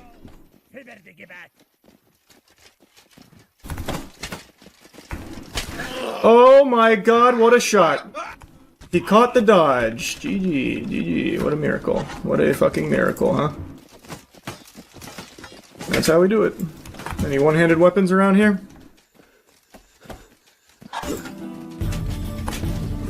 While they're fighting over themselves to enter the meat grinder, except now my arms. Yep, he hit my arm. I thought that got my leg. GG. Wait. Nope, GG. It's completely broken. Oh, wait a minute, I killed him with that. If I can get some real armor, who knows what could happen. He didn't drop any armor! What a sad run. I didn't get any armor at all in this run. What the fuck? Ugh. He even dropped his sword on his way to me and he's still charging me. You fucking animal! Just go down! They're stuck. They're human centipeding. Oh, it was a fucking trick! Really?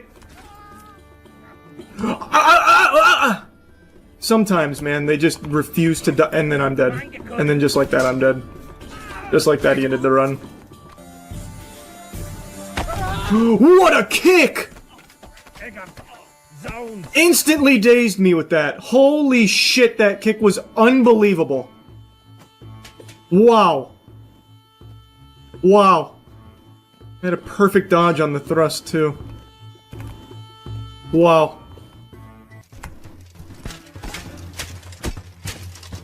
No, no, no, no, no, no! Oh! Oh, fuck.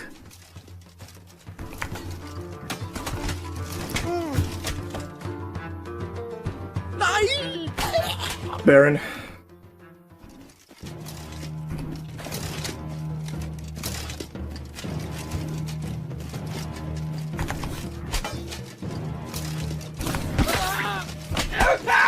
Unbelievable. Unbelievable.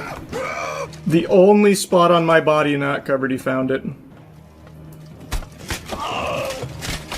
I knew that was gonna happen too. I knew I should have just went for the armor. I thought I was gonna die going for the armor. I should have just done it. I should have just done it. Unfucking believable. Unbelievable. Just let me get the weapon. Let's make it fair, huh? It's so sad. Legitimately the only spot on my body and he instantly fucking finds it off of me hitting him. Every time. Every fucking time. He didn't drop the good weapon. I'm still using this piece of shit. He dropped armor and no weapon, it looks like. How is that possible? Maybe it went into the wall, maybe it's in the hay and I can't see it. Well, this is gonna take a fucking miracle. Oh, fuck me. Holy. He's in thrust mode, that's gonna be a direct shot. He's got me. He's got me dead to rights. Oh, unless... Now that was a good move. I don't care who you are, that was a good move. Come on, no way. No way I haven't cut him. Oh, he... How did he break my... What did he break my arm with? His mind? What? Oh, oh! What the fuck, man? How? Yeah, I'm stuck, I'm stuck, I'm stuck. Well, at least I didn't die to that guy. And I couldn't pick it up. And it just stabbed me. There is nothing worse in this game than not being able to pick up a weapon. No fucking... This is what I'm saying, it's just always the saddest fucking ends to this. How does that even find its way into my armor? Coward. It's... What the fuck, man? I'm gonna fucking squeal. That's crazy.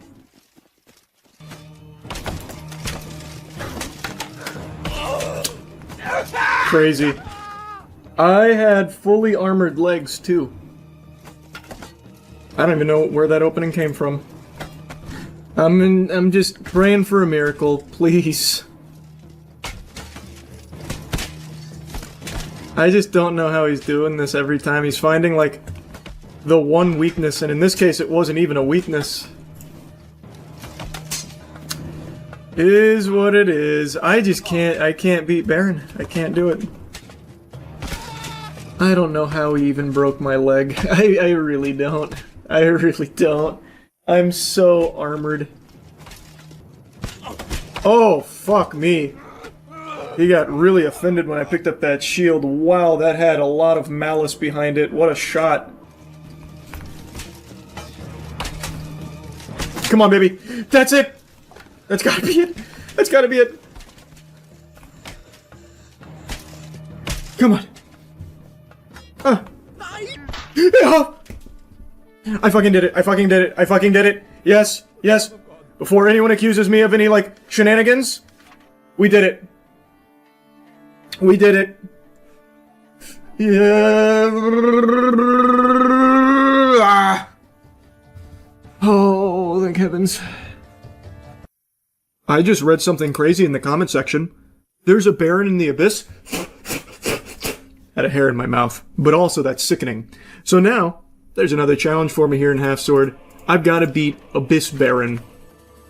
And I know I can do it. I've always said I shine in the Abyss. That's when I do my best work. Okay. He instantly hurt my leg. That's crazy. What an absolute scallywag. That was a little unnecessary, but fuck that guy in particular. Am I right? There's something. There's a little shirt. Looking very dapper. That's a little smooth and suave. I don't want to let him up. Oh, wow.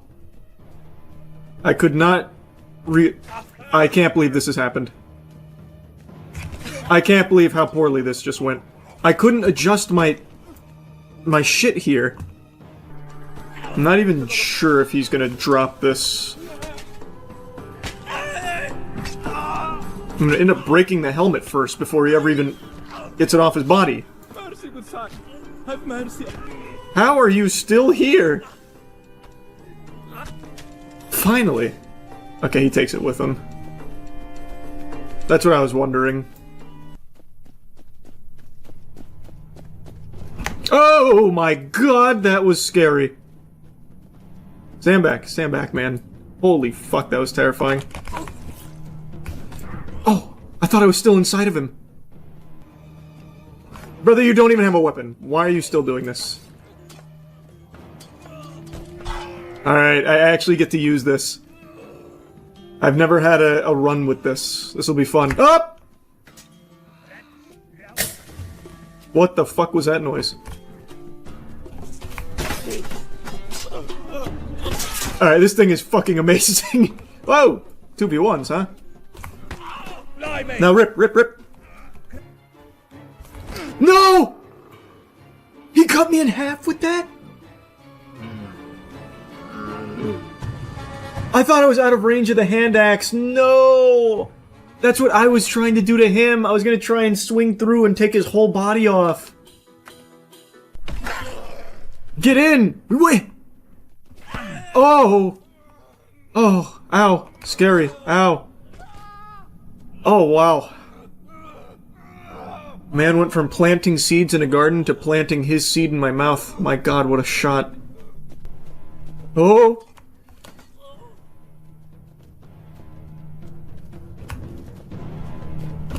Oh, fuck me. I tried to swipe and get out, but it was too big of an arc. I ended up just stepping in before the swing. Damn! Oh, no, no, no, no, no, I ran right into it.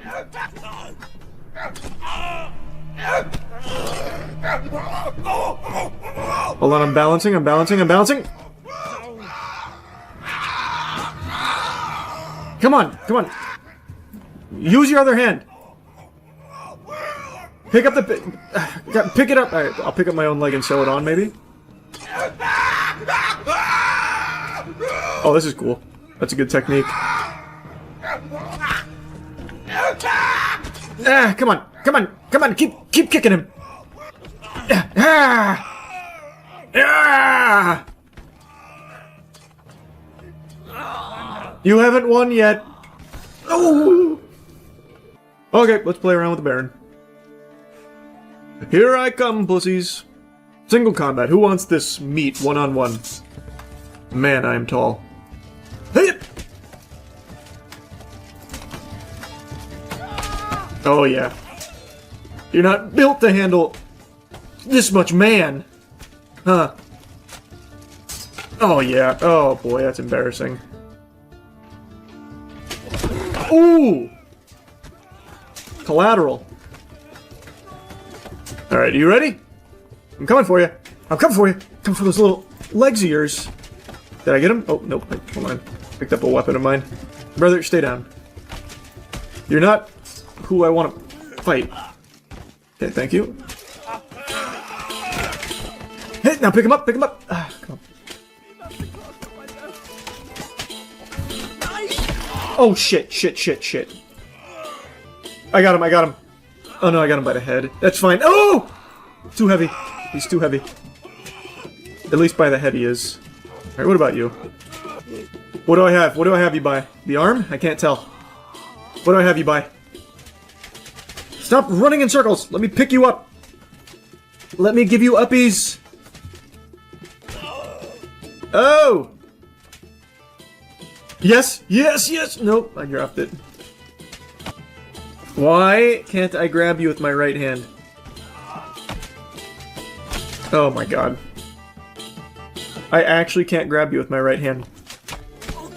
Let me weaken you a little bit. Maybe it's like a Pokemon and I have to weaken him before I can capture him.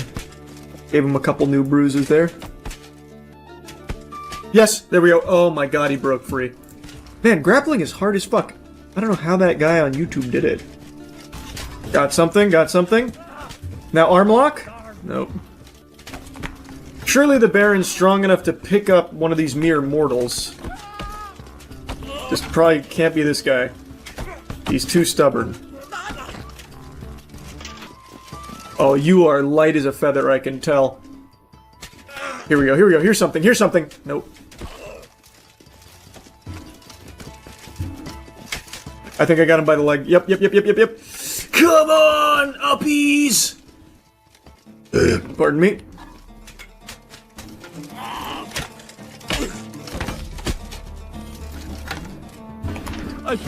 I went too far, but let's just practice, For sure, I am at thy mercy.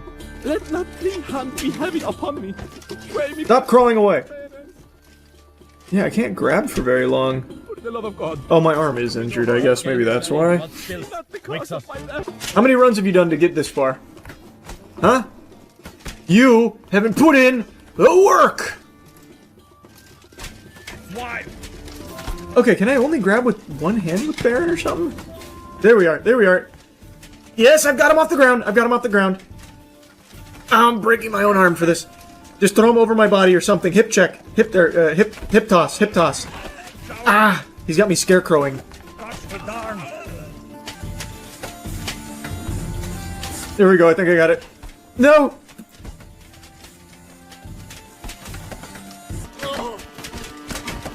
I think I got it. Yes! Yes! Come on! Throw him over me! No, my arm fell out. Alright, that's enough fucking around with the Baron. I gotta get back to the Abyss to kill Baron. Okay, he's already giving up. This is going to be hard to kill the boss with. I'll be the first to admit. I'm just gonna run in like this and hope for the best. It worked out. Oh, he actually almost ripped me in half with that axe there at the end, though. It wrapped around my trap there. That was close. Okay, now give it back. Oh, fuck me. Alright, we're good. Oh, what the... It's haunted! It's a poltergeist event. Oh! Come back! It's slipping away. There we are. Oh, he cut off my hand. Oh, and my other hand is really, really fucked up. You think this hand will heal? Man! What happened to my candlestick? Oh, oh! Oh! What the? Oh, fuck! Oh! What is that? Oh, what is happening to me? Ah! I'm being attacked by an invisible entity. Help! Oh! Oh! Wow. That was a truly haunted experience. So, after I blasted off at Mach speed, which I'm surprised I didn't instantly kill the boss there. I thought that was going to be like the scene out of The Boys when A-Train blows up Huey's girlfriend.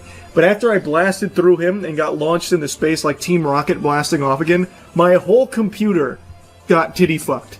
It has been like actually about 10 minutes and I have stubbornly refused to just hard restart my computer. I let it run its course. I'm finally back. We go again.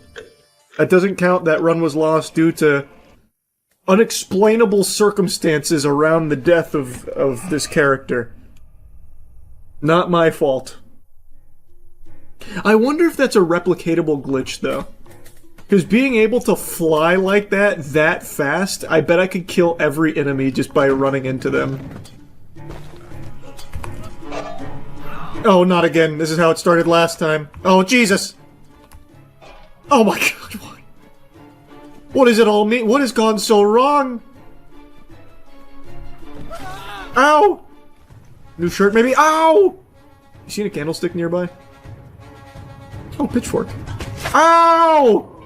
What the fuck? What is happening?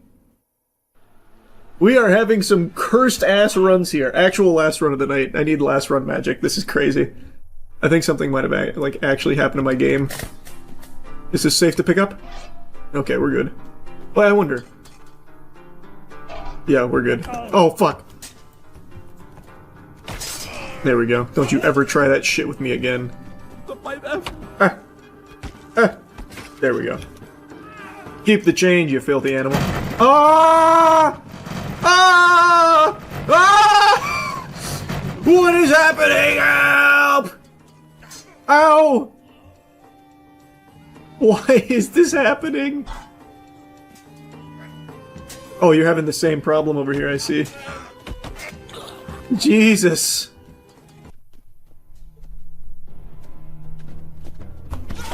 Ugh. No! Damn. He's good. That's so sad. It's... That guy still fucks me in the face so often, it's crazy. He has so much range, even with me poking him like that, and stepping back off the poke, I still couldn't get out of range. I actually almost... I need that pitchfork back. Or did he take it? Fuck.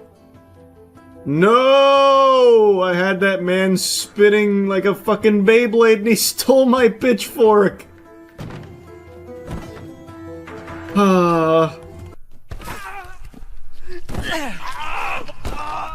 Everyone is stealing my weapons!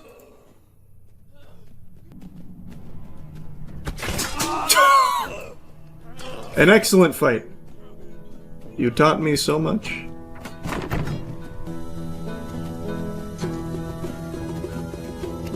Oh! It was the oh, I didn't even see what weapon he had. Whoops.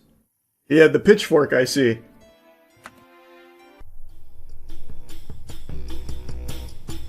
Please get up, man. What is going on?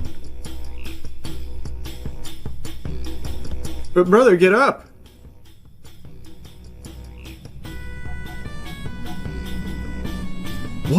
What is happening?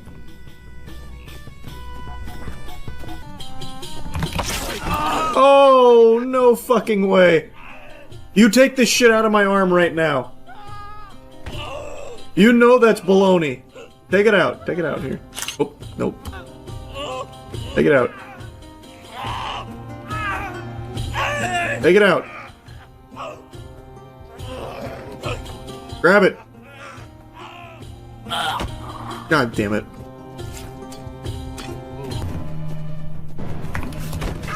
Oh. Come on, swing, swing, swing. Brother, swing! Thank you. Give me this one.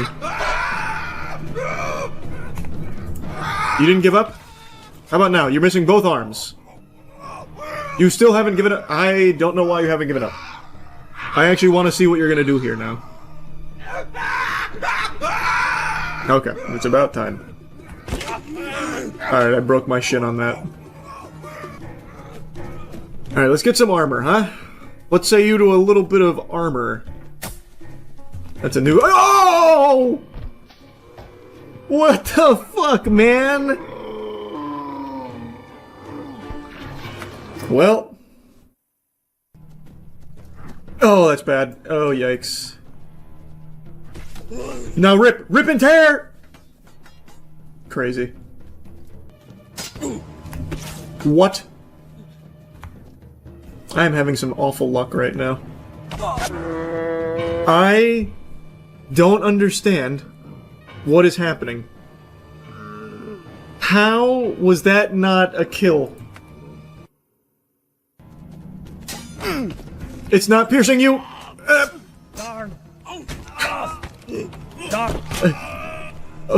Aggressive flurry, fuck! Oh, stuck! There we go.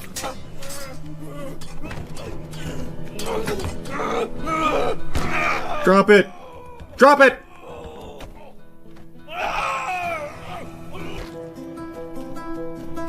We got a helmet this time, this should be better. Plagan! Get away, get away! No! Oh, yes! What the fuck?! Why?! I am having such terrible luck right now. Ooh, that... You think that's sharp enough? Ow! What the fuck?! Oh god. Oh god. This guy's got a real weapon. I shouldn't be doing this against him.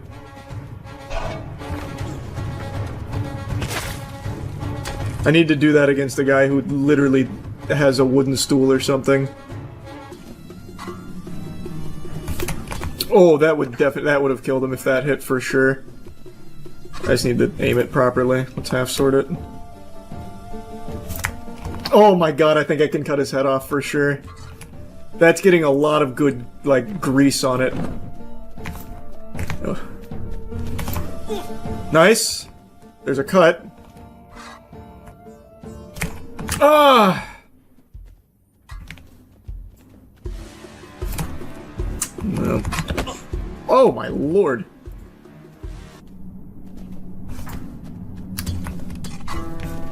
This might not be the ticket. Oh, that was pretty good. Maybe the candlestick. This has so many fucking pointy bits. I think I hit myself with it when it wrapped around him. Oh, wow, he deflected it. What an animal. What an absolute fucking animal. Damn it! If this was anything besides a kid. Alright, let me kill this guy, actually. Oh, now you want to run away, huh? Yeah, now you want to run away, huh? Nice! Oh, fuck, it's this guy again!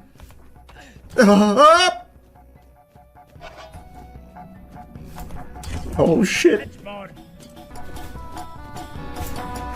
Nice! I think one more of those and he's dead. From way downtown, yep! Pussy.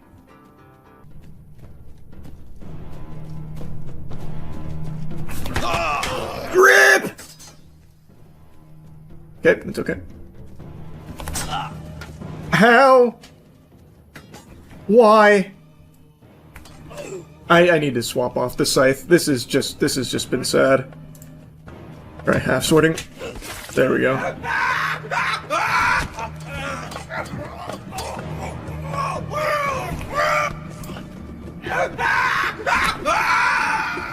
You make me sick. It is just sometimes not wanting to be sharp. There we go. See, that's what I was trying to do to the boss, but I couldn't get it. Armor. Yes! Yes! Rip, rip, rip, rip! Oh, he disarmed me! I don't understand how that just happened. Okay. I had that shit right behind his leg and was pulling. It's okay. We go again! How about you then? Oh god, it's stuck. Okay, okay, okay, okay. Somehow he still comes out on top of that. Are you almost out of blood? I see that still squirting. Maybe I can win this battle. Maybe I can rip it out of his hands. Let it go! It's like tug of war with a dog. Ugh. That's... What? What? That didn't kill him. I had that inside of his armor. His skin is stronger than the steel. No. No.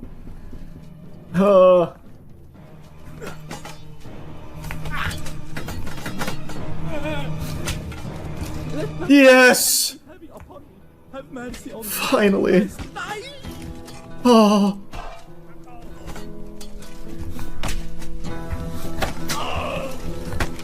I need armor badly, ASAP, before I get fucking flanked and insta-killed. Oh. Armor. Fuck, armor? What the fuck? It's already 3v1? I didn't think it started until next boss. Oh! What the fuck? Where did you come from? 4v1? Or is this guy teleporting? Ow! The shield broke my leg. Leg armor. Anywhere. Just give me some fucking pants, maybe! Even. Perchance? Oh, Lord. Oh, fuck. Ah! I can't half-sort it, it's stuck. Oh, no, no, no, no, no, no, he's got out of my legs! Yes! Oh, pussy, little bitch. No leg armor, no problem. We move on. Please, give me some goddamn leg armor. I'll even take some pants. That's it. Just a pair of pants. Oh god. This is tragic. What was that? Jockstrap? Chainmail jockstrap? Yes, it was! It was a chain skirt! Now I can fight! Wow, what a wallop. What a wallop you've just fed me. Ah! Oh god, I need that so bad! Get away from it, get away from it, get away from it!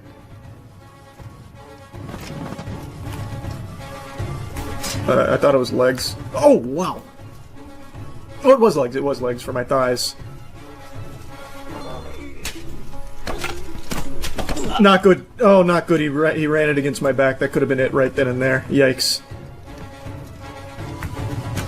No! What? What? What did he get? I got stuck on it. No! He put it somewhere in me and I couldn't get out. I tried to get out to the right, but I couldn't. What a shame. What a shame. That could have gone the distance. Okay, I'm going. This is Burger King? McDonald's. McDonald's. The Grinch meal. We'll have Burger King later. That's in the next video. Okay, this is the McDonald's Grinch meal. Which, if you look at the box, it says, "This was my idea, Grinch." So he came up with this, and it says, "Festive, ew, Merry Grinchmas." The McShaker fries, all for me. It's empty. Did you ever do McShaker fries? I don't know what that is. I think actually you saying that shows no. Yeah, what is it? Let me teach you. Get your fries out. Also, our driver stole all of our fries. Yeah, I got extra ones. So, screw Take your you, bag. Okay. You're gonna open the bag. You're gonna dump your fries in. I think they still do these in Japan, if I'm not mistaken. But they stopped here years ago. Now pull out your dill pickle seasoning. My dill pickle seasoning, huh? Are you a pickle fan usually? Like I on like stuff? pickles, yeah. Perfect. No, pickles are good. You're gonna open your seasoning, and you're gonna dump it in the bag. Oh yeah. Make sure to get it all out. That's very pickly. They did a good job on that. And then I'm guessing this. You're gonna, yeah. You do that, and then you mix shaking. Is this good for the audio? Yeah. Here, I'll take the camera sheet. Wow. 4 sprinkle roll shake, yeah. Oh. I forgot the roll. I did that part? Yeah, I almost told you, they always said you roll it so the seasoning doesn't come in. Very cool. I can't believe you've never had I've shaker never even fries. heard of shaker fries. I don't remember the seasonings they used to have. Wow, that didn't spread very evenly.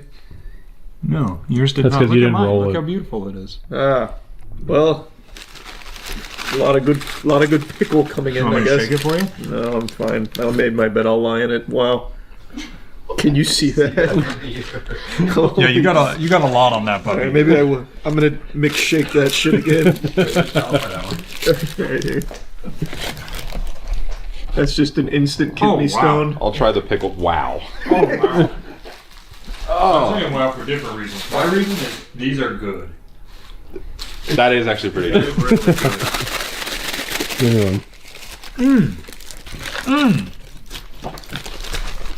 Oh yeah, those aren't Chelsea, bad. come have a pickle fry. I expect that to actually be that good. Yeah. They did well. They did really well. Oh, delightful. Oh, I thought you hated it. No, that's good. You It's a hate little it? shocking if you're not ready for it, but it actually does taste good. Except there's something else there. I should stop. That's very good. Wow, thank you, Grinch. You did a great job.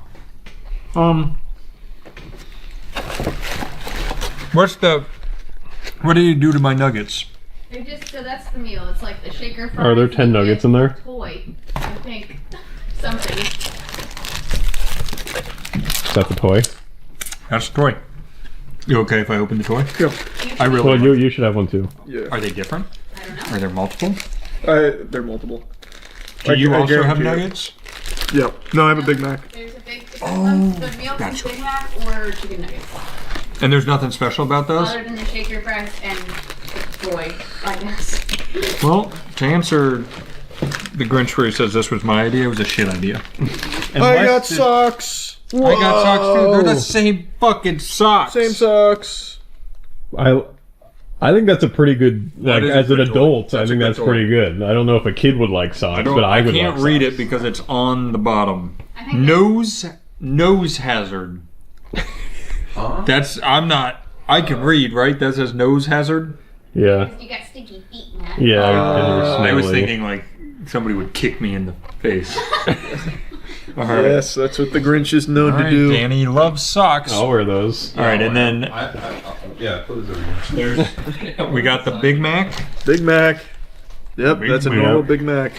You don't know that. They gave me sweet and sour sauce, just like the Grinch. They gave me Big Mac. Just like the Grinch. Whew.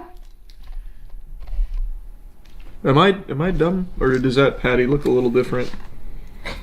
I don't know. He just grinched on No, it it looks a like there's little like egg on it,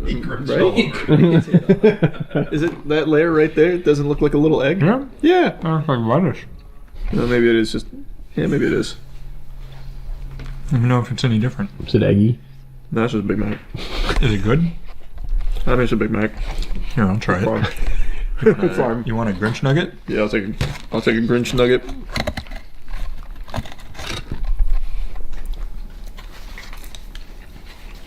Yep, that's a nugget. That's a Big Mac. I can't believe it's exactly what Chelsea told us it was. Yeah. You got any more Grinch salt to put on the nuggets? Oh, good idea. There's none. Wait, let me have a plain one before you Grinch it up. Here, I'll take one too. I don't need sauce. It's like a Skyrim. What version of the Grinch is y'all's favorite? What are my options?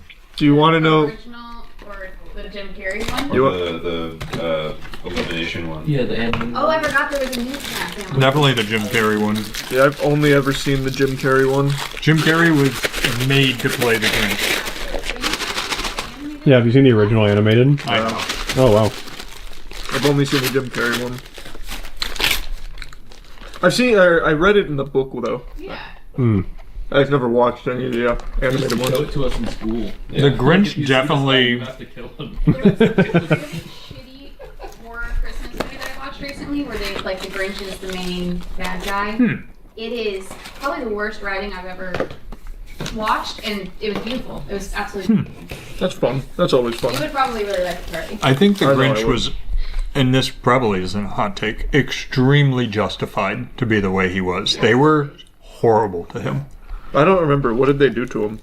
He just was made fun of and bullied everywhere for being green. Yeah. It was just racism. Yeah, but they got over it, all right? Yeah. So what was it? Fair. So he stole Christmas and then they forgave him?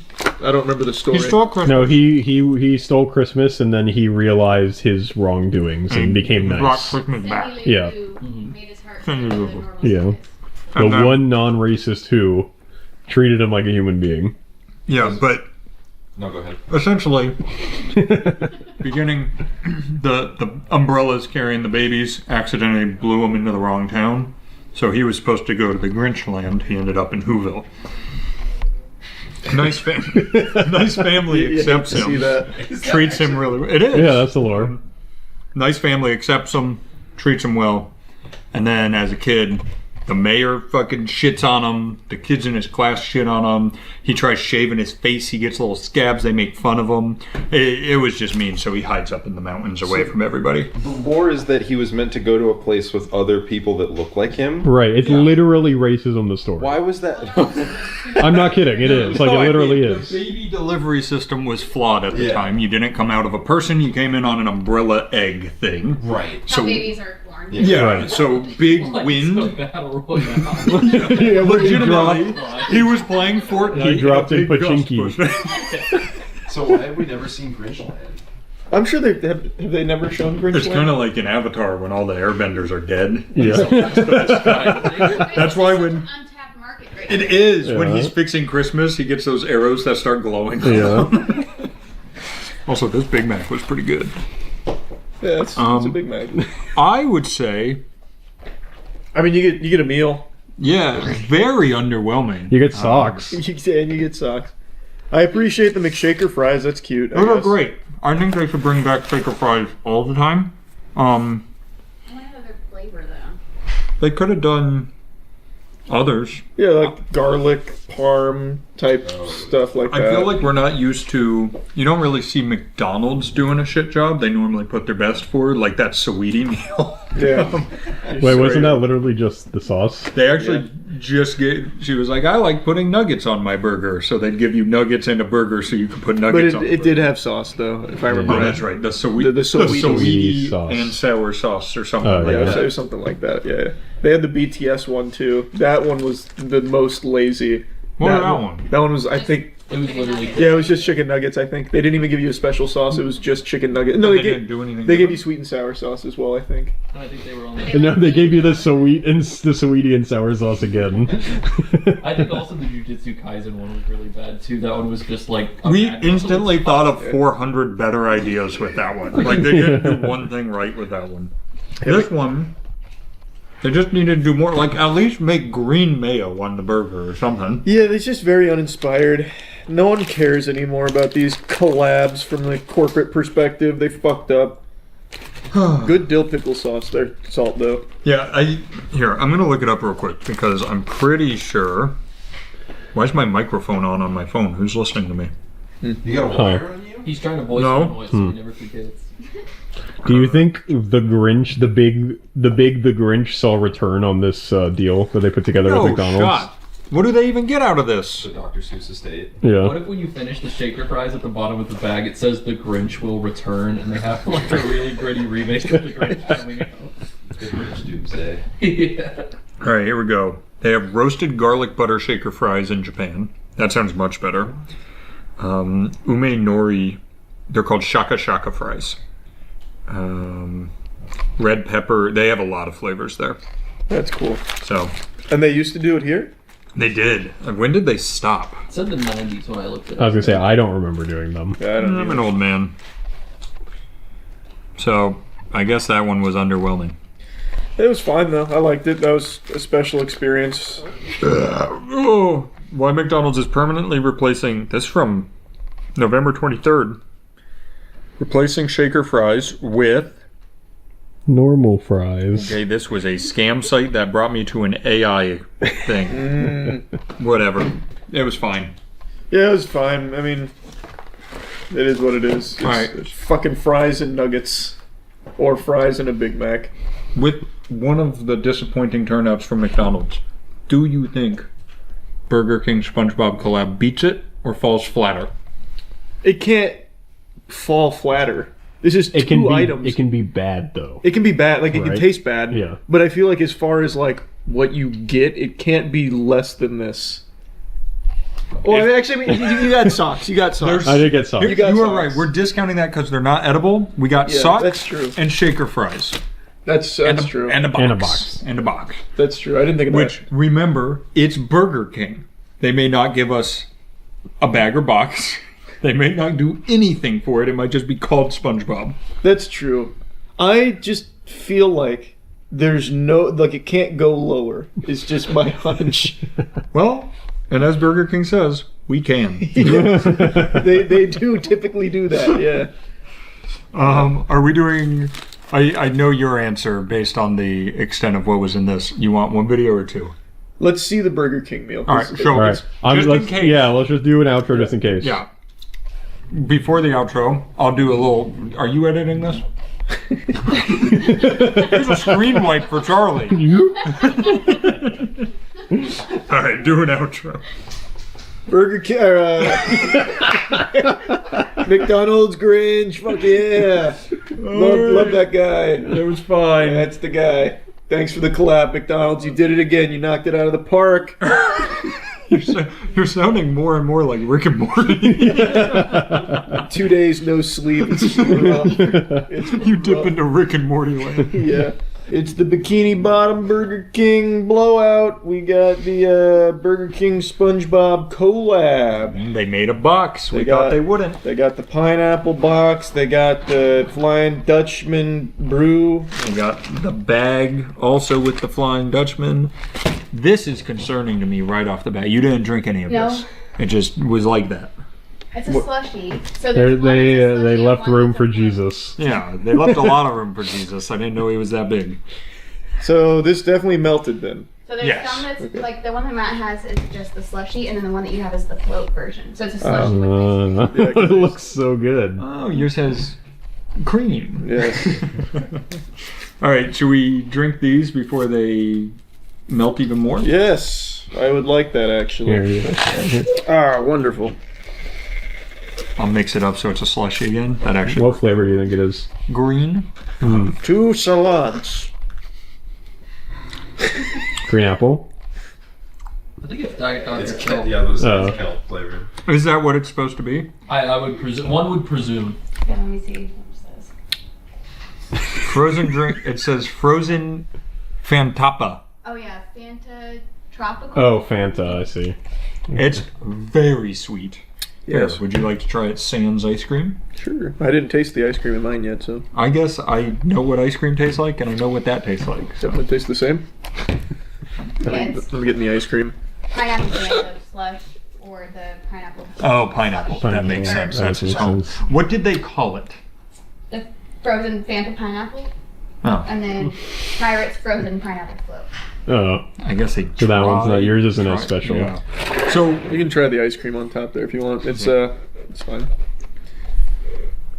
That's crazy how much Diet Dr. Kelp was such a layup. Yeah, I know. That's what I was about to say. It's better with ice cream. Yeah. Shocking. Everything I know about this, you're going to with each item be like, why the fuck did they do that? Like, I'm why excited. did they not name the green drink Diet Dr. Kelp? Yeah. There were layups everywhere. They could have given you a novelty drink hat and He was number one. Man, we do this every time with Burger King.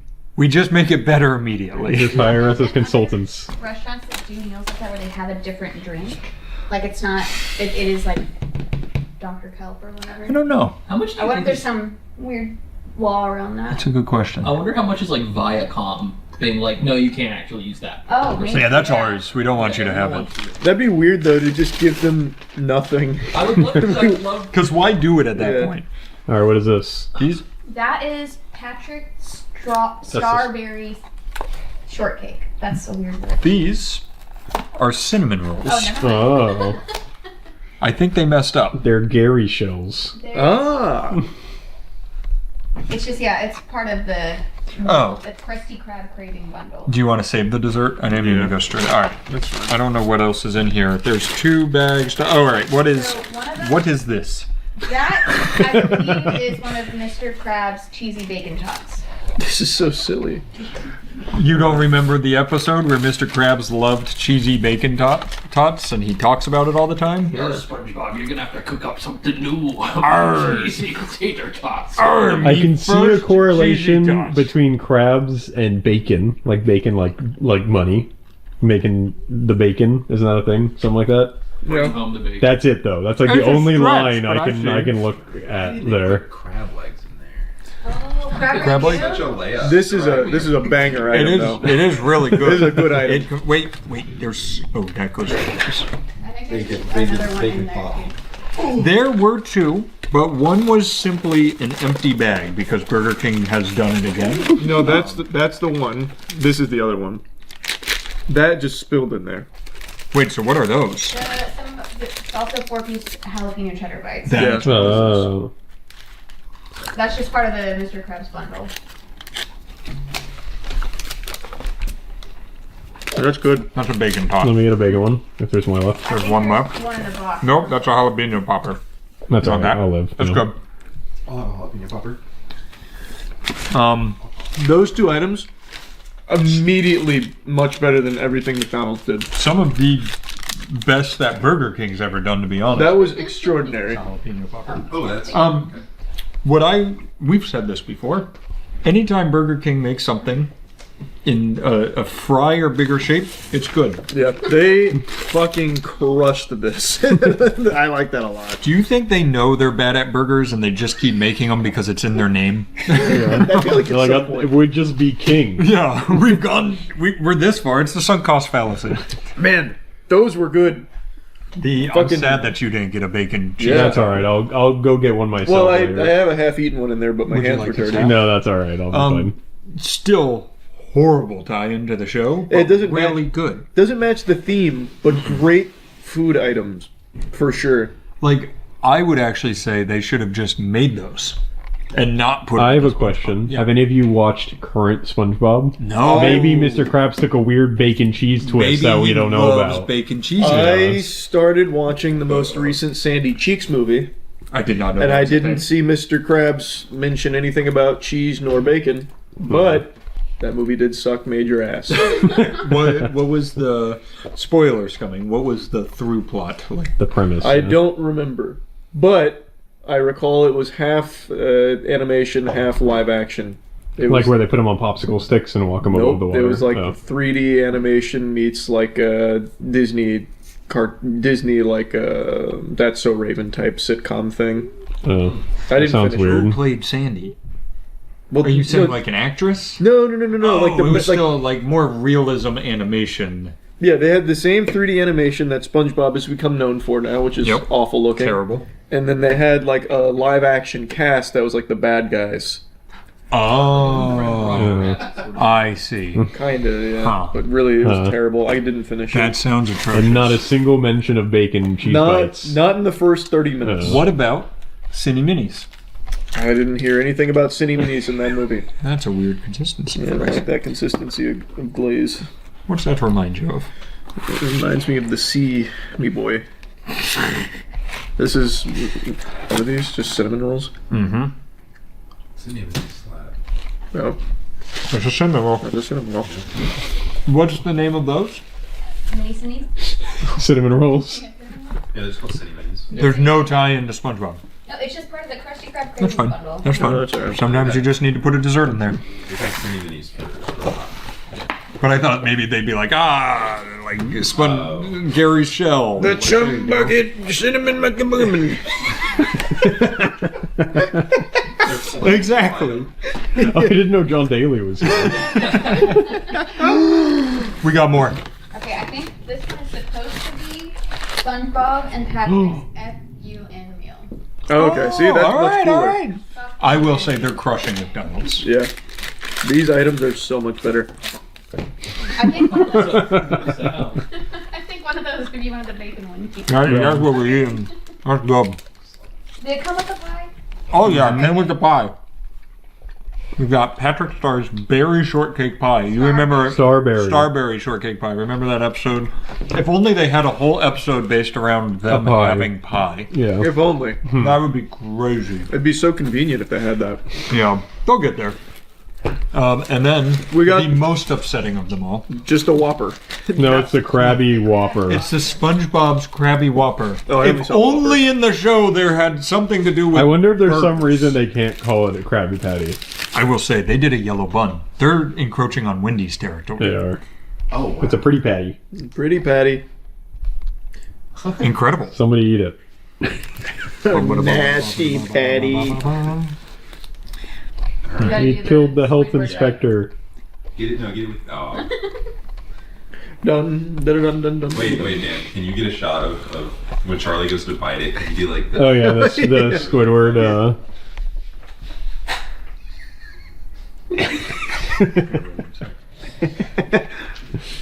A lot of lettuce. Can you taste the yellow? Can you taste the plankton? I did a little sleight of hand there. Call back to the episode. There's pickles under my tongue. Oh, nice. Got the pickles. Can I have a napkin? I made a mess. One whole pickle was too much for me. It's good. That is a Whopper. It's a Whopper. But is it a good Whopper? No, it's a Krabby Patty. I don't like onions. It's fine. You like Krabby Patties, don't you, Charlie? I do. It's just a Whopper with a yellow bun. Yeah, that's all. I mean, at least they tried a little bit. Yeah, they did. You know what? We gotta have positive reinforcement here. it is an effort to do something new.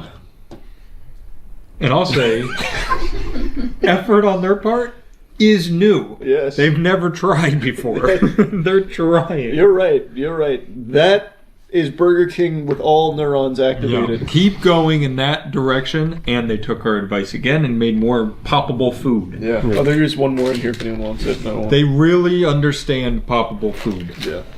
Their chicken fries and all the other popular the bacon cheese bites. Jalapeno bites. Yeah. And then we have the real star of the show. No pun intended. That was a good one. I didn't mean to do that. I was unlucky. That was very unlucky. Let's see. Strawberry. You got this. They've bested me again. How the fuck are you supposed to open this? Let's see it. I have. It won't open. On the side, you have to do both sides. Matt, come on. The pies I buy only have one side. What are you talking about? One-sided pies. They're a hot commodity. Oh, that looks good. You got it there. Oh, it's pink on the bottom. Huh. That looks yummy. Have you guys heard the new Ice Spice SpongeBob song? Yeah, big guy. Big guy. Big guy. Big guy pants. Oh, big guy pants. Okay. That's literally the chorus. Yep. Big guy pants okay. What's happening? Big guy pants. What is happening? Okay. It's actually unbelievable. In a good way? No. It's fucking terrible. I have Listen to to it real quick. Yeah, I cannot imagine what the executives were like. Yeah, let's run it. This is the song. It's self-produced. What do you mean? No, it is literally like what Aaron and I would do as a joke. Like if we were doing like a track together. It sounds like she's reading the lyrics for the first time as she's performing. Is this it? I don't remember the intro. I need to. That sounds like it. That sounds like it. Really help, identify. Stop playing with it. Stop playing with him, Brian. Big God, big God, big God, big God. SpongeBob. It's okay, big God, big God. Yeah. It's so good. And then SpongeBob Big Guy the Pants. verses, man. I haven't heard They're them. something Oh else. yeah, they're pretty good. They're honestly like, she's a lyrical genius. Does she talk about shit again? No, I was very disappointed. I looked for it. That's her bread and butter. I know. No diapers, no diarrhea, no Miss Poopy Pants, Well, it's nothing. because it's Big Guy Pants now. Yeah, it's big guy pants. Yep. Big guys don't poop their pants. You guys are just upset you didn't think of it first. We probably did. To be fair. We probably quoted that before. This is basically whipped cream. Yeah, it's just. It is To be fundamentally honest, just what- there's a little bit of pink stuff at the bottom, but I think the pink stuff is pink whipped cream. I'll do one more bite. It's not the pink sauce? Pink sauce lady? No. I mean, it's strawberry whipped adjacent? cream. Oh. Gosh. It's not bad, it's just useless. Yeah, it's just a very. It's not really a pie. Do you think they really couldn't even have made this into like a star shape? Why would they? Genuinely, why? I would wonder. Genuinely wonder how many people saw this collab coming out and be like, "Oh my god, I have to go get a fucking SpongeBob Burger King meal ASAP." Like, there's probably such a small sliver of people that give a shit in the first place. I bet you there are people that collect like every single collab. For sure. That I I think how believe. small that sample size has to be. Yeah. I would be so curious to see the numbers on how many of these they sell. Yeah, if, Yeah. if you collect Burger King merch, can you just send us a message? Yeah. Like, talk with you. And also stop that. I also wonder what it's like at the initial meeting where they're like, we got the SpongeBob collab, here's all our big ideas and everything we want to do, and then just how that every week how that changes. The very top, they were like, we're going to do a Krabby Patty, and they were like, no. Also, what was the Wendy's one? That was like 3 months ago. Yeah, and the Wendy's one, they did pretty patties, They did- right? I think so, Which right? is much Yeah. cooler. Hey, Zach. Yeah, they tried much harder than they normally do. Yeah, and I think they did better than McDonald's. They did. I feel you said this in the McDonald's one, which was either right before this in this video or a different video before this. they're getting so lazy. They're just it's going, so crazy. okay, Yeah. the Grinch is on this. Go buy the Grinch meal. Like he didn't do anything special. He's just Well, called so here's the Grinch. thing. I can almost guarantee, obviously, the market is kids. Mhm. The kids don't care. Mhm. Like, they want the SpongeBob meal. Once they've got the SpongeBob meal, it doesn't really matter what the SpongeBob meal is, I think. No toy for this. No toy. It's not a kids meal then. There wasn't a kids meal option. I didn't see it. Oh. That's a big Whopper This is- for a kid. I guess it is. That would kill a it's kid. for big guy. For big guy. Soap solution to blow bubbles? Oh, yeah. It's a layup, guys. It's disheartening. The only one who consistently puts crazy effort in is actually Wendy's. Yeah, more or less. I feel like everything they've done, they give you 3 changed items that they try on. I will say, yeah, they changed their items, but I'd also say in the same way that Burger King did. It's not like they change it that drastically. That's a really good point. Burger King did exactly what Wendy's did. I take it back. Burger King did basically that, just only with one color. I feel like this was a good amount of effort. Yeah. They just missed, or just have never seen the show. I'm gonna try something new. I'm gonna be constructive. Yeah. The food was good. Like the fucking chicken bacon busters and the I liked those. Yeah, the jalapeno poppers. Those were good. And the Whopper, if you like that, I mean that's good for you. I guess. I'm realizing something. I explained that they're good at poppers and fry shape. Yeah. They're good at frying things. Yeah. When you give them something to put in a deep fryer, it's yummy. Yeah, they can fry that shit up. They should have fried this pie. They should have. Yep. Patrick Starr's fried pie. Except for their chicken sandwiches. Was not the one that you could open like a That box? one sucks. That one sucks. Yeah. All right, I go back to it's got to be handheld shape. Yeah, that was bad. Yeah. All right, I would give this better than normal. Yeah, this as far as Burger King options go, you get a lot of decent tasting stuff. And the tummy ache. Well, I don't have that yet, but it was good. I just wish if you're gonna do a collab, at least make it exciting. That's all. That's all I'm asking. The most defeated way possible. Well, I mean, I've seen companies out there doing really cool collabs, like that Cheeky Soap Company. Yeah, they do some good stuff. I think they did Solo Leveling and Chainsaw Man, and man, they hit it out of the park. The new movie just came out. The Cheeky Soap movie? The Chainsaw Man movie. Oh, the Chainsaw Man movie, not the Cheeky to Soap celebrate movie. the Cheeky Soap collab, they released a whole movie. Yeah, that was great. Boy, did they have to work fast on that one. Yeah. All right. Thanks, Burger King. Thanks, but we should do a Burger King soap collab. Oh man, that'd be so cool. This The soap Whopper. tastes like shit. No, except Burger King is giving other people the soap. It's reverse of what you would think. You guys aren't doing Burger King soap. Burger King is doing cheeky collab. We should approach SpongeBob. Now I'm just riffing. Sorry. We should approach SpongeBob about doing a SpongeBob Burger King meal soap. So here's the thing. I think SpongeBob has been licensed out to so many people. It's not exciting at all. I agree. Everybody's doing it. Yeah, I literally just don't think it's exciting. I think to Aaron's point, Wendy's. I mean, I think it was a year ago. No, I was legitimately not a year ago. it was. Well, we actually did that a one at handful the of us. warehouse. No, we never did it. No, I think you guys. I remember you guys discussing if you to it. wanted to do it here or after. That's right. Oh, And we never did it. shit. Huh. Missed opportunity. Yeah, it's being with 2 major fast food chains that quickly is just insane. You ever been to a dog show with the sole purpose of arguing with the other dudes there about how your dog is the most exotic? What do you mean, no? What's wrong with you? You off your gourd or something? This is what sane, healthy people do. It is what it is. I don't give a fuck. Why? Because it's exotic.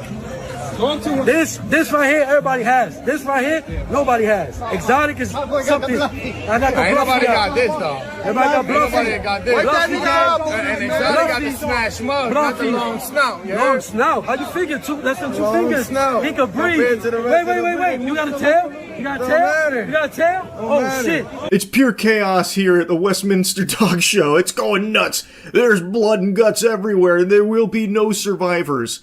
This is like a lot of hostility here at the dog presentation. It's like listening to Bills fans and Chiefs fans arguing. All this while holding dogs that they're treating like pieces of jewelry. Specifically, the dude that looks like the Rizzler was set to Wumbo and then found cocaine. The guy that's really fucking steaming. he just keeps going on about how exotic his dog is and how no one has it, as he's like showing it off like a luxury car. No high rear though. This ain't high rear. Stand them up. Crazy? Stand that dog up. Stop pulling that rear back. Not putting no rear back. That rear back. Let's do a side shot. Side shot. Let's do a side shot. Let's do a side shot. Let's do a side shot. Buddy tries to call him out for high rear, looking to throw a flag on the play, like, nah, it's disqualification, rear too high. And then he's like, high rear, that's the most outrageous thing I've ever seen. I do say, my good chap, that is outlandish. It's this whole thing is so absurd.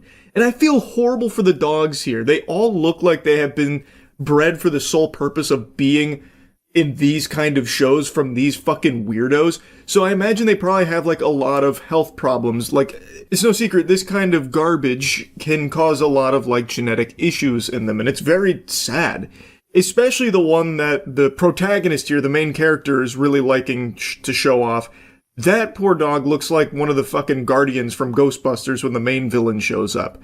In the way that they're handling the dogs, it's like they don't even view them as a living, breathing creature. They are truly just an accessory that they are trying to win a competition with, and that's all. It's so fucking weird. Now, you may have heard the guy in a coke-fueled frenzy throw down the gauntlet saying, side shot. He is now challenging his heckler here to a side profile showdown. And in the dog world, that's like saying parlay to a pirate. It must be honored. So now they're about to do a side profile 1v1 here on Rust to see whose dog is the most exotic. Pull him to the side. Let's go.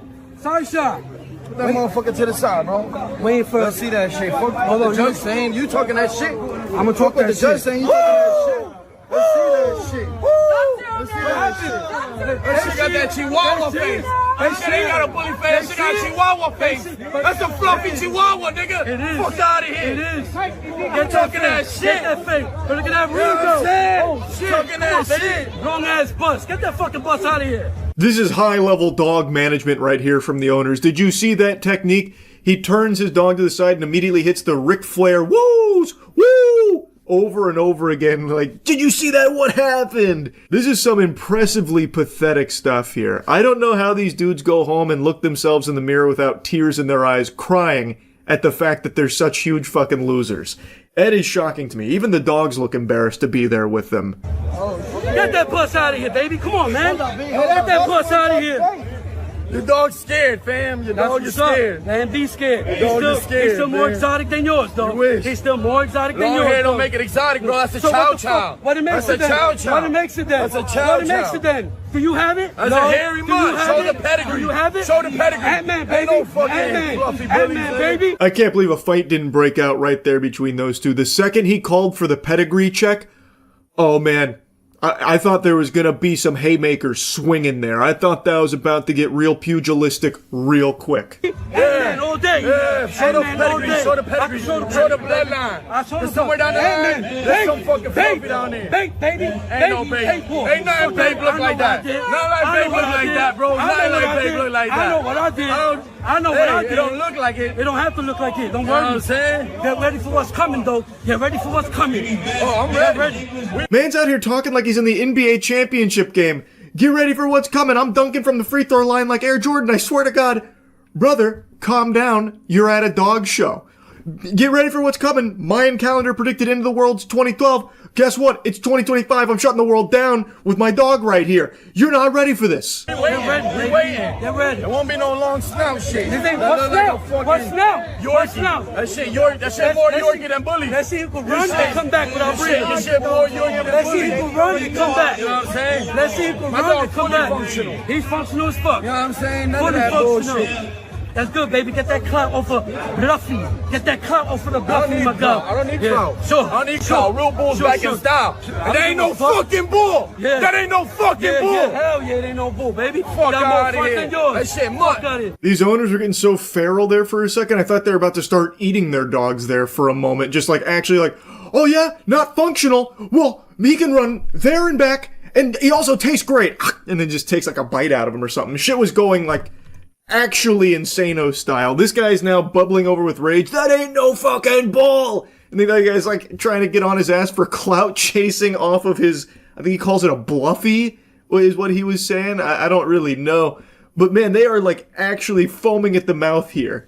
Hell yeah. Let it be a month. Let it be a month. This is a new month. This is the new wave. Look at that front. Come on, baby. Look at that front. I see cameras on this. What about that? Fuck out of here. Get that shit off the table. Fuck out of here. They're looking at that shit because they don't know what the fuck it is. That's why. They're looking at That's why. They don't know what it is, bro. This is the They new don't wave. know what it is. Trust me. They don't know what it is. Trust me when I tell you. The new wave. There's just no way it can be this serious. Like, what's on the line? What do you win? A year-long subscription to Chewy or something? Like, I cannot imagine it's worth all of this fuss. These two goofballs are about to blow a gasket. They're arguing like it's an Xbox Live lobby all over this weird dog show that they're at. Also, apparently this isn't that unusual. 4 years ago, there was an actual brawl at one of these kind of things. This was at something called a bully takeover, which I think is probably like the same competition that we're watching this argument at, since the whole thing they were talking about was like bullies and shit there too. So like, it feels as though like this is less of a dog competition and more of like a place where you can bring your dogs and eat some knuckle sandwiches. It's just such an unlikely event to imagine such a heated argument to arise at, or a violent brawl. And it is a violent brawl. Like, it's like a hockey fight. I can't show you any clips because I think the video would probably get taken down or flagged by YouTube.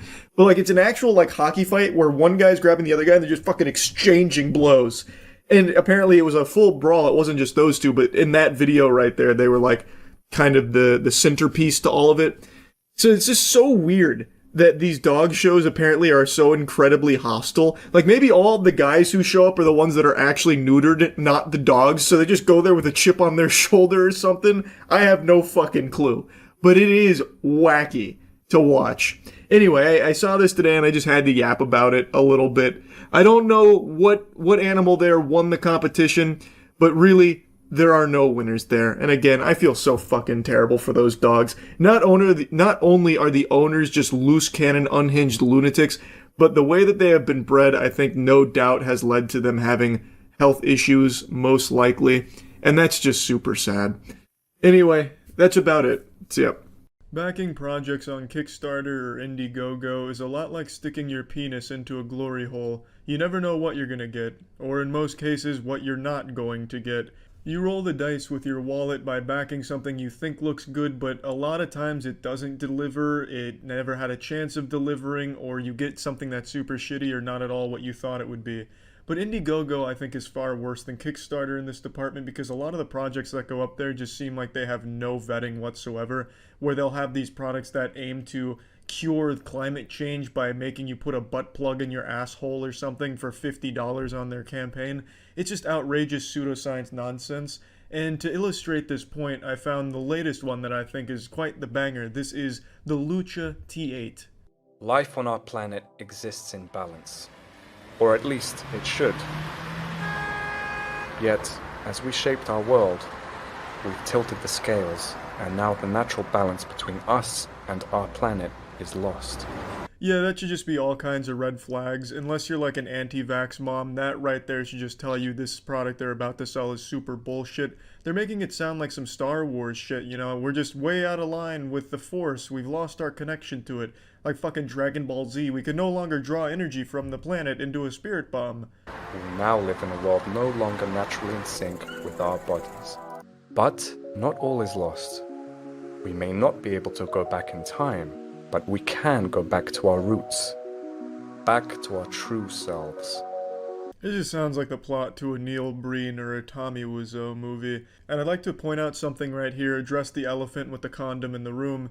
The backers and the amount of money they have makes no sense. There's no way they got $12,000 from 48 backers. This is most likely just the creator pumping money from his own asshole into the project to kind of prime the pump to make it appear to people that it's legitimate. Like, hey, look, all these people are putting money towards this project. Look how much it's making. People want this. You should be in on this. It's a common technique for a lot of these fraudulent businesses on Kickstarter and Indiegogo.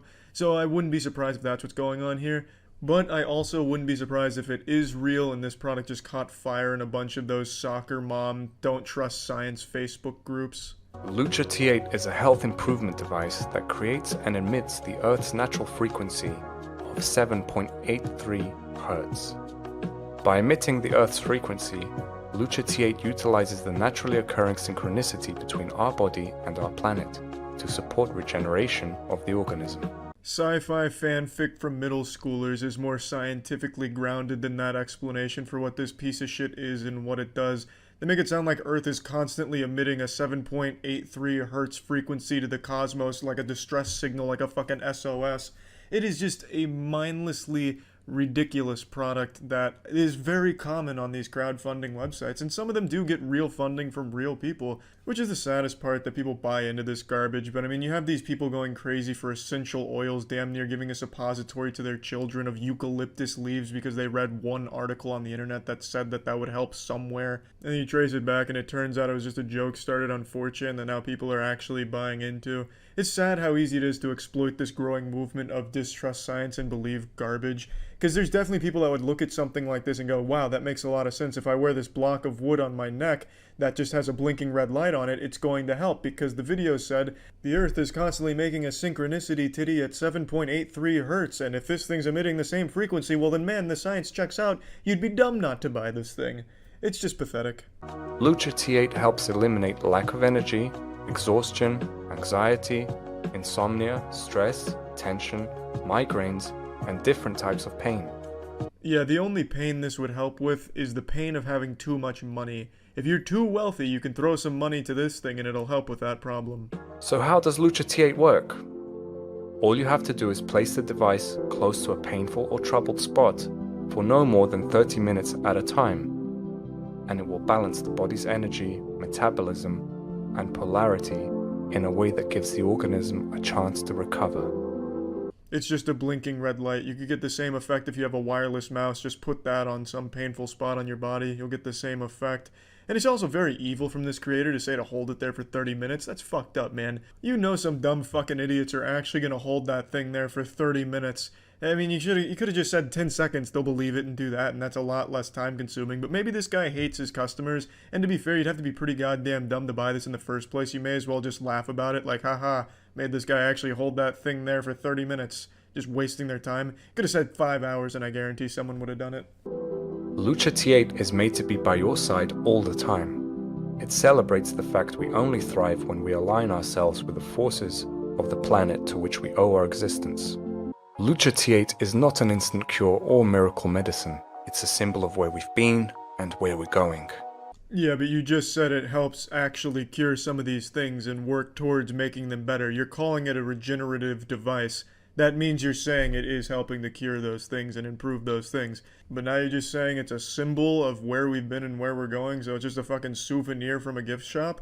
It sounds like they're trying to cover their own ass. If someone actually buys this tries to use it on an injury and it doesn't help at all, they can't come after them legally because they said it was going to work and it didn't. I get that they're trying to do some legal talk here, but it doesn't work when everything else in the video contradicts what you're saying. It paves the way to a harmonious and peaceful existence, leading you towards what you are meant to be. Stable, strong, happy. Lucha T8 unlocks our organism's potential to self-regulate and balance itself. It's a blinking light on a string.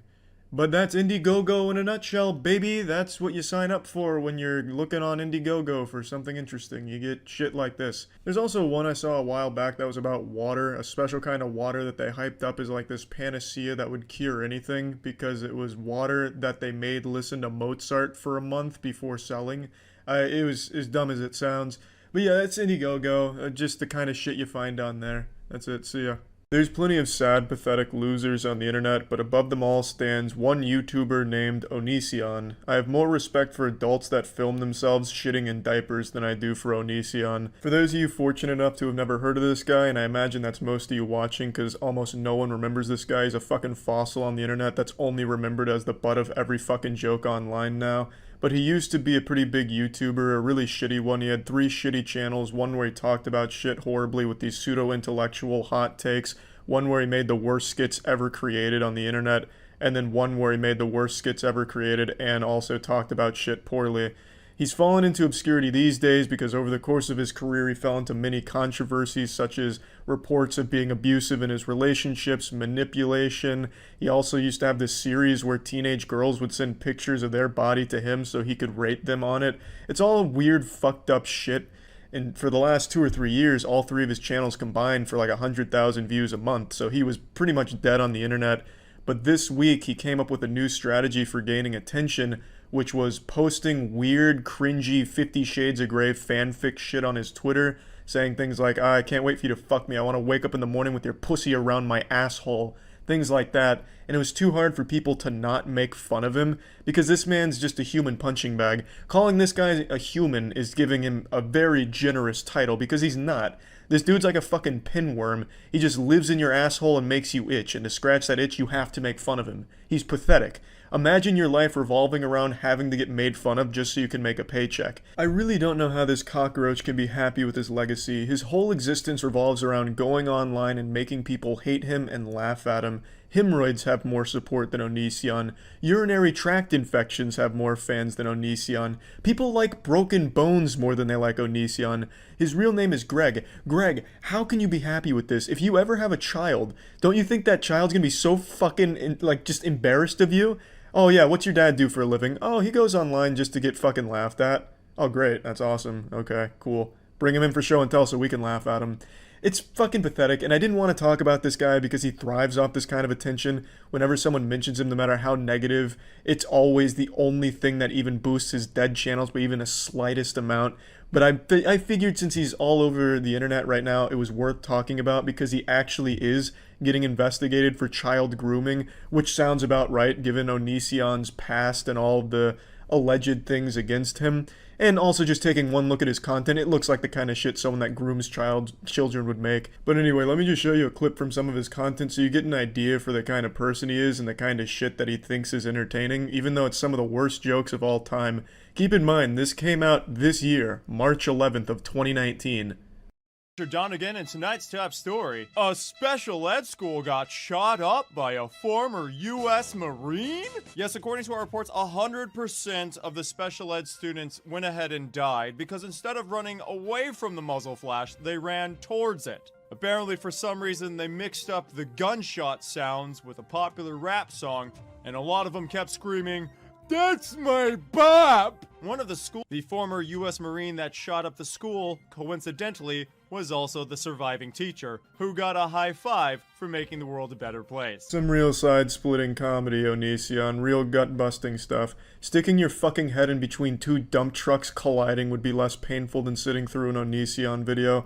This guy has absolutely no talent whatsoever. I did promise I'd never make a video on Onision because for the last 3 years his entire channel and online presence across all 3 of his channels has been so incredibly dead that even mentioning it in like a fucking passing fart would be enough to kind of help it. So I didn't want to even take the chance because this is the only thing he does. He thrives off the attention, even if it's the worst negative shit in the world.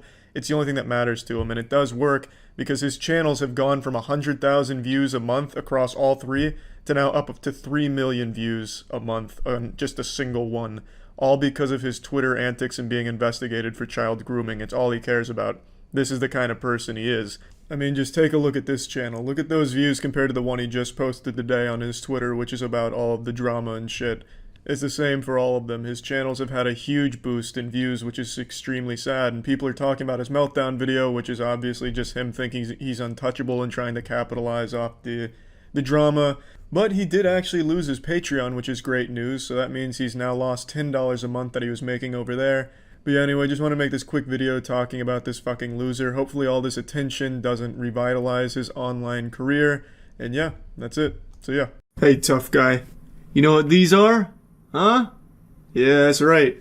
That's some natural, God-given chompers right there. And just like everything in life, they're not perfect. But these teeth are real. And this enamel, it's been places you wouldn't believe. From food to pussy. That's right, I'm down there biting on it like bubblegum. Yep. I haven't slept again. It's 6:45 a.m. I've been up all night for the 3rd time this week. I'm in a silly, goofy mood.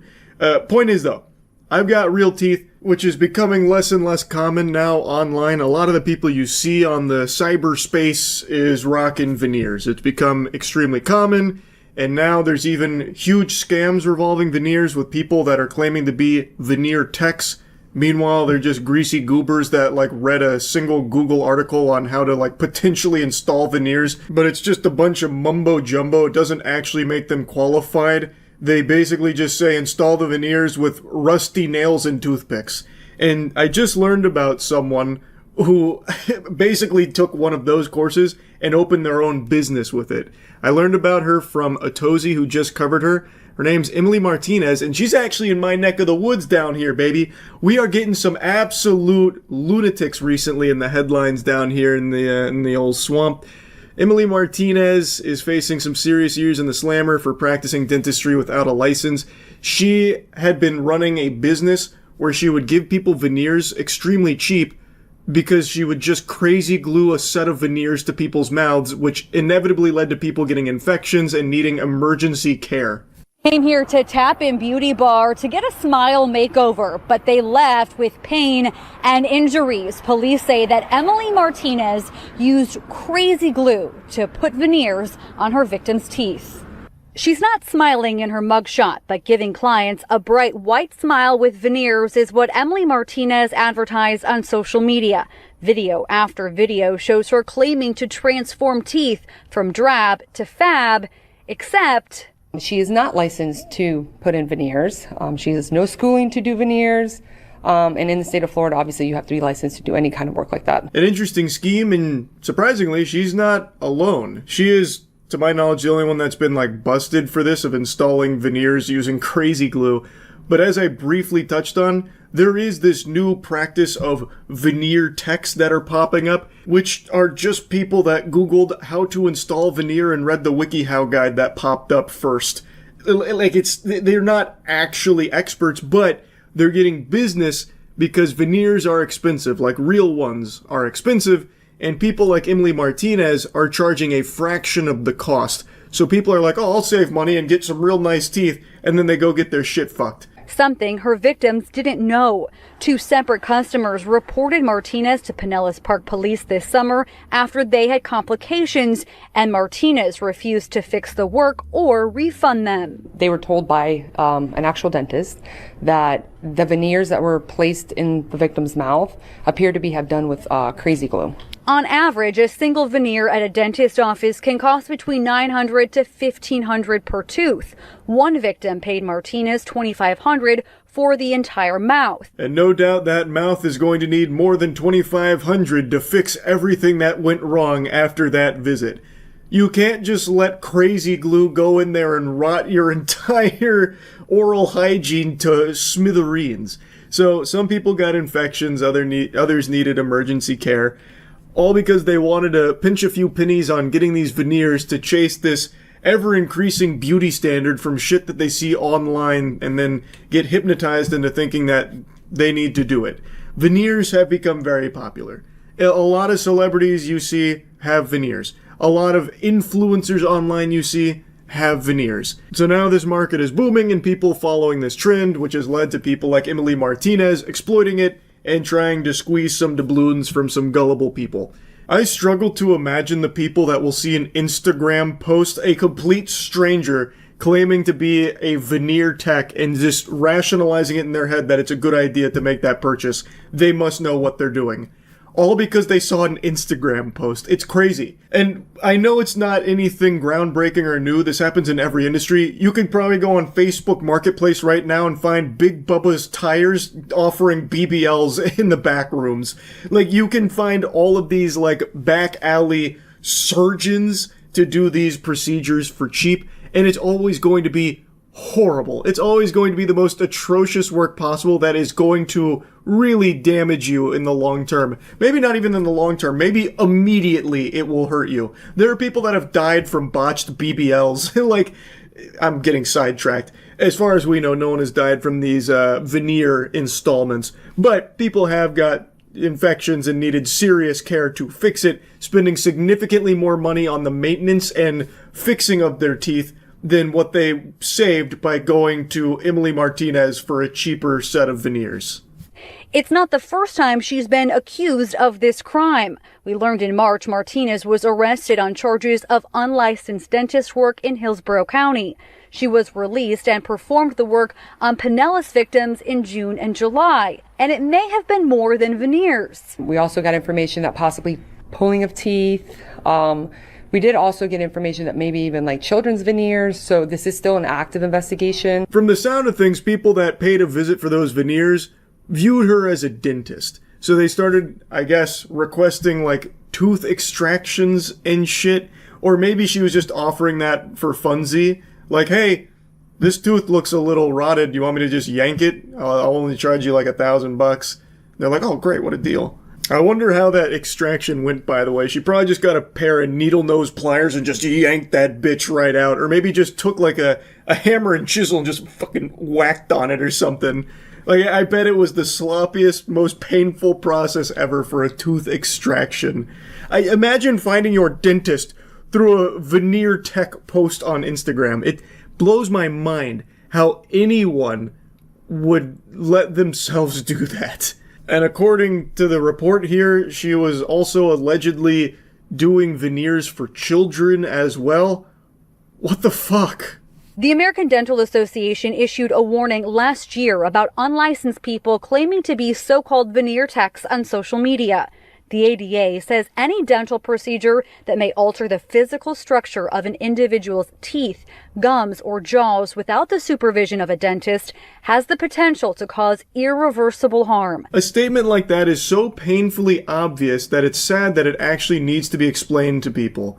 Like, people should be able to have the bare minimum intelligence to recognize that going to a random Instagram account that's charging you like a crazy deal on veneers is probably going to lead to some subpar work, or at the very least, this person is a shady individual and probably not like a general accredited dentist. Like, I don't know how people don't see that by doing something like this, you are setting yourself up for failure. It's also just such a nice cherry on top of this cake here. She was refusing refunds. So those customers that had the complications approached her directly, and she just said, absolutely not. I'm putting the kibosh on that line of questioning right now. No refunds. This is a non-negotiable. Police say Martinez's victims needed emergency dental care after what she did to their teeth. They actually have had to pay thousands of dollars to get their teeth fixed. And some of them had to wait for the infection to clear and go get their teeth fixed. And police say that Martinez was operating here since at least January, but she has used multiple different names for herself and her business. They encourage anyone who may have used her services to reach out to police. This lady was unhinged with this business here. I am very curious how many people paid for her services, because we know at least 2 of them had some pretty big complications that required like serious tending to, according to the stories. I even read a report that apparently where she claimed to be a dental assistant for 4 years and had proper tools and training, and she learned how to do this procedure after taking an online course on how to fix her 11-year-old daughter's smile after her teeth were knocked out. So basically, she did a Google search on installing veneers and then launched a whole business which basically amounted to just crazy gluing that shit to people's mouths. A mind-boggling strategy. Also, that's apparently not that uncommon when it comes to veneer techs. According to some of the reports, veneer techs take like a 2-day course on how to do it. Truly someone worth putting your oral health in the hands of. Pretty interesting stuff here. I'm curious what her sentencing will ultimately look like, and I'm, like I said, very interested to know how many clients she had. I bet there are people that were seeing her actively like a general dentist, like even going for checkups to her. I bet. But anyway, I just wanted to yap about this a bit. That's it. See ya. In gaming, there are a few titles that people have fantasized about for years, collectively feeding delusions about their existence and how their announcement is right around the corner. This year, this is the year. Jeff Keighley's Game Awards, he's gonna come out in a banana hammock and finally reveal to the world Half-Life 3 is in development and launches today. It's a shadow drop, actually. E3 is going to get revived and they're going to finally tell us Bloodborne 2 is right around the corner. That kind of thing. But deep down, people know that these games aren't in development, and they're probably never going to be. But the hopium around it is so strong and contagious, people can't help but believe. These games include Half-Life 3, Left 4 Dead 3, Bloodborne 2, and until today, Hollow Knight Silksong. Hollow Knight Silksong is a game that people have been wanting for so long since it was announced many, many moons ago. And with radio silence and a lot of missed deadlines and unfulfilled promises, like with Phil Spencer saying, it's coming in a year, that kind of thing, people have just been hurt so much, myself included, to the point where a lot of us wrote it off as one of these, white whales like Half-Life 3 that we're just never going to experience. But against all the odds, Hollow Knight Silksong just dropped today. And on just Steam alone, within the first couple hours, it has already broken over 534,000 concurrent players. I can only imagine what it's like on console right now. Apparently, Steam, Xbox, and the Nintendo eShop all went down right when this launched. Presumably because so many people were, immediately trying to buy it because there was no pre-orders or anything. Hallelujah. Everything about Hollow Knight Silksong's launch, to me, is an absolute fucking grand salami. This is a home run. First and foremost, its price tag. It's $20. That's beautiful. I love to see that. In an era where every game seems to want to be 50, 60, 70, 80 bucks, even games that are only 2-3 hours long, or games you've never even heard of, Fart Smoker Massacre or something, some fucking AA horror experience being $70 bucks. It is so nice to see Hollow Knight Silksong come out here and just be hey, $20. Enjoy. It really feels like Silksong is just truly here to be hey, play us. We're not really getting involved in all of the shadiness and greediness the rest of the industry seems to be trying to normalize. Just fucking fork over 20 clams and just enjoy. And it's refreshing. But anyway, let's cut into this peanut butter jelly sandwich and take a peek at the cross-section. I want to give you my first impressions here. Does Hollow Knight Silksong live up to the hype? And the hype was at, almost unheard of levels. Like I said, this is up there in the category of the Half-Life 3s and the Bloodborne 2s and shit like that. So it had big shoes to fill, because Hollow Knight is a beloved title. I played Hollow Knight well after everyone else did. I played it, seriously, for the first time, 3 years ago. I streamed all of it and fell in love. I absolutely adore Hollow Knight. So, of course, I was scratching at my neck to sink my teeth into Silksong. Like I said, I really was starting to doubt if I'd ever play this game. I didn't know if it was ever going to release. I thought this was going to be dunking on a 10-foot basketball hoop. An experience I'll never have. I really thought that this was just going to be, always a fairy tale. And I am so happy that it's here. And I'm even happier to say that the game is amazing. I have put about 4 hours into it so far. I streamed it this afternoon. And of course, when I finish my playthrough, it'll go up on my gaming channel, Moist Critical Gaming. Go subscribe, best fucking gaming channel on YouTube. I am already really enjoying my time with Silksong. I think it's off to a fucking banger start. If you've played the first Hollow Knight, you know what you're in store for here. That DNA is still very much intact, but it feels much smoother here. I just got to the point where I get the dash and sprint, and you can combo out of the dash attack because it launches you up. You can combo out of it into a down needle, which comes at an angle, and then you can combo out of that into just a normal side needle attack. So there's a lot of creativity with the comboing you can do on enemies in this that feel really, really good. It just seems like there's so much skill expression that when you really dive into the spaghetti and the meatballs of the mechanics to the gameplay, you will probably find some really fucking cool things to experiment with. So I'm already getting into the nitty gritty and loving that. I think pretty much everything that you liked in Hollow Knight, you will find in Silksong, but even more in depth and fleshed out. And for some people, I actually saw that as a complaint in chat. Some people in chat were upset that the game is so similar to the first Hollow Knight. And I understand that complaint when it comes to things like fucking Call of Duty, where it literally is copy and paste with no innovation. It is just rip and ship, don't even think about it, fire and forget, because people are just going to buy it no matter what, so what's the point in trying? It's basically you're getting the same thing every single time, just with other maps and other guns, and that's really about it. It's boring. I get that complaint for that series. For Hollow Knight, though, that just isn't the case. Like, yes, it is clearly very much like the same DNA as the first Hollow Knight. Like, the map is the same, shopping, all of that is very similar, but it is all expanded and improved upon. Like, everything is more in-depth. And everything that Hollow Knight, the first one, did well, is done, I would argue, better here, except for one thing. My only complaint about Silksong, and it is kind of a sizable complaint because this is a big portion of what the game is asking you to do, I don't like that they changed down needle. So to Pogo in the first Hollow Knight, you would do a down attack in the air, and you'd bounce off of whatever you hit, whether it's an enemy or like a spike, you would bounce off it to give you some extra air, which of course led to more skill ceiling. There was a lot more you can do with that. In this game, pogoing is still here, but instead of being just like a normal straight down attack with the needle, you instead come at an angle. You come at sharp angles every single time. You can't go straight down with it. You have to come at an angle. So, what ends up happening is when you're traversing some places that are requiring you to pogo, such as in Farfields, I think it's Farfields, the place with the red flowers that are spread out all over the place with vines under it, so if you hit it, you take damage and reset. The platforming challenge there is doing the pogo off of the flowers to reach the next section, the next platforms.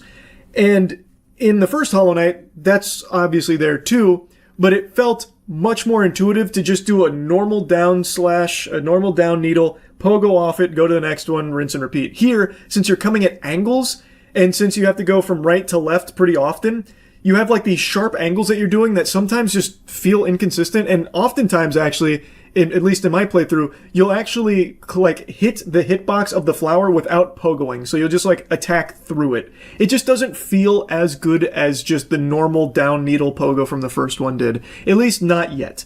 Now, again, I'm only 4 hours in. It might get much better as I get more familiar with it, but as of right now, I am missing the way pogoing felt in the first one. That's the only complaint I have. Pretty much all of my deaths in my playthrough right now are from pogoing. Like attempting to pogo either off an enemy or off of like the flowers. It is taking me a lot of getting used to, and maybe by the end of it, I'll warm up to it and say I love it even more than the first Hollow Knight, because I see the vision.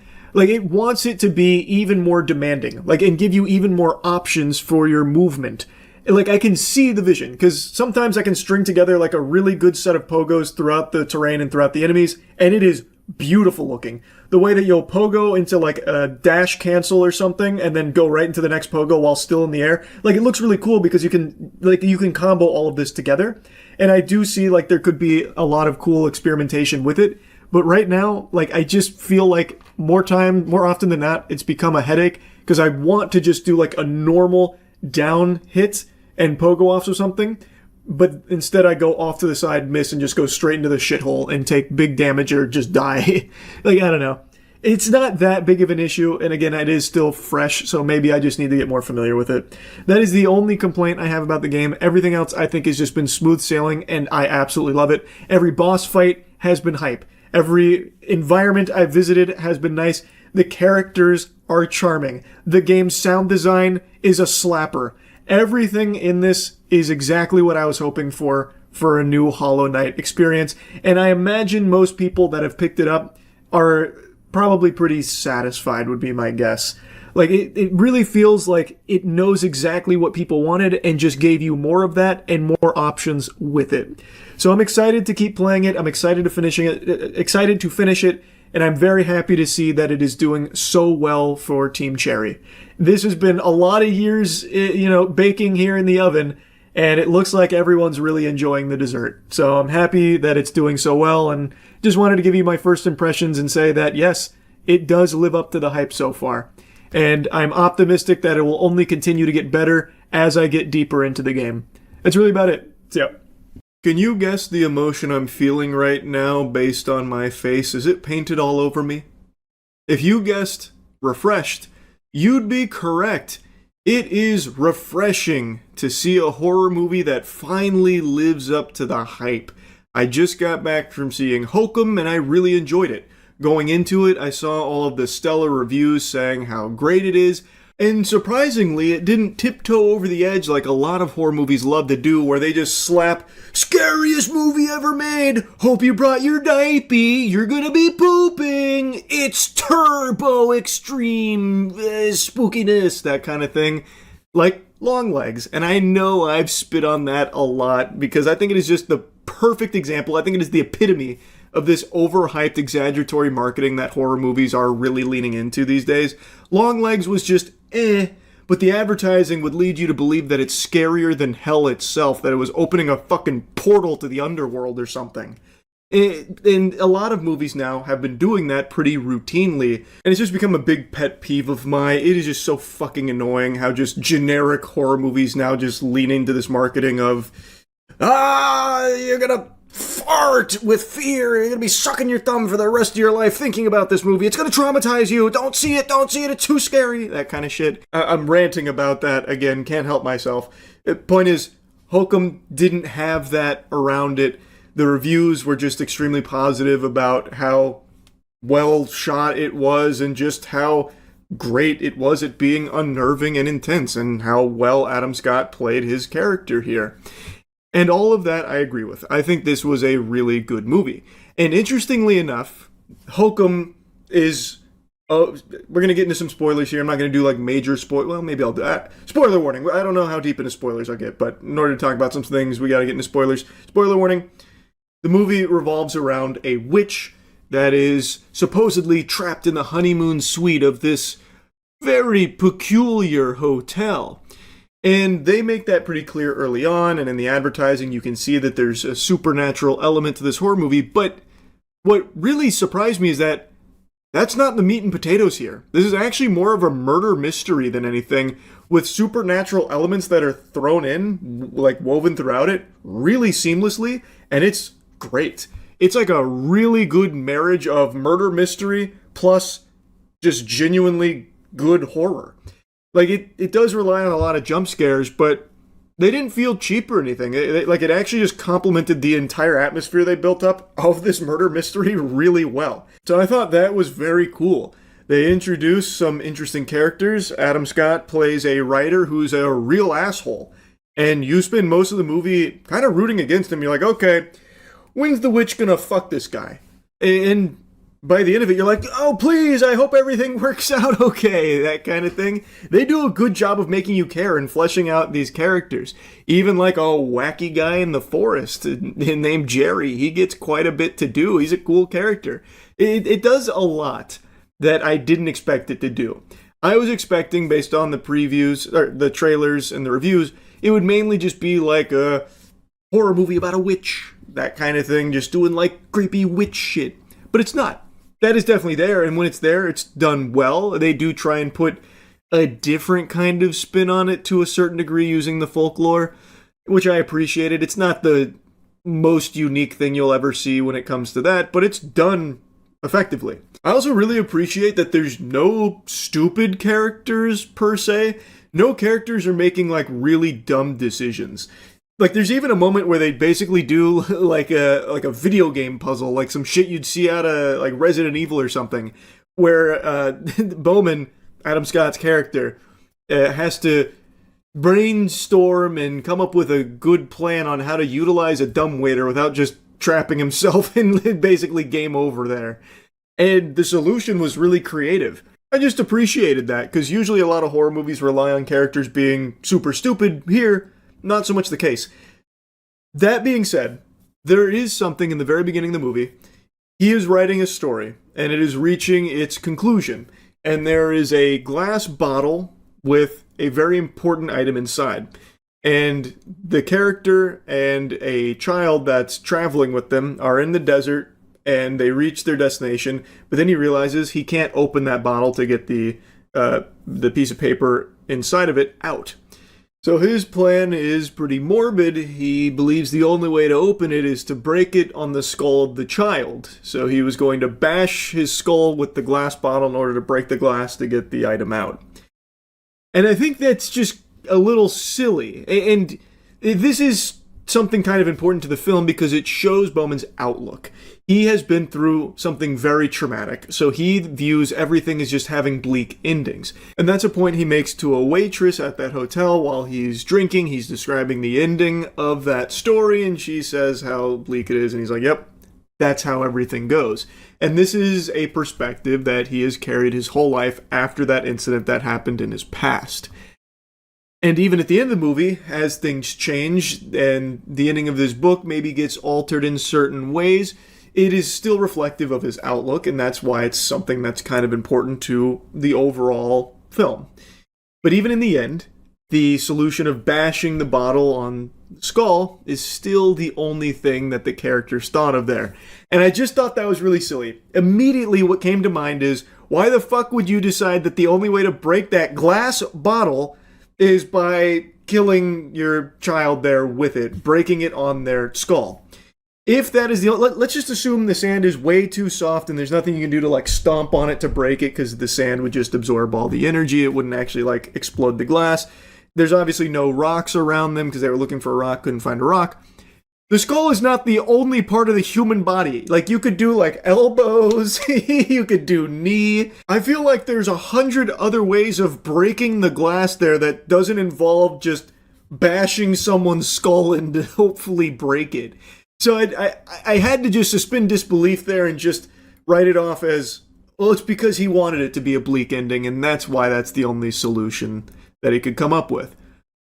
But I feel like when he was talking with the waitress, he made it sound like it's the only logical one too, thus everything has to be bleak because it's only logical that it's all bleak, that kind of thing. When really, if you just think about it for a handful of seconds, you can come up with multiple other solutions. Like, fuck, you could have someone hold that glass bottle and then you kick it.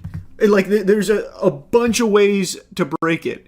Like, genuinely, a bunch of ways to break it that aren't that one. So that was the only time where I was like, okay, that's a little silly, that's a little stupid.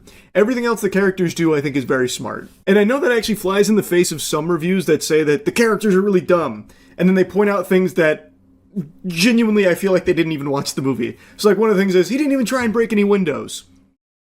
He's in the honeymoon suite, which is at the very top of this hotel, and the windows are completely fucking boarded up. There's only one that's accessible that we can see in the film that has some holes in what's blocking it, and he looks through the window. That's how he sees, like, Jerry's there. How's he breaking that? And also, even if he did pull it off, then what? It's abandoned. Everyone's out because it's closed for the season, so then what? It wouldn't do anything. Everything he was doing, I think, made sense in trying to get out there. He tried the door, the little secret door, even started unscrewing it using a knife. He used the dumbwaiter to try and see if there was a way out through this secret basement.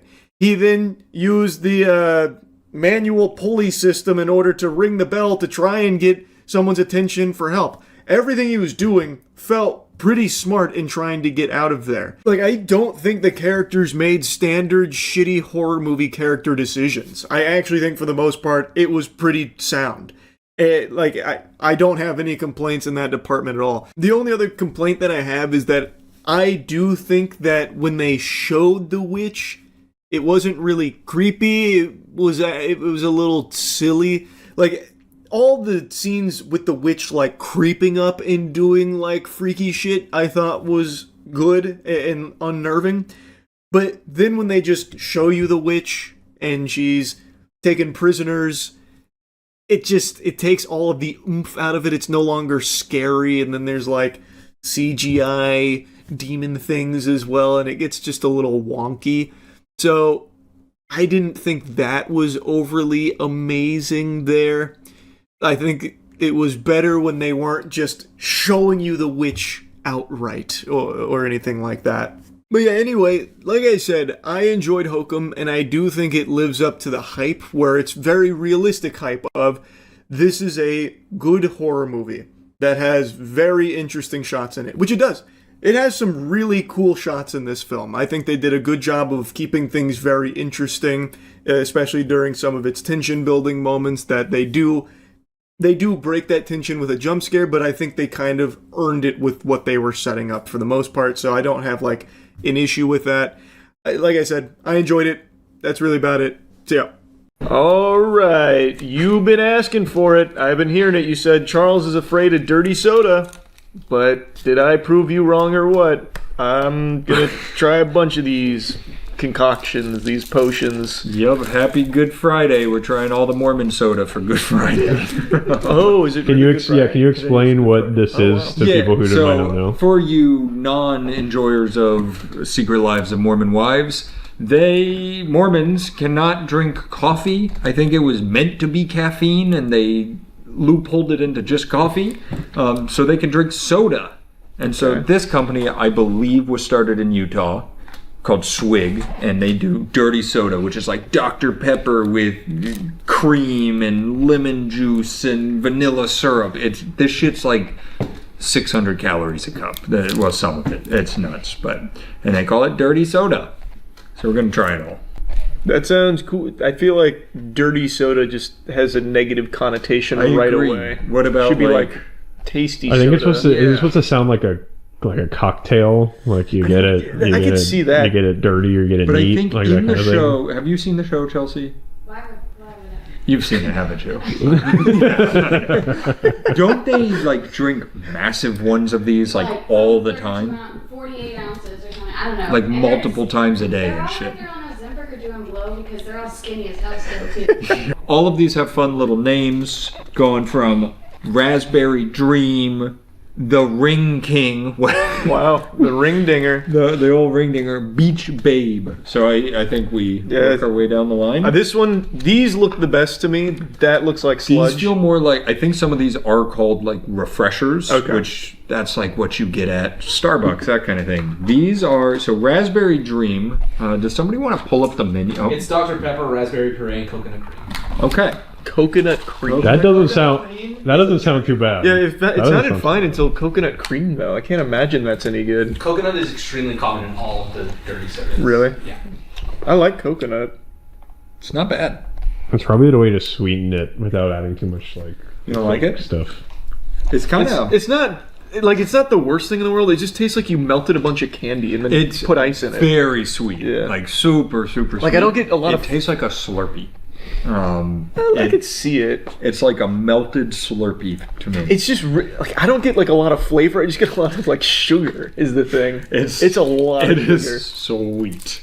But I'm sure this one. Oh, we're supposed to rate these. Yeah, I would say I wouldn't order that, but if you gave it to me and I was like dying of thirst, I'd be like, man, thanks. You really helped now, me out. If you took that thought, now quantify how would you that. quantify that as a single letter? Like a C. See, I was thinking like a C. I'm thinking, as always, the first one's our baseline, and we'll ignore that immediately. Probably. Yeah. This C, easy C. It's not bad. You know what it feels like? A root beer float almost. I do agree.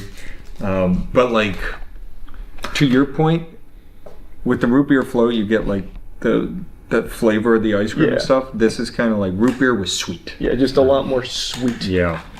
All right. What's in the Founder, Drew? The Founder. Hold on. The actual website cuts off the recipes for some reason. What do you think the Founder's in reference to? Oh, I actually know this. The Founder is the first dirty soda, I think the original recipe. Oh. It's a Diet Coke, sugar-free coconut, fresh lime, and coconut cream. Okay. Let's see. Huh. Oh, we got a big mouth straw. Got a lot on that one. I get a little bit of the lemon or lime or whatever you said it was. Citrus. Yeah, there's a whole lime in there, so that does make sense. It's floating in there, so yeah. Oh, that does make a lot of sense. Yeah, it's refreshing. That's a lot better than that. I would go personally one step up into B category.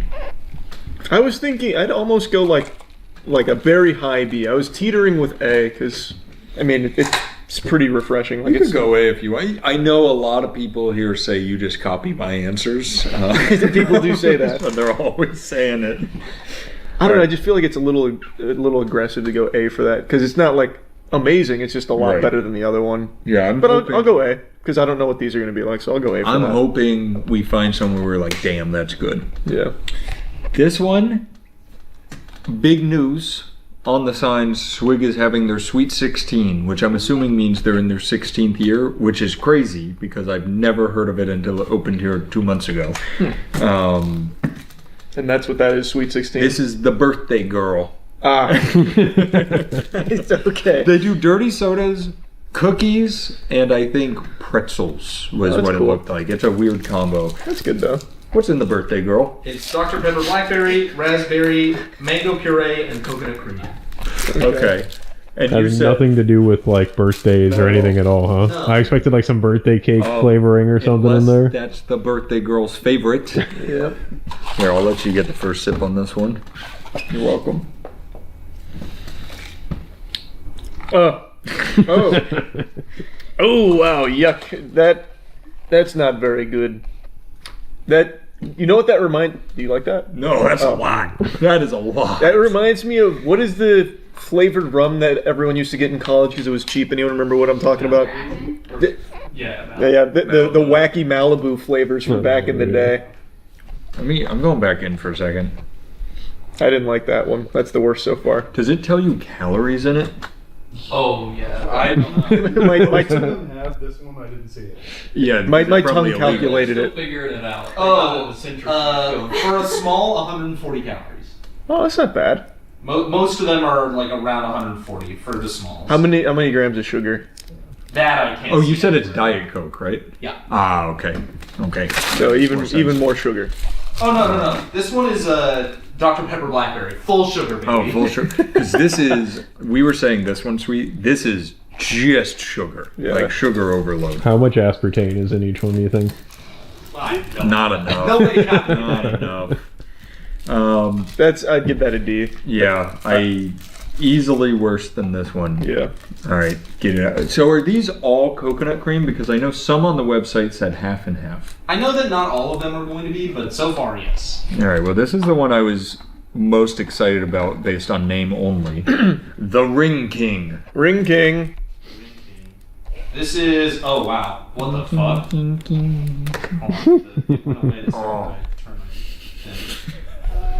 What is this one in reference to? This is Dr. Pepper. Tom Brady for his numerous Super Bowl rings. All of the restaurants are picking up football guys. Yeah. Dr. Pepper, cupcake, strawberry puree, and vanilla cream. That's the birthday girl. Yeah, that's definitely birthday girl. Wait, cupcake and then I blacked out? Strawberry puree and vanilla cream. He says strawberry puree like a robot.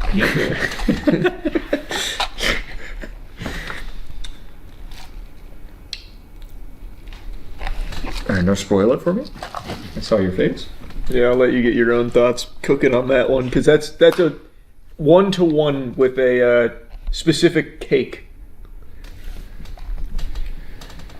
I'll spoil it. It's literally 1-to-1 like a melted Publix vanilla cake. Yeah, they really liquefied a cake. Yeah, that is... I don't hate it, because I like Publix vanilla cake. But it is unsettling. Yeah, I'd rather eat it than drink it.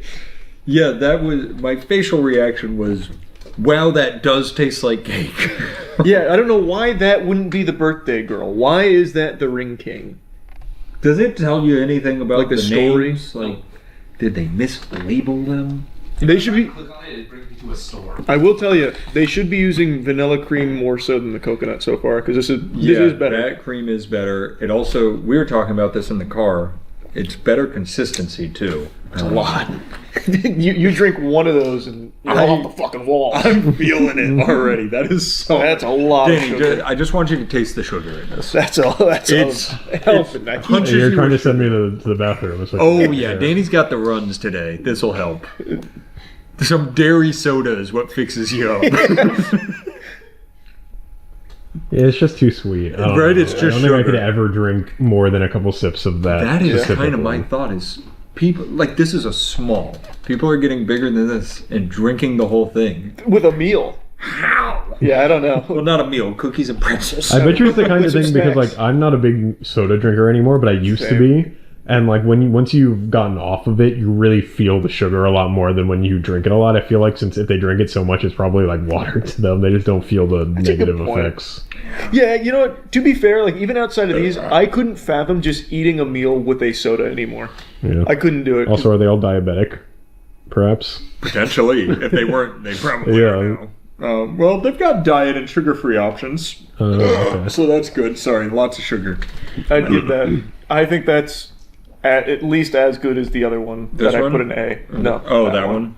So I'd put it up there. I'm more in a B. I'd say a low B in this one. I don't love... The cake flavor is uncanny valley to me.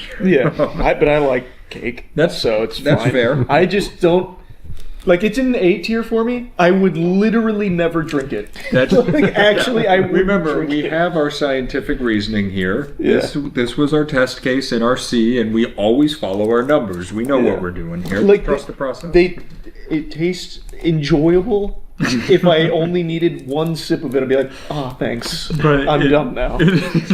It is straight up just dessert. It reminds me of the Ice Spice Munchkin donut Yes, thing. Yeah. exactly. Except somehow they packed like 2,000 calories in that puppy. Yeah, that thing did have Well, that. somehow they ground up donuts in it. Have you heard of the 999 challenge at baseball games? It's the 9. It's a beer and a hot dog and inning essentially. That's the challenge. Someone should make like a swing challenge because I bet you it's infinitely harder to do. It's gotta be. Yeah. Oh, it's gotta be. Also want to point out, there's no delivery or anything, so we had to go in person. They were all so nice about us being really annoying. So, hey, if you're watching this, Swig, thank you. All right, this has to be illegal. Butterbeer.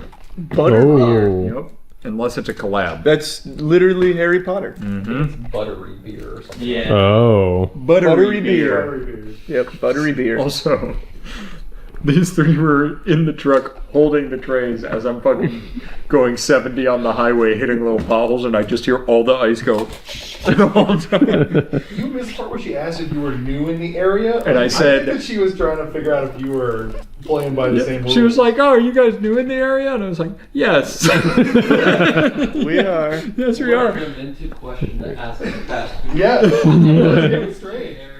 Yeah, well, and she was like, so just trying out all the new stuff, and I was like, you're exactly right on why I'm doing this stupid thing.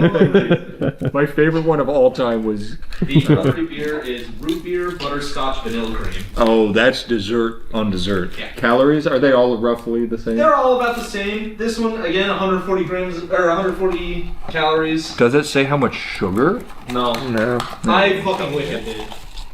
They're trying Looks to like keep coffee. that stat as far away from themselves as possible. It really does look like a cold brew coffee. Oh, you like this one? Nope, that's genuinely revolting, actually. That's cough medicine. I think you don't like root beer. That might be it. I don't hate, but the thing is, I don't hate root beer and other things like a root beer float. Yeah, that's fair. I just get more root beer than the other flavors in this. I just got literal cough medicine. It's Kinda- buttery root beer. Just that kind of shit you take when you're a kid and it makes you feel yucky. I think you and I are going to have opposite opinions on Mormon soda. Yeah, that to me is the worst one so far. That'd be an F. I'm going B. Wow, that's quite a Might be discrepancy. this might end our relationship. Yeah, that's a big discrepancy. I did not like that one at all. And not just our friendship, our romantic relationship too. Pretty much everything collapses. Oh, I can already tell by the time we get there I have a tummy ache. I got the sugar for buttery beer. Oh, it is 45 to 115. That's probably 45. Yeah, but this is a 45 small. for the kitty size. 40? Yeah, kitty size is smaller than that. Oh, those are real. So then probably my I could have gotten kitty sizes. Yeah. Probably my calorie count instead of being small has been kitty size, so probably like 280 calories. That makes more sense for that amount of sugar. Yeah. That Because checks out. honestly, if they're stuffing that amount of sugar into that amount of calories, that's impressive, and they need to work on protein drinks. Holy fuck. 45 in a kitty? Wait, so probably are those 16 ounce, would you say? I would say 16. Okay, those are smalls, and most of the stuff is around like 150, 200. Which I think is still insane that they're... Calories? Yeah. Oh, wow. So, It'd still be like 50 do you know about sugar count in a small? The 'Cause- sugar count would be... How much bigger is it? Doing math. The minimum is 40 grams in a 12 ounce. Okay. So those are 16 ounces, so it's like 60. Yeah. 60. That's 60 grams of sugar. insane. That's a lot. That's insane. How much is in just like a Coke? Like It's a normal? lot. It's like- 32. Okay. Is it 32? I'm almost positive. For 'Cause I like a know normal Coke, it's 32. There was Those are like 40. I was gonna say the full calorie root beer, like not a diet root beer that was in the fridge, was like 44. Oh, I'm surprised. I thought it was... ounce of Coke, it's 39 grams. Jesus. I thought it was 32. So that's where a lot of the sugar's coming from, is the soda. Yeah. Dude, we just figured something out. Soda is not good for you. That's so weird. Yeah. Yeah, but aspartame. Yep. When are people gonna figure that out? Is there something you could maybe have that's like a replacement for soda that might be, you know, a little bit healthier for you, maybe? I read a story the other day of a guy on Reddit who He was setting you up for gamers. You're missing an ad spot, Matt. Come on. Oh, sorry. I thought you were saying water. So wait, I can move over to Matt. Like Matt, what did you say? All right, sorry. Yeah, edit this better. Oh shit, he's gonna edit this one. No, we could have. I we could have someone whip it up real quick. Gamer subs. Get Goof Juice. Get it down in the description. You got sugar free. You got the hydration formula. You got all the good stuff there, and it's all in that description. Just click the link. Now, what'd that guy on Reddit say? Okay, so he was saying he went like 7 years with migraines, and he went to doctor after doctor and nobody could figure it out. Scans, tests, everything. He moved, went to a new doctor, and they were like, well, how much water are you consuming in a day? And he's like, four to six drinks. And they were like, drinks of water? And he was like, well, Diet Coke, but yeah. And the doctor was like, that's not water. Does this sound familiar for I forget which one of you? Oh my God, you're right. I think I brought this up. You in college, right? Yeah, that's me. Yeah. But no, I read the story, and the guy was like, literally the next day was my first day ever without a migraine because I drank water. And I was like, why, Zach, are people not drinking water? Caffeine is a diuretic. All right, drink. What's that? This is the Texas Tab. This is Dr. Pepper, vanilla, and coconut cream. I bet you this one's decent. I like vanilla Coke and I like coconut. Yeah, you're right. That one's good. Keep it simple. Yeah, that one's very simple, very dirty. That's a dirty soda. Yeah, very dirty. Yeah, tastes like vanilla Coke with some coconut. Yeah, that's good. What's Dr. That's Pepper? weird because it's Dr. Pepper, yeah. Tastes like some vanilla Dr. Pepper with some coconut. That's a high B. I'm gonna go A. Whoa! And that's the halfway end point of our caramel colored sugar drinks. Now we get to the real colorful ones. All right, this one. Take your straw. Is the Beach Babe? Peach Babe? Beach Babe. Beach Babe. The Beach Babe is Mountain Dew, raspberry, peach, and vanilla cream. Bang. They even did this with Mountain Dew. That's crazy. Oh, that's like shockingly solid. I didn't think there would be a single positive noise in this video. Yeah, that's like Wow. like genuinely tasty. I like that one. That's probably the best one now. Oh, very fruity. Yeah. Yeah, still very sugary, but much better. Yeah, that one doesn't attack you though. Like No. the sugar wasn't aggressive. It was, And the Mountain Dew comes through a little bit. Big Mountain Dew enjoyer. yeah, it was more subtle. That's the best one. That's Did an I A. say we're not going to S? Oh, sorry, I Oh. have my own opinions. It's fair. I personally wouldn't go to S because I would literally never drink these. I That would is the feel very sick hard to my part in this stomach. video. I will never go back. I'll give it an S compared to the rest, though. Yeah, I'm going S. I think it's the best of all of them we've had so far, but I can't in good conscience give it an S. So this, I think, is what Drew was talking about. Of sometimes the coconut cream curdles. Separates. Well, maybe not. What if you There's- just like kind of swirl it? yeah, there's also boba on there. Oh, there is boba. So that's nifty. What did you say? Nifty. Oh, I thought you missed the T. Oh yeah, that's nifty. Nifty. Doctor. All right, the watermelon sugar. It's just called watermelon sugar. Yep. It's the song. Oh, did they work with Harry Styles? Yeah. This is a Mountain Dew, mango, watermelon, coconut cream. Hey, that was the Daily Dozen question last night. Watermelon sugar. Right. Harry Styles. I've never heard of the song. That's good though. That's crazy to me. I'm not a big Harry Styles guy, I guess. He's a big metalhead. Man, they're crushing it on these so far. Oh, it's the popping boba too. Oh, I actually didn't get a boba. That's a good thing. That's a good thing to target. Much better. Also, How did you suck the boba out? Holy shit. I had to real hard, like...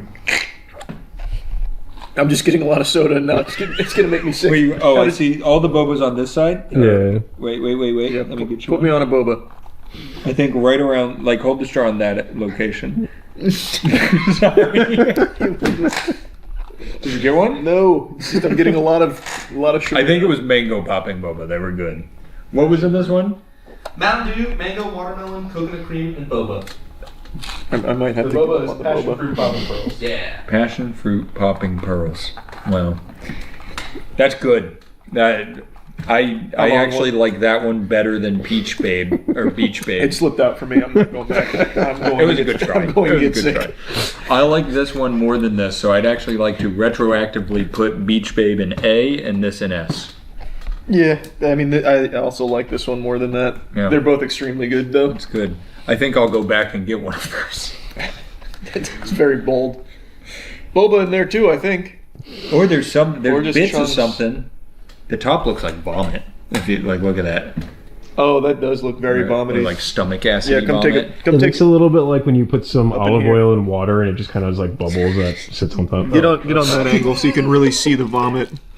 Oh, they gave us boba straws for the ones with boba. That'll do it. That will do it. That's why it was so difficult. There you go. You really got to... Yeah, That one looks like it could use a little bit of a stir as well. Rip off a little bit more there. All right. Unsheath it. Oh yeah, this one's gonna be good. I can tell. What's this one? Maybe I missed it. Oh, this is Mango Breeze. They really have... I think they have two teams that name these. Because you get Mango Breeze, which are like, oh, mango, refreshing. And then you've got the Ring King. And I feel like those are very different from each other. Are you getting any of your vomit? Oh, added some of your own. The Mango Breeze, sparkling water, sugar-free coconut, sugar-free vanilla, mango puree, and then an ingredient that falls off my computer screen. So I think. Oh, that wasn't boba? Frozen mango. Frozen mango. Oh, it was mango. Okay. I really worked for that, and it's very mid. Oh, you effortlessly got a piece. I did. I think I'm better at these. I don't like that. It's mid. I'd put that in C tier comfortably. Yeah, I don't love that one. I'm gonna even go down to a D. It's just it's just not doing it for me. That's fair. What is this? There's no cream of any sort in this. Yeah, this one is pink Bahama. The Pink Bahama is Fresca, peach, strawberry, raspberry, and fresh lemon. Oh, that one doesn't sound too bad. I was gonna. This doesn't even sound dirty. This just sounds like a drink. Whoa. That is just 5 a drink. grams of sugar. Whoa. This has 5 grams of sugar? That's basically healthy. That's pretty good. Yeah, that's good. The energy to do actually get yourself. Yeah. Does this one have energy in it? Like No caffeine? sugar, no sugar. Oh. Where are you gonna get the glucose? Yeah.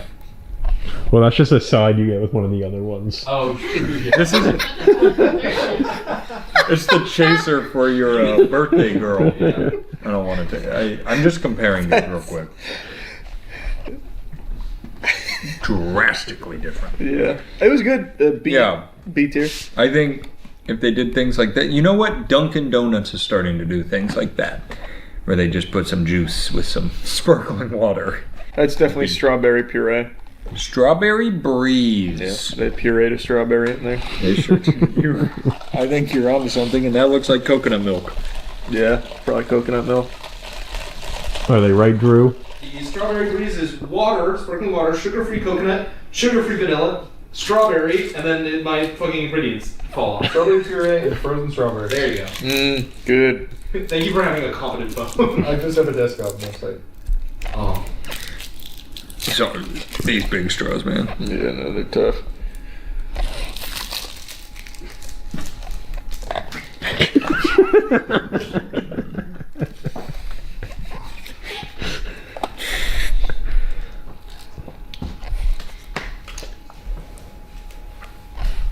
Yeah, that sucks, right? That might be one of the worst. I really don't enjoy that. Yeah, that's second to last for me. Yep. That one is an F for me. That one's just above root beer in the D tier, but they're fighting down there. I really don't like that. Yeah, that doesn't blend well. And then the last one is the most exciting. This one comes with a little fun on top. A gummy shark. Yeah. Because if you didn't have enough sugar, Did you ask them to not put it in ahead of time, or did they just do it? No, like that? this was just they were That just seems precarious. They just did. Well, is it like stuck on? It comes with it. It's like part of the drink. I know, but you would kind of expect it to just be in there. Yeah. It's like kind of sticky. Well, eat it. I gotta eat it. Yep. Wait, no, don't you have to put it in and like let it soak up and then eat it? It's gotta swim around. It comes to life when you put it in there. Like a sea monkey. It tastes like soap. The gummy shark? You want some? That's because you didn't let it absorb the other stuff. Yeah, they gave you the flavorless variant. This is the Shark Attack. It has Sprite, lemonade, blue raspberry, and a gummy shark on top. Not anymore. Nope. It's fine. This one's not fun. I mean, I guess I ate the fun part, but like, they're trying something here. This is just drink. Yeah. Well, yeah. It's kind of very Sprite forward. Yeah, it's okay. It's a C, I would say. The two best that they did were these two. Yeah. In fact, I'll take another sip of this one and regret it in a little bit. Yeah, that'll do it. I just got more of the boba. Did you? Mm-hmm. How did you not get any boba? I don't know. It's hard. They're fighting in there. I don't know. They're hard to absorb. Yeah, this was. If I was naming these instead of Shark Attack, I'd call it Blue Sprite. Yeah, that is very Blue Sprite. It's just Blue Sprite. I'll go C as well. I think if you're going to go try it, stick in this realm. Yeah. Well, maybe this realm. Just these two. Yeah, those two were their Wait, best. didn't you guys really like this one? No, the strawberry one fucking blew. No, this is the. This one was good too. It's that one was good. I'd put it in a similar category to that. It's better, but where it's just like, you don't need to go to Swig to get that. It's just a drink. It feels like this is something that Dunkin' would have on their menu. Like it just feels like something that's already in other places. You know, let me rant about Dunkin' for a second there, because I tried one because they named them. What was it, like the Dunkin' Zero Sugar Energy? And the flavor names are like Blush Pop, which is really weird. So when you go and you want one, you're like, hey, I'll take a small Dunkin' Zero Sugar Energy. And it's just a terrible name. You got to name it something you can order. It pisses me off. Okay, could you not Could you just call say it a Blush Pop? Yeah. Well, no, I guess it could, because I say the first part and they say which flavor. Yeah, that's a good point. I could say but I don't want to say I'll take a small Blush Pop. Why? It's better than saying I'll take a small birthday girl. I think it is better than that, yeah. Yeah. Thankfully today I did not have to order the birthday girl, which, to your point, none of that has helped when all the signs say Sweet 16. Yeah, I mean, as far as I'll have one of your Sweet 16 birthday girls. As far as naming goes, I feel like Blush Pop's probably better than No, that's a great point. Keep it up, drinking. I don't know. What are your closing remarks? Like if you're a real soda lover, like this is probably super cool for your taste buds, but like I truly would never drink them. Like it would ruin my meal. I will never have one again. What I could see though is I could see like if we were floating around in a communal pool together, and they and they start serving these, I'd be like, oh, that's cool. It's like a non-alcoholic pina colada. Exactly. You think I could toss a shot of something in these and it would be a good like mixed drink? Oh, I bet it would go crazy. I do have a question. Mormons can't have alcohol, can they? I think that's correct. Okay. So these, you're probably right. These are like mocktails and coffee replacement. This is just daily stuff. You just need these for every scenario. Yeah. Replacement for your water for the day. I don't think we're the target audience. No, I don't think so either. But like I said, I could definitely see in like a festive or casual setting where this is like just the thing you're drinking. It's fine. With a meal, I can't fathom. I shan't even imagine. There was a long line. It was a cool experiment with the old dirty sodas. Yep. Thanks for making them. Bye. Take it easy.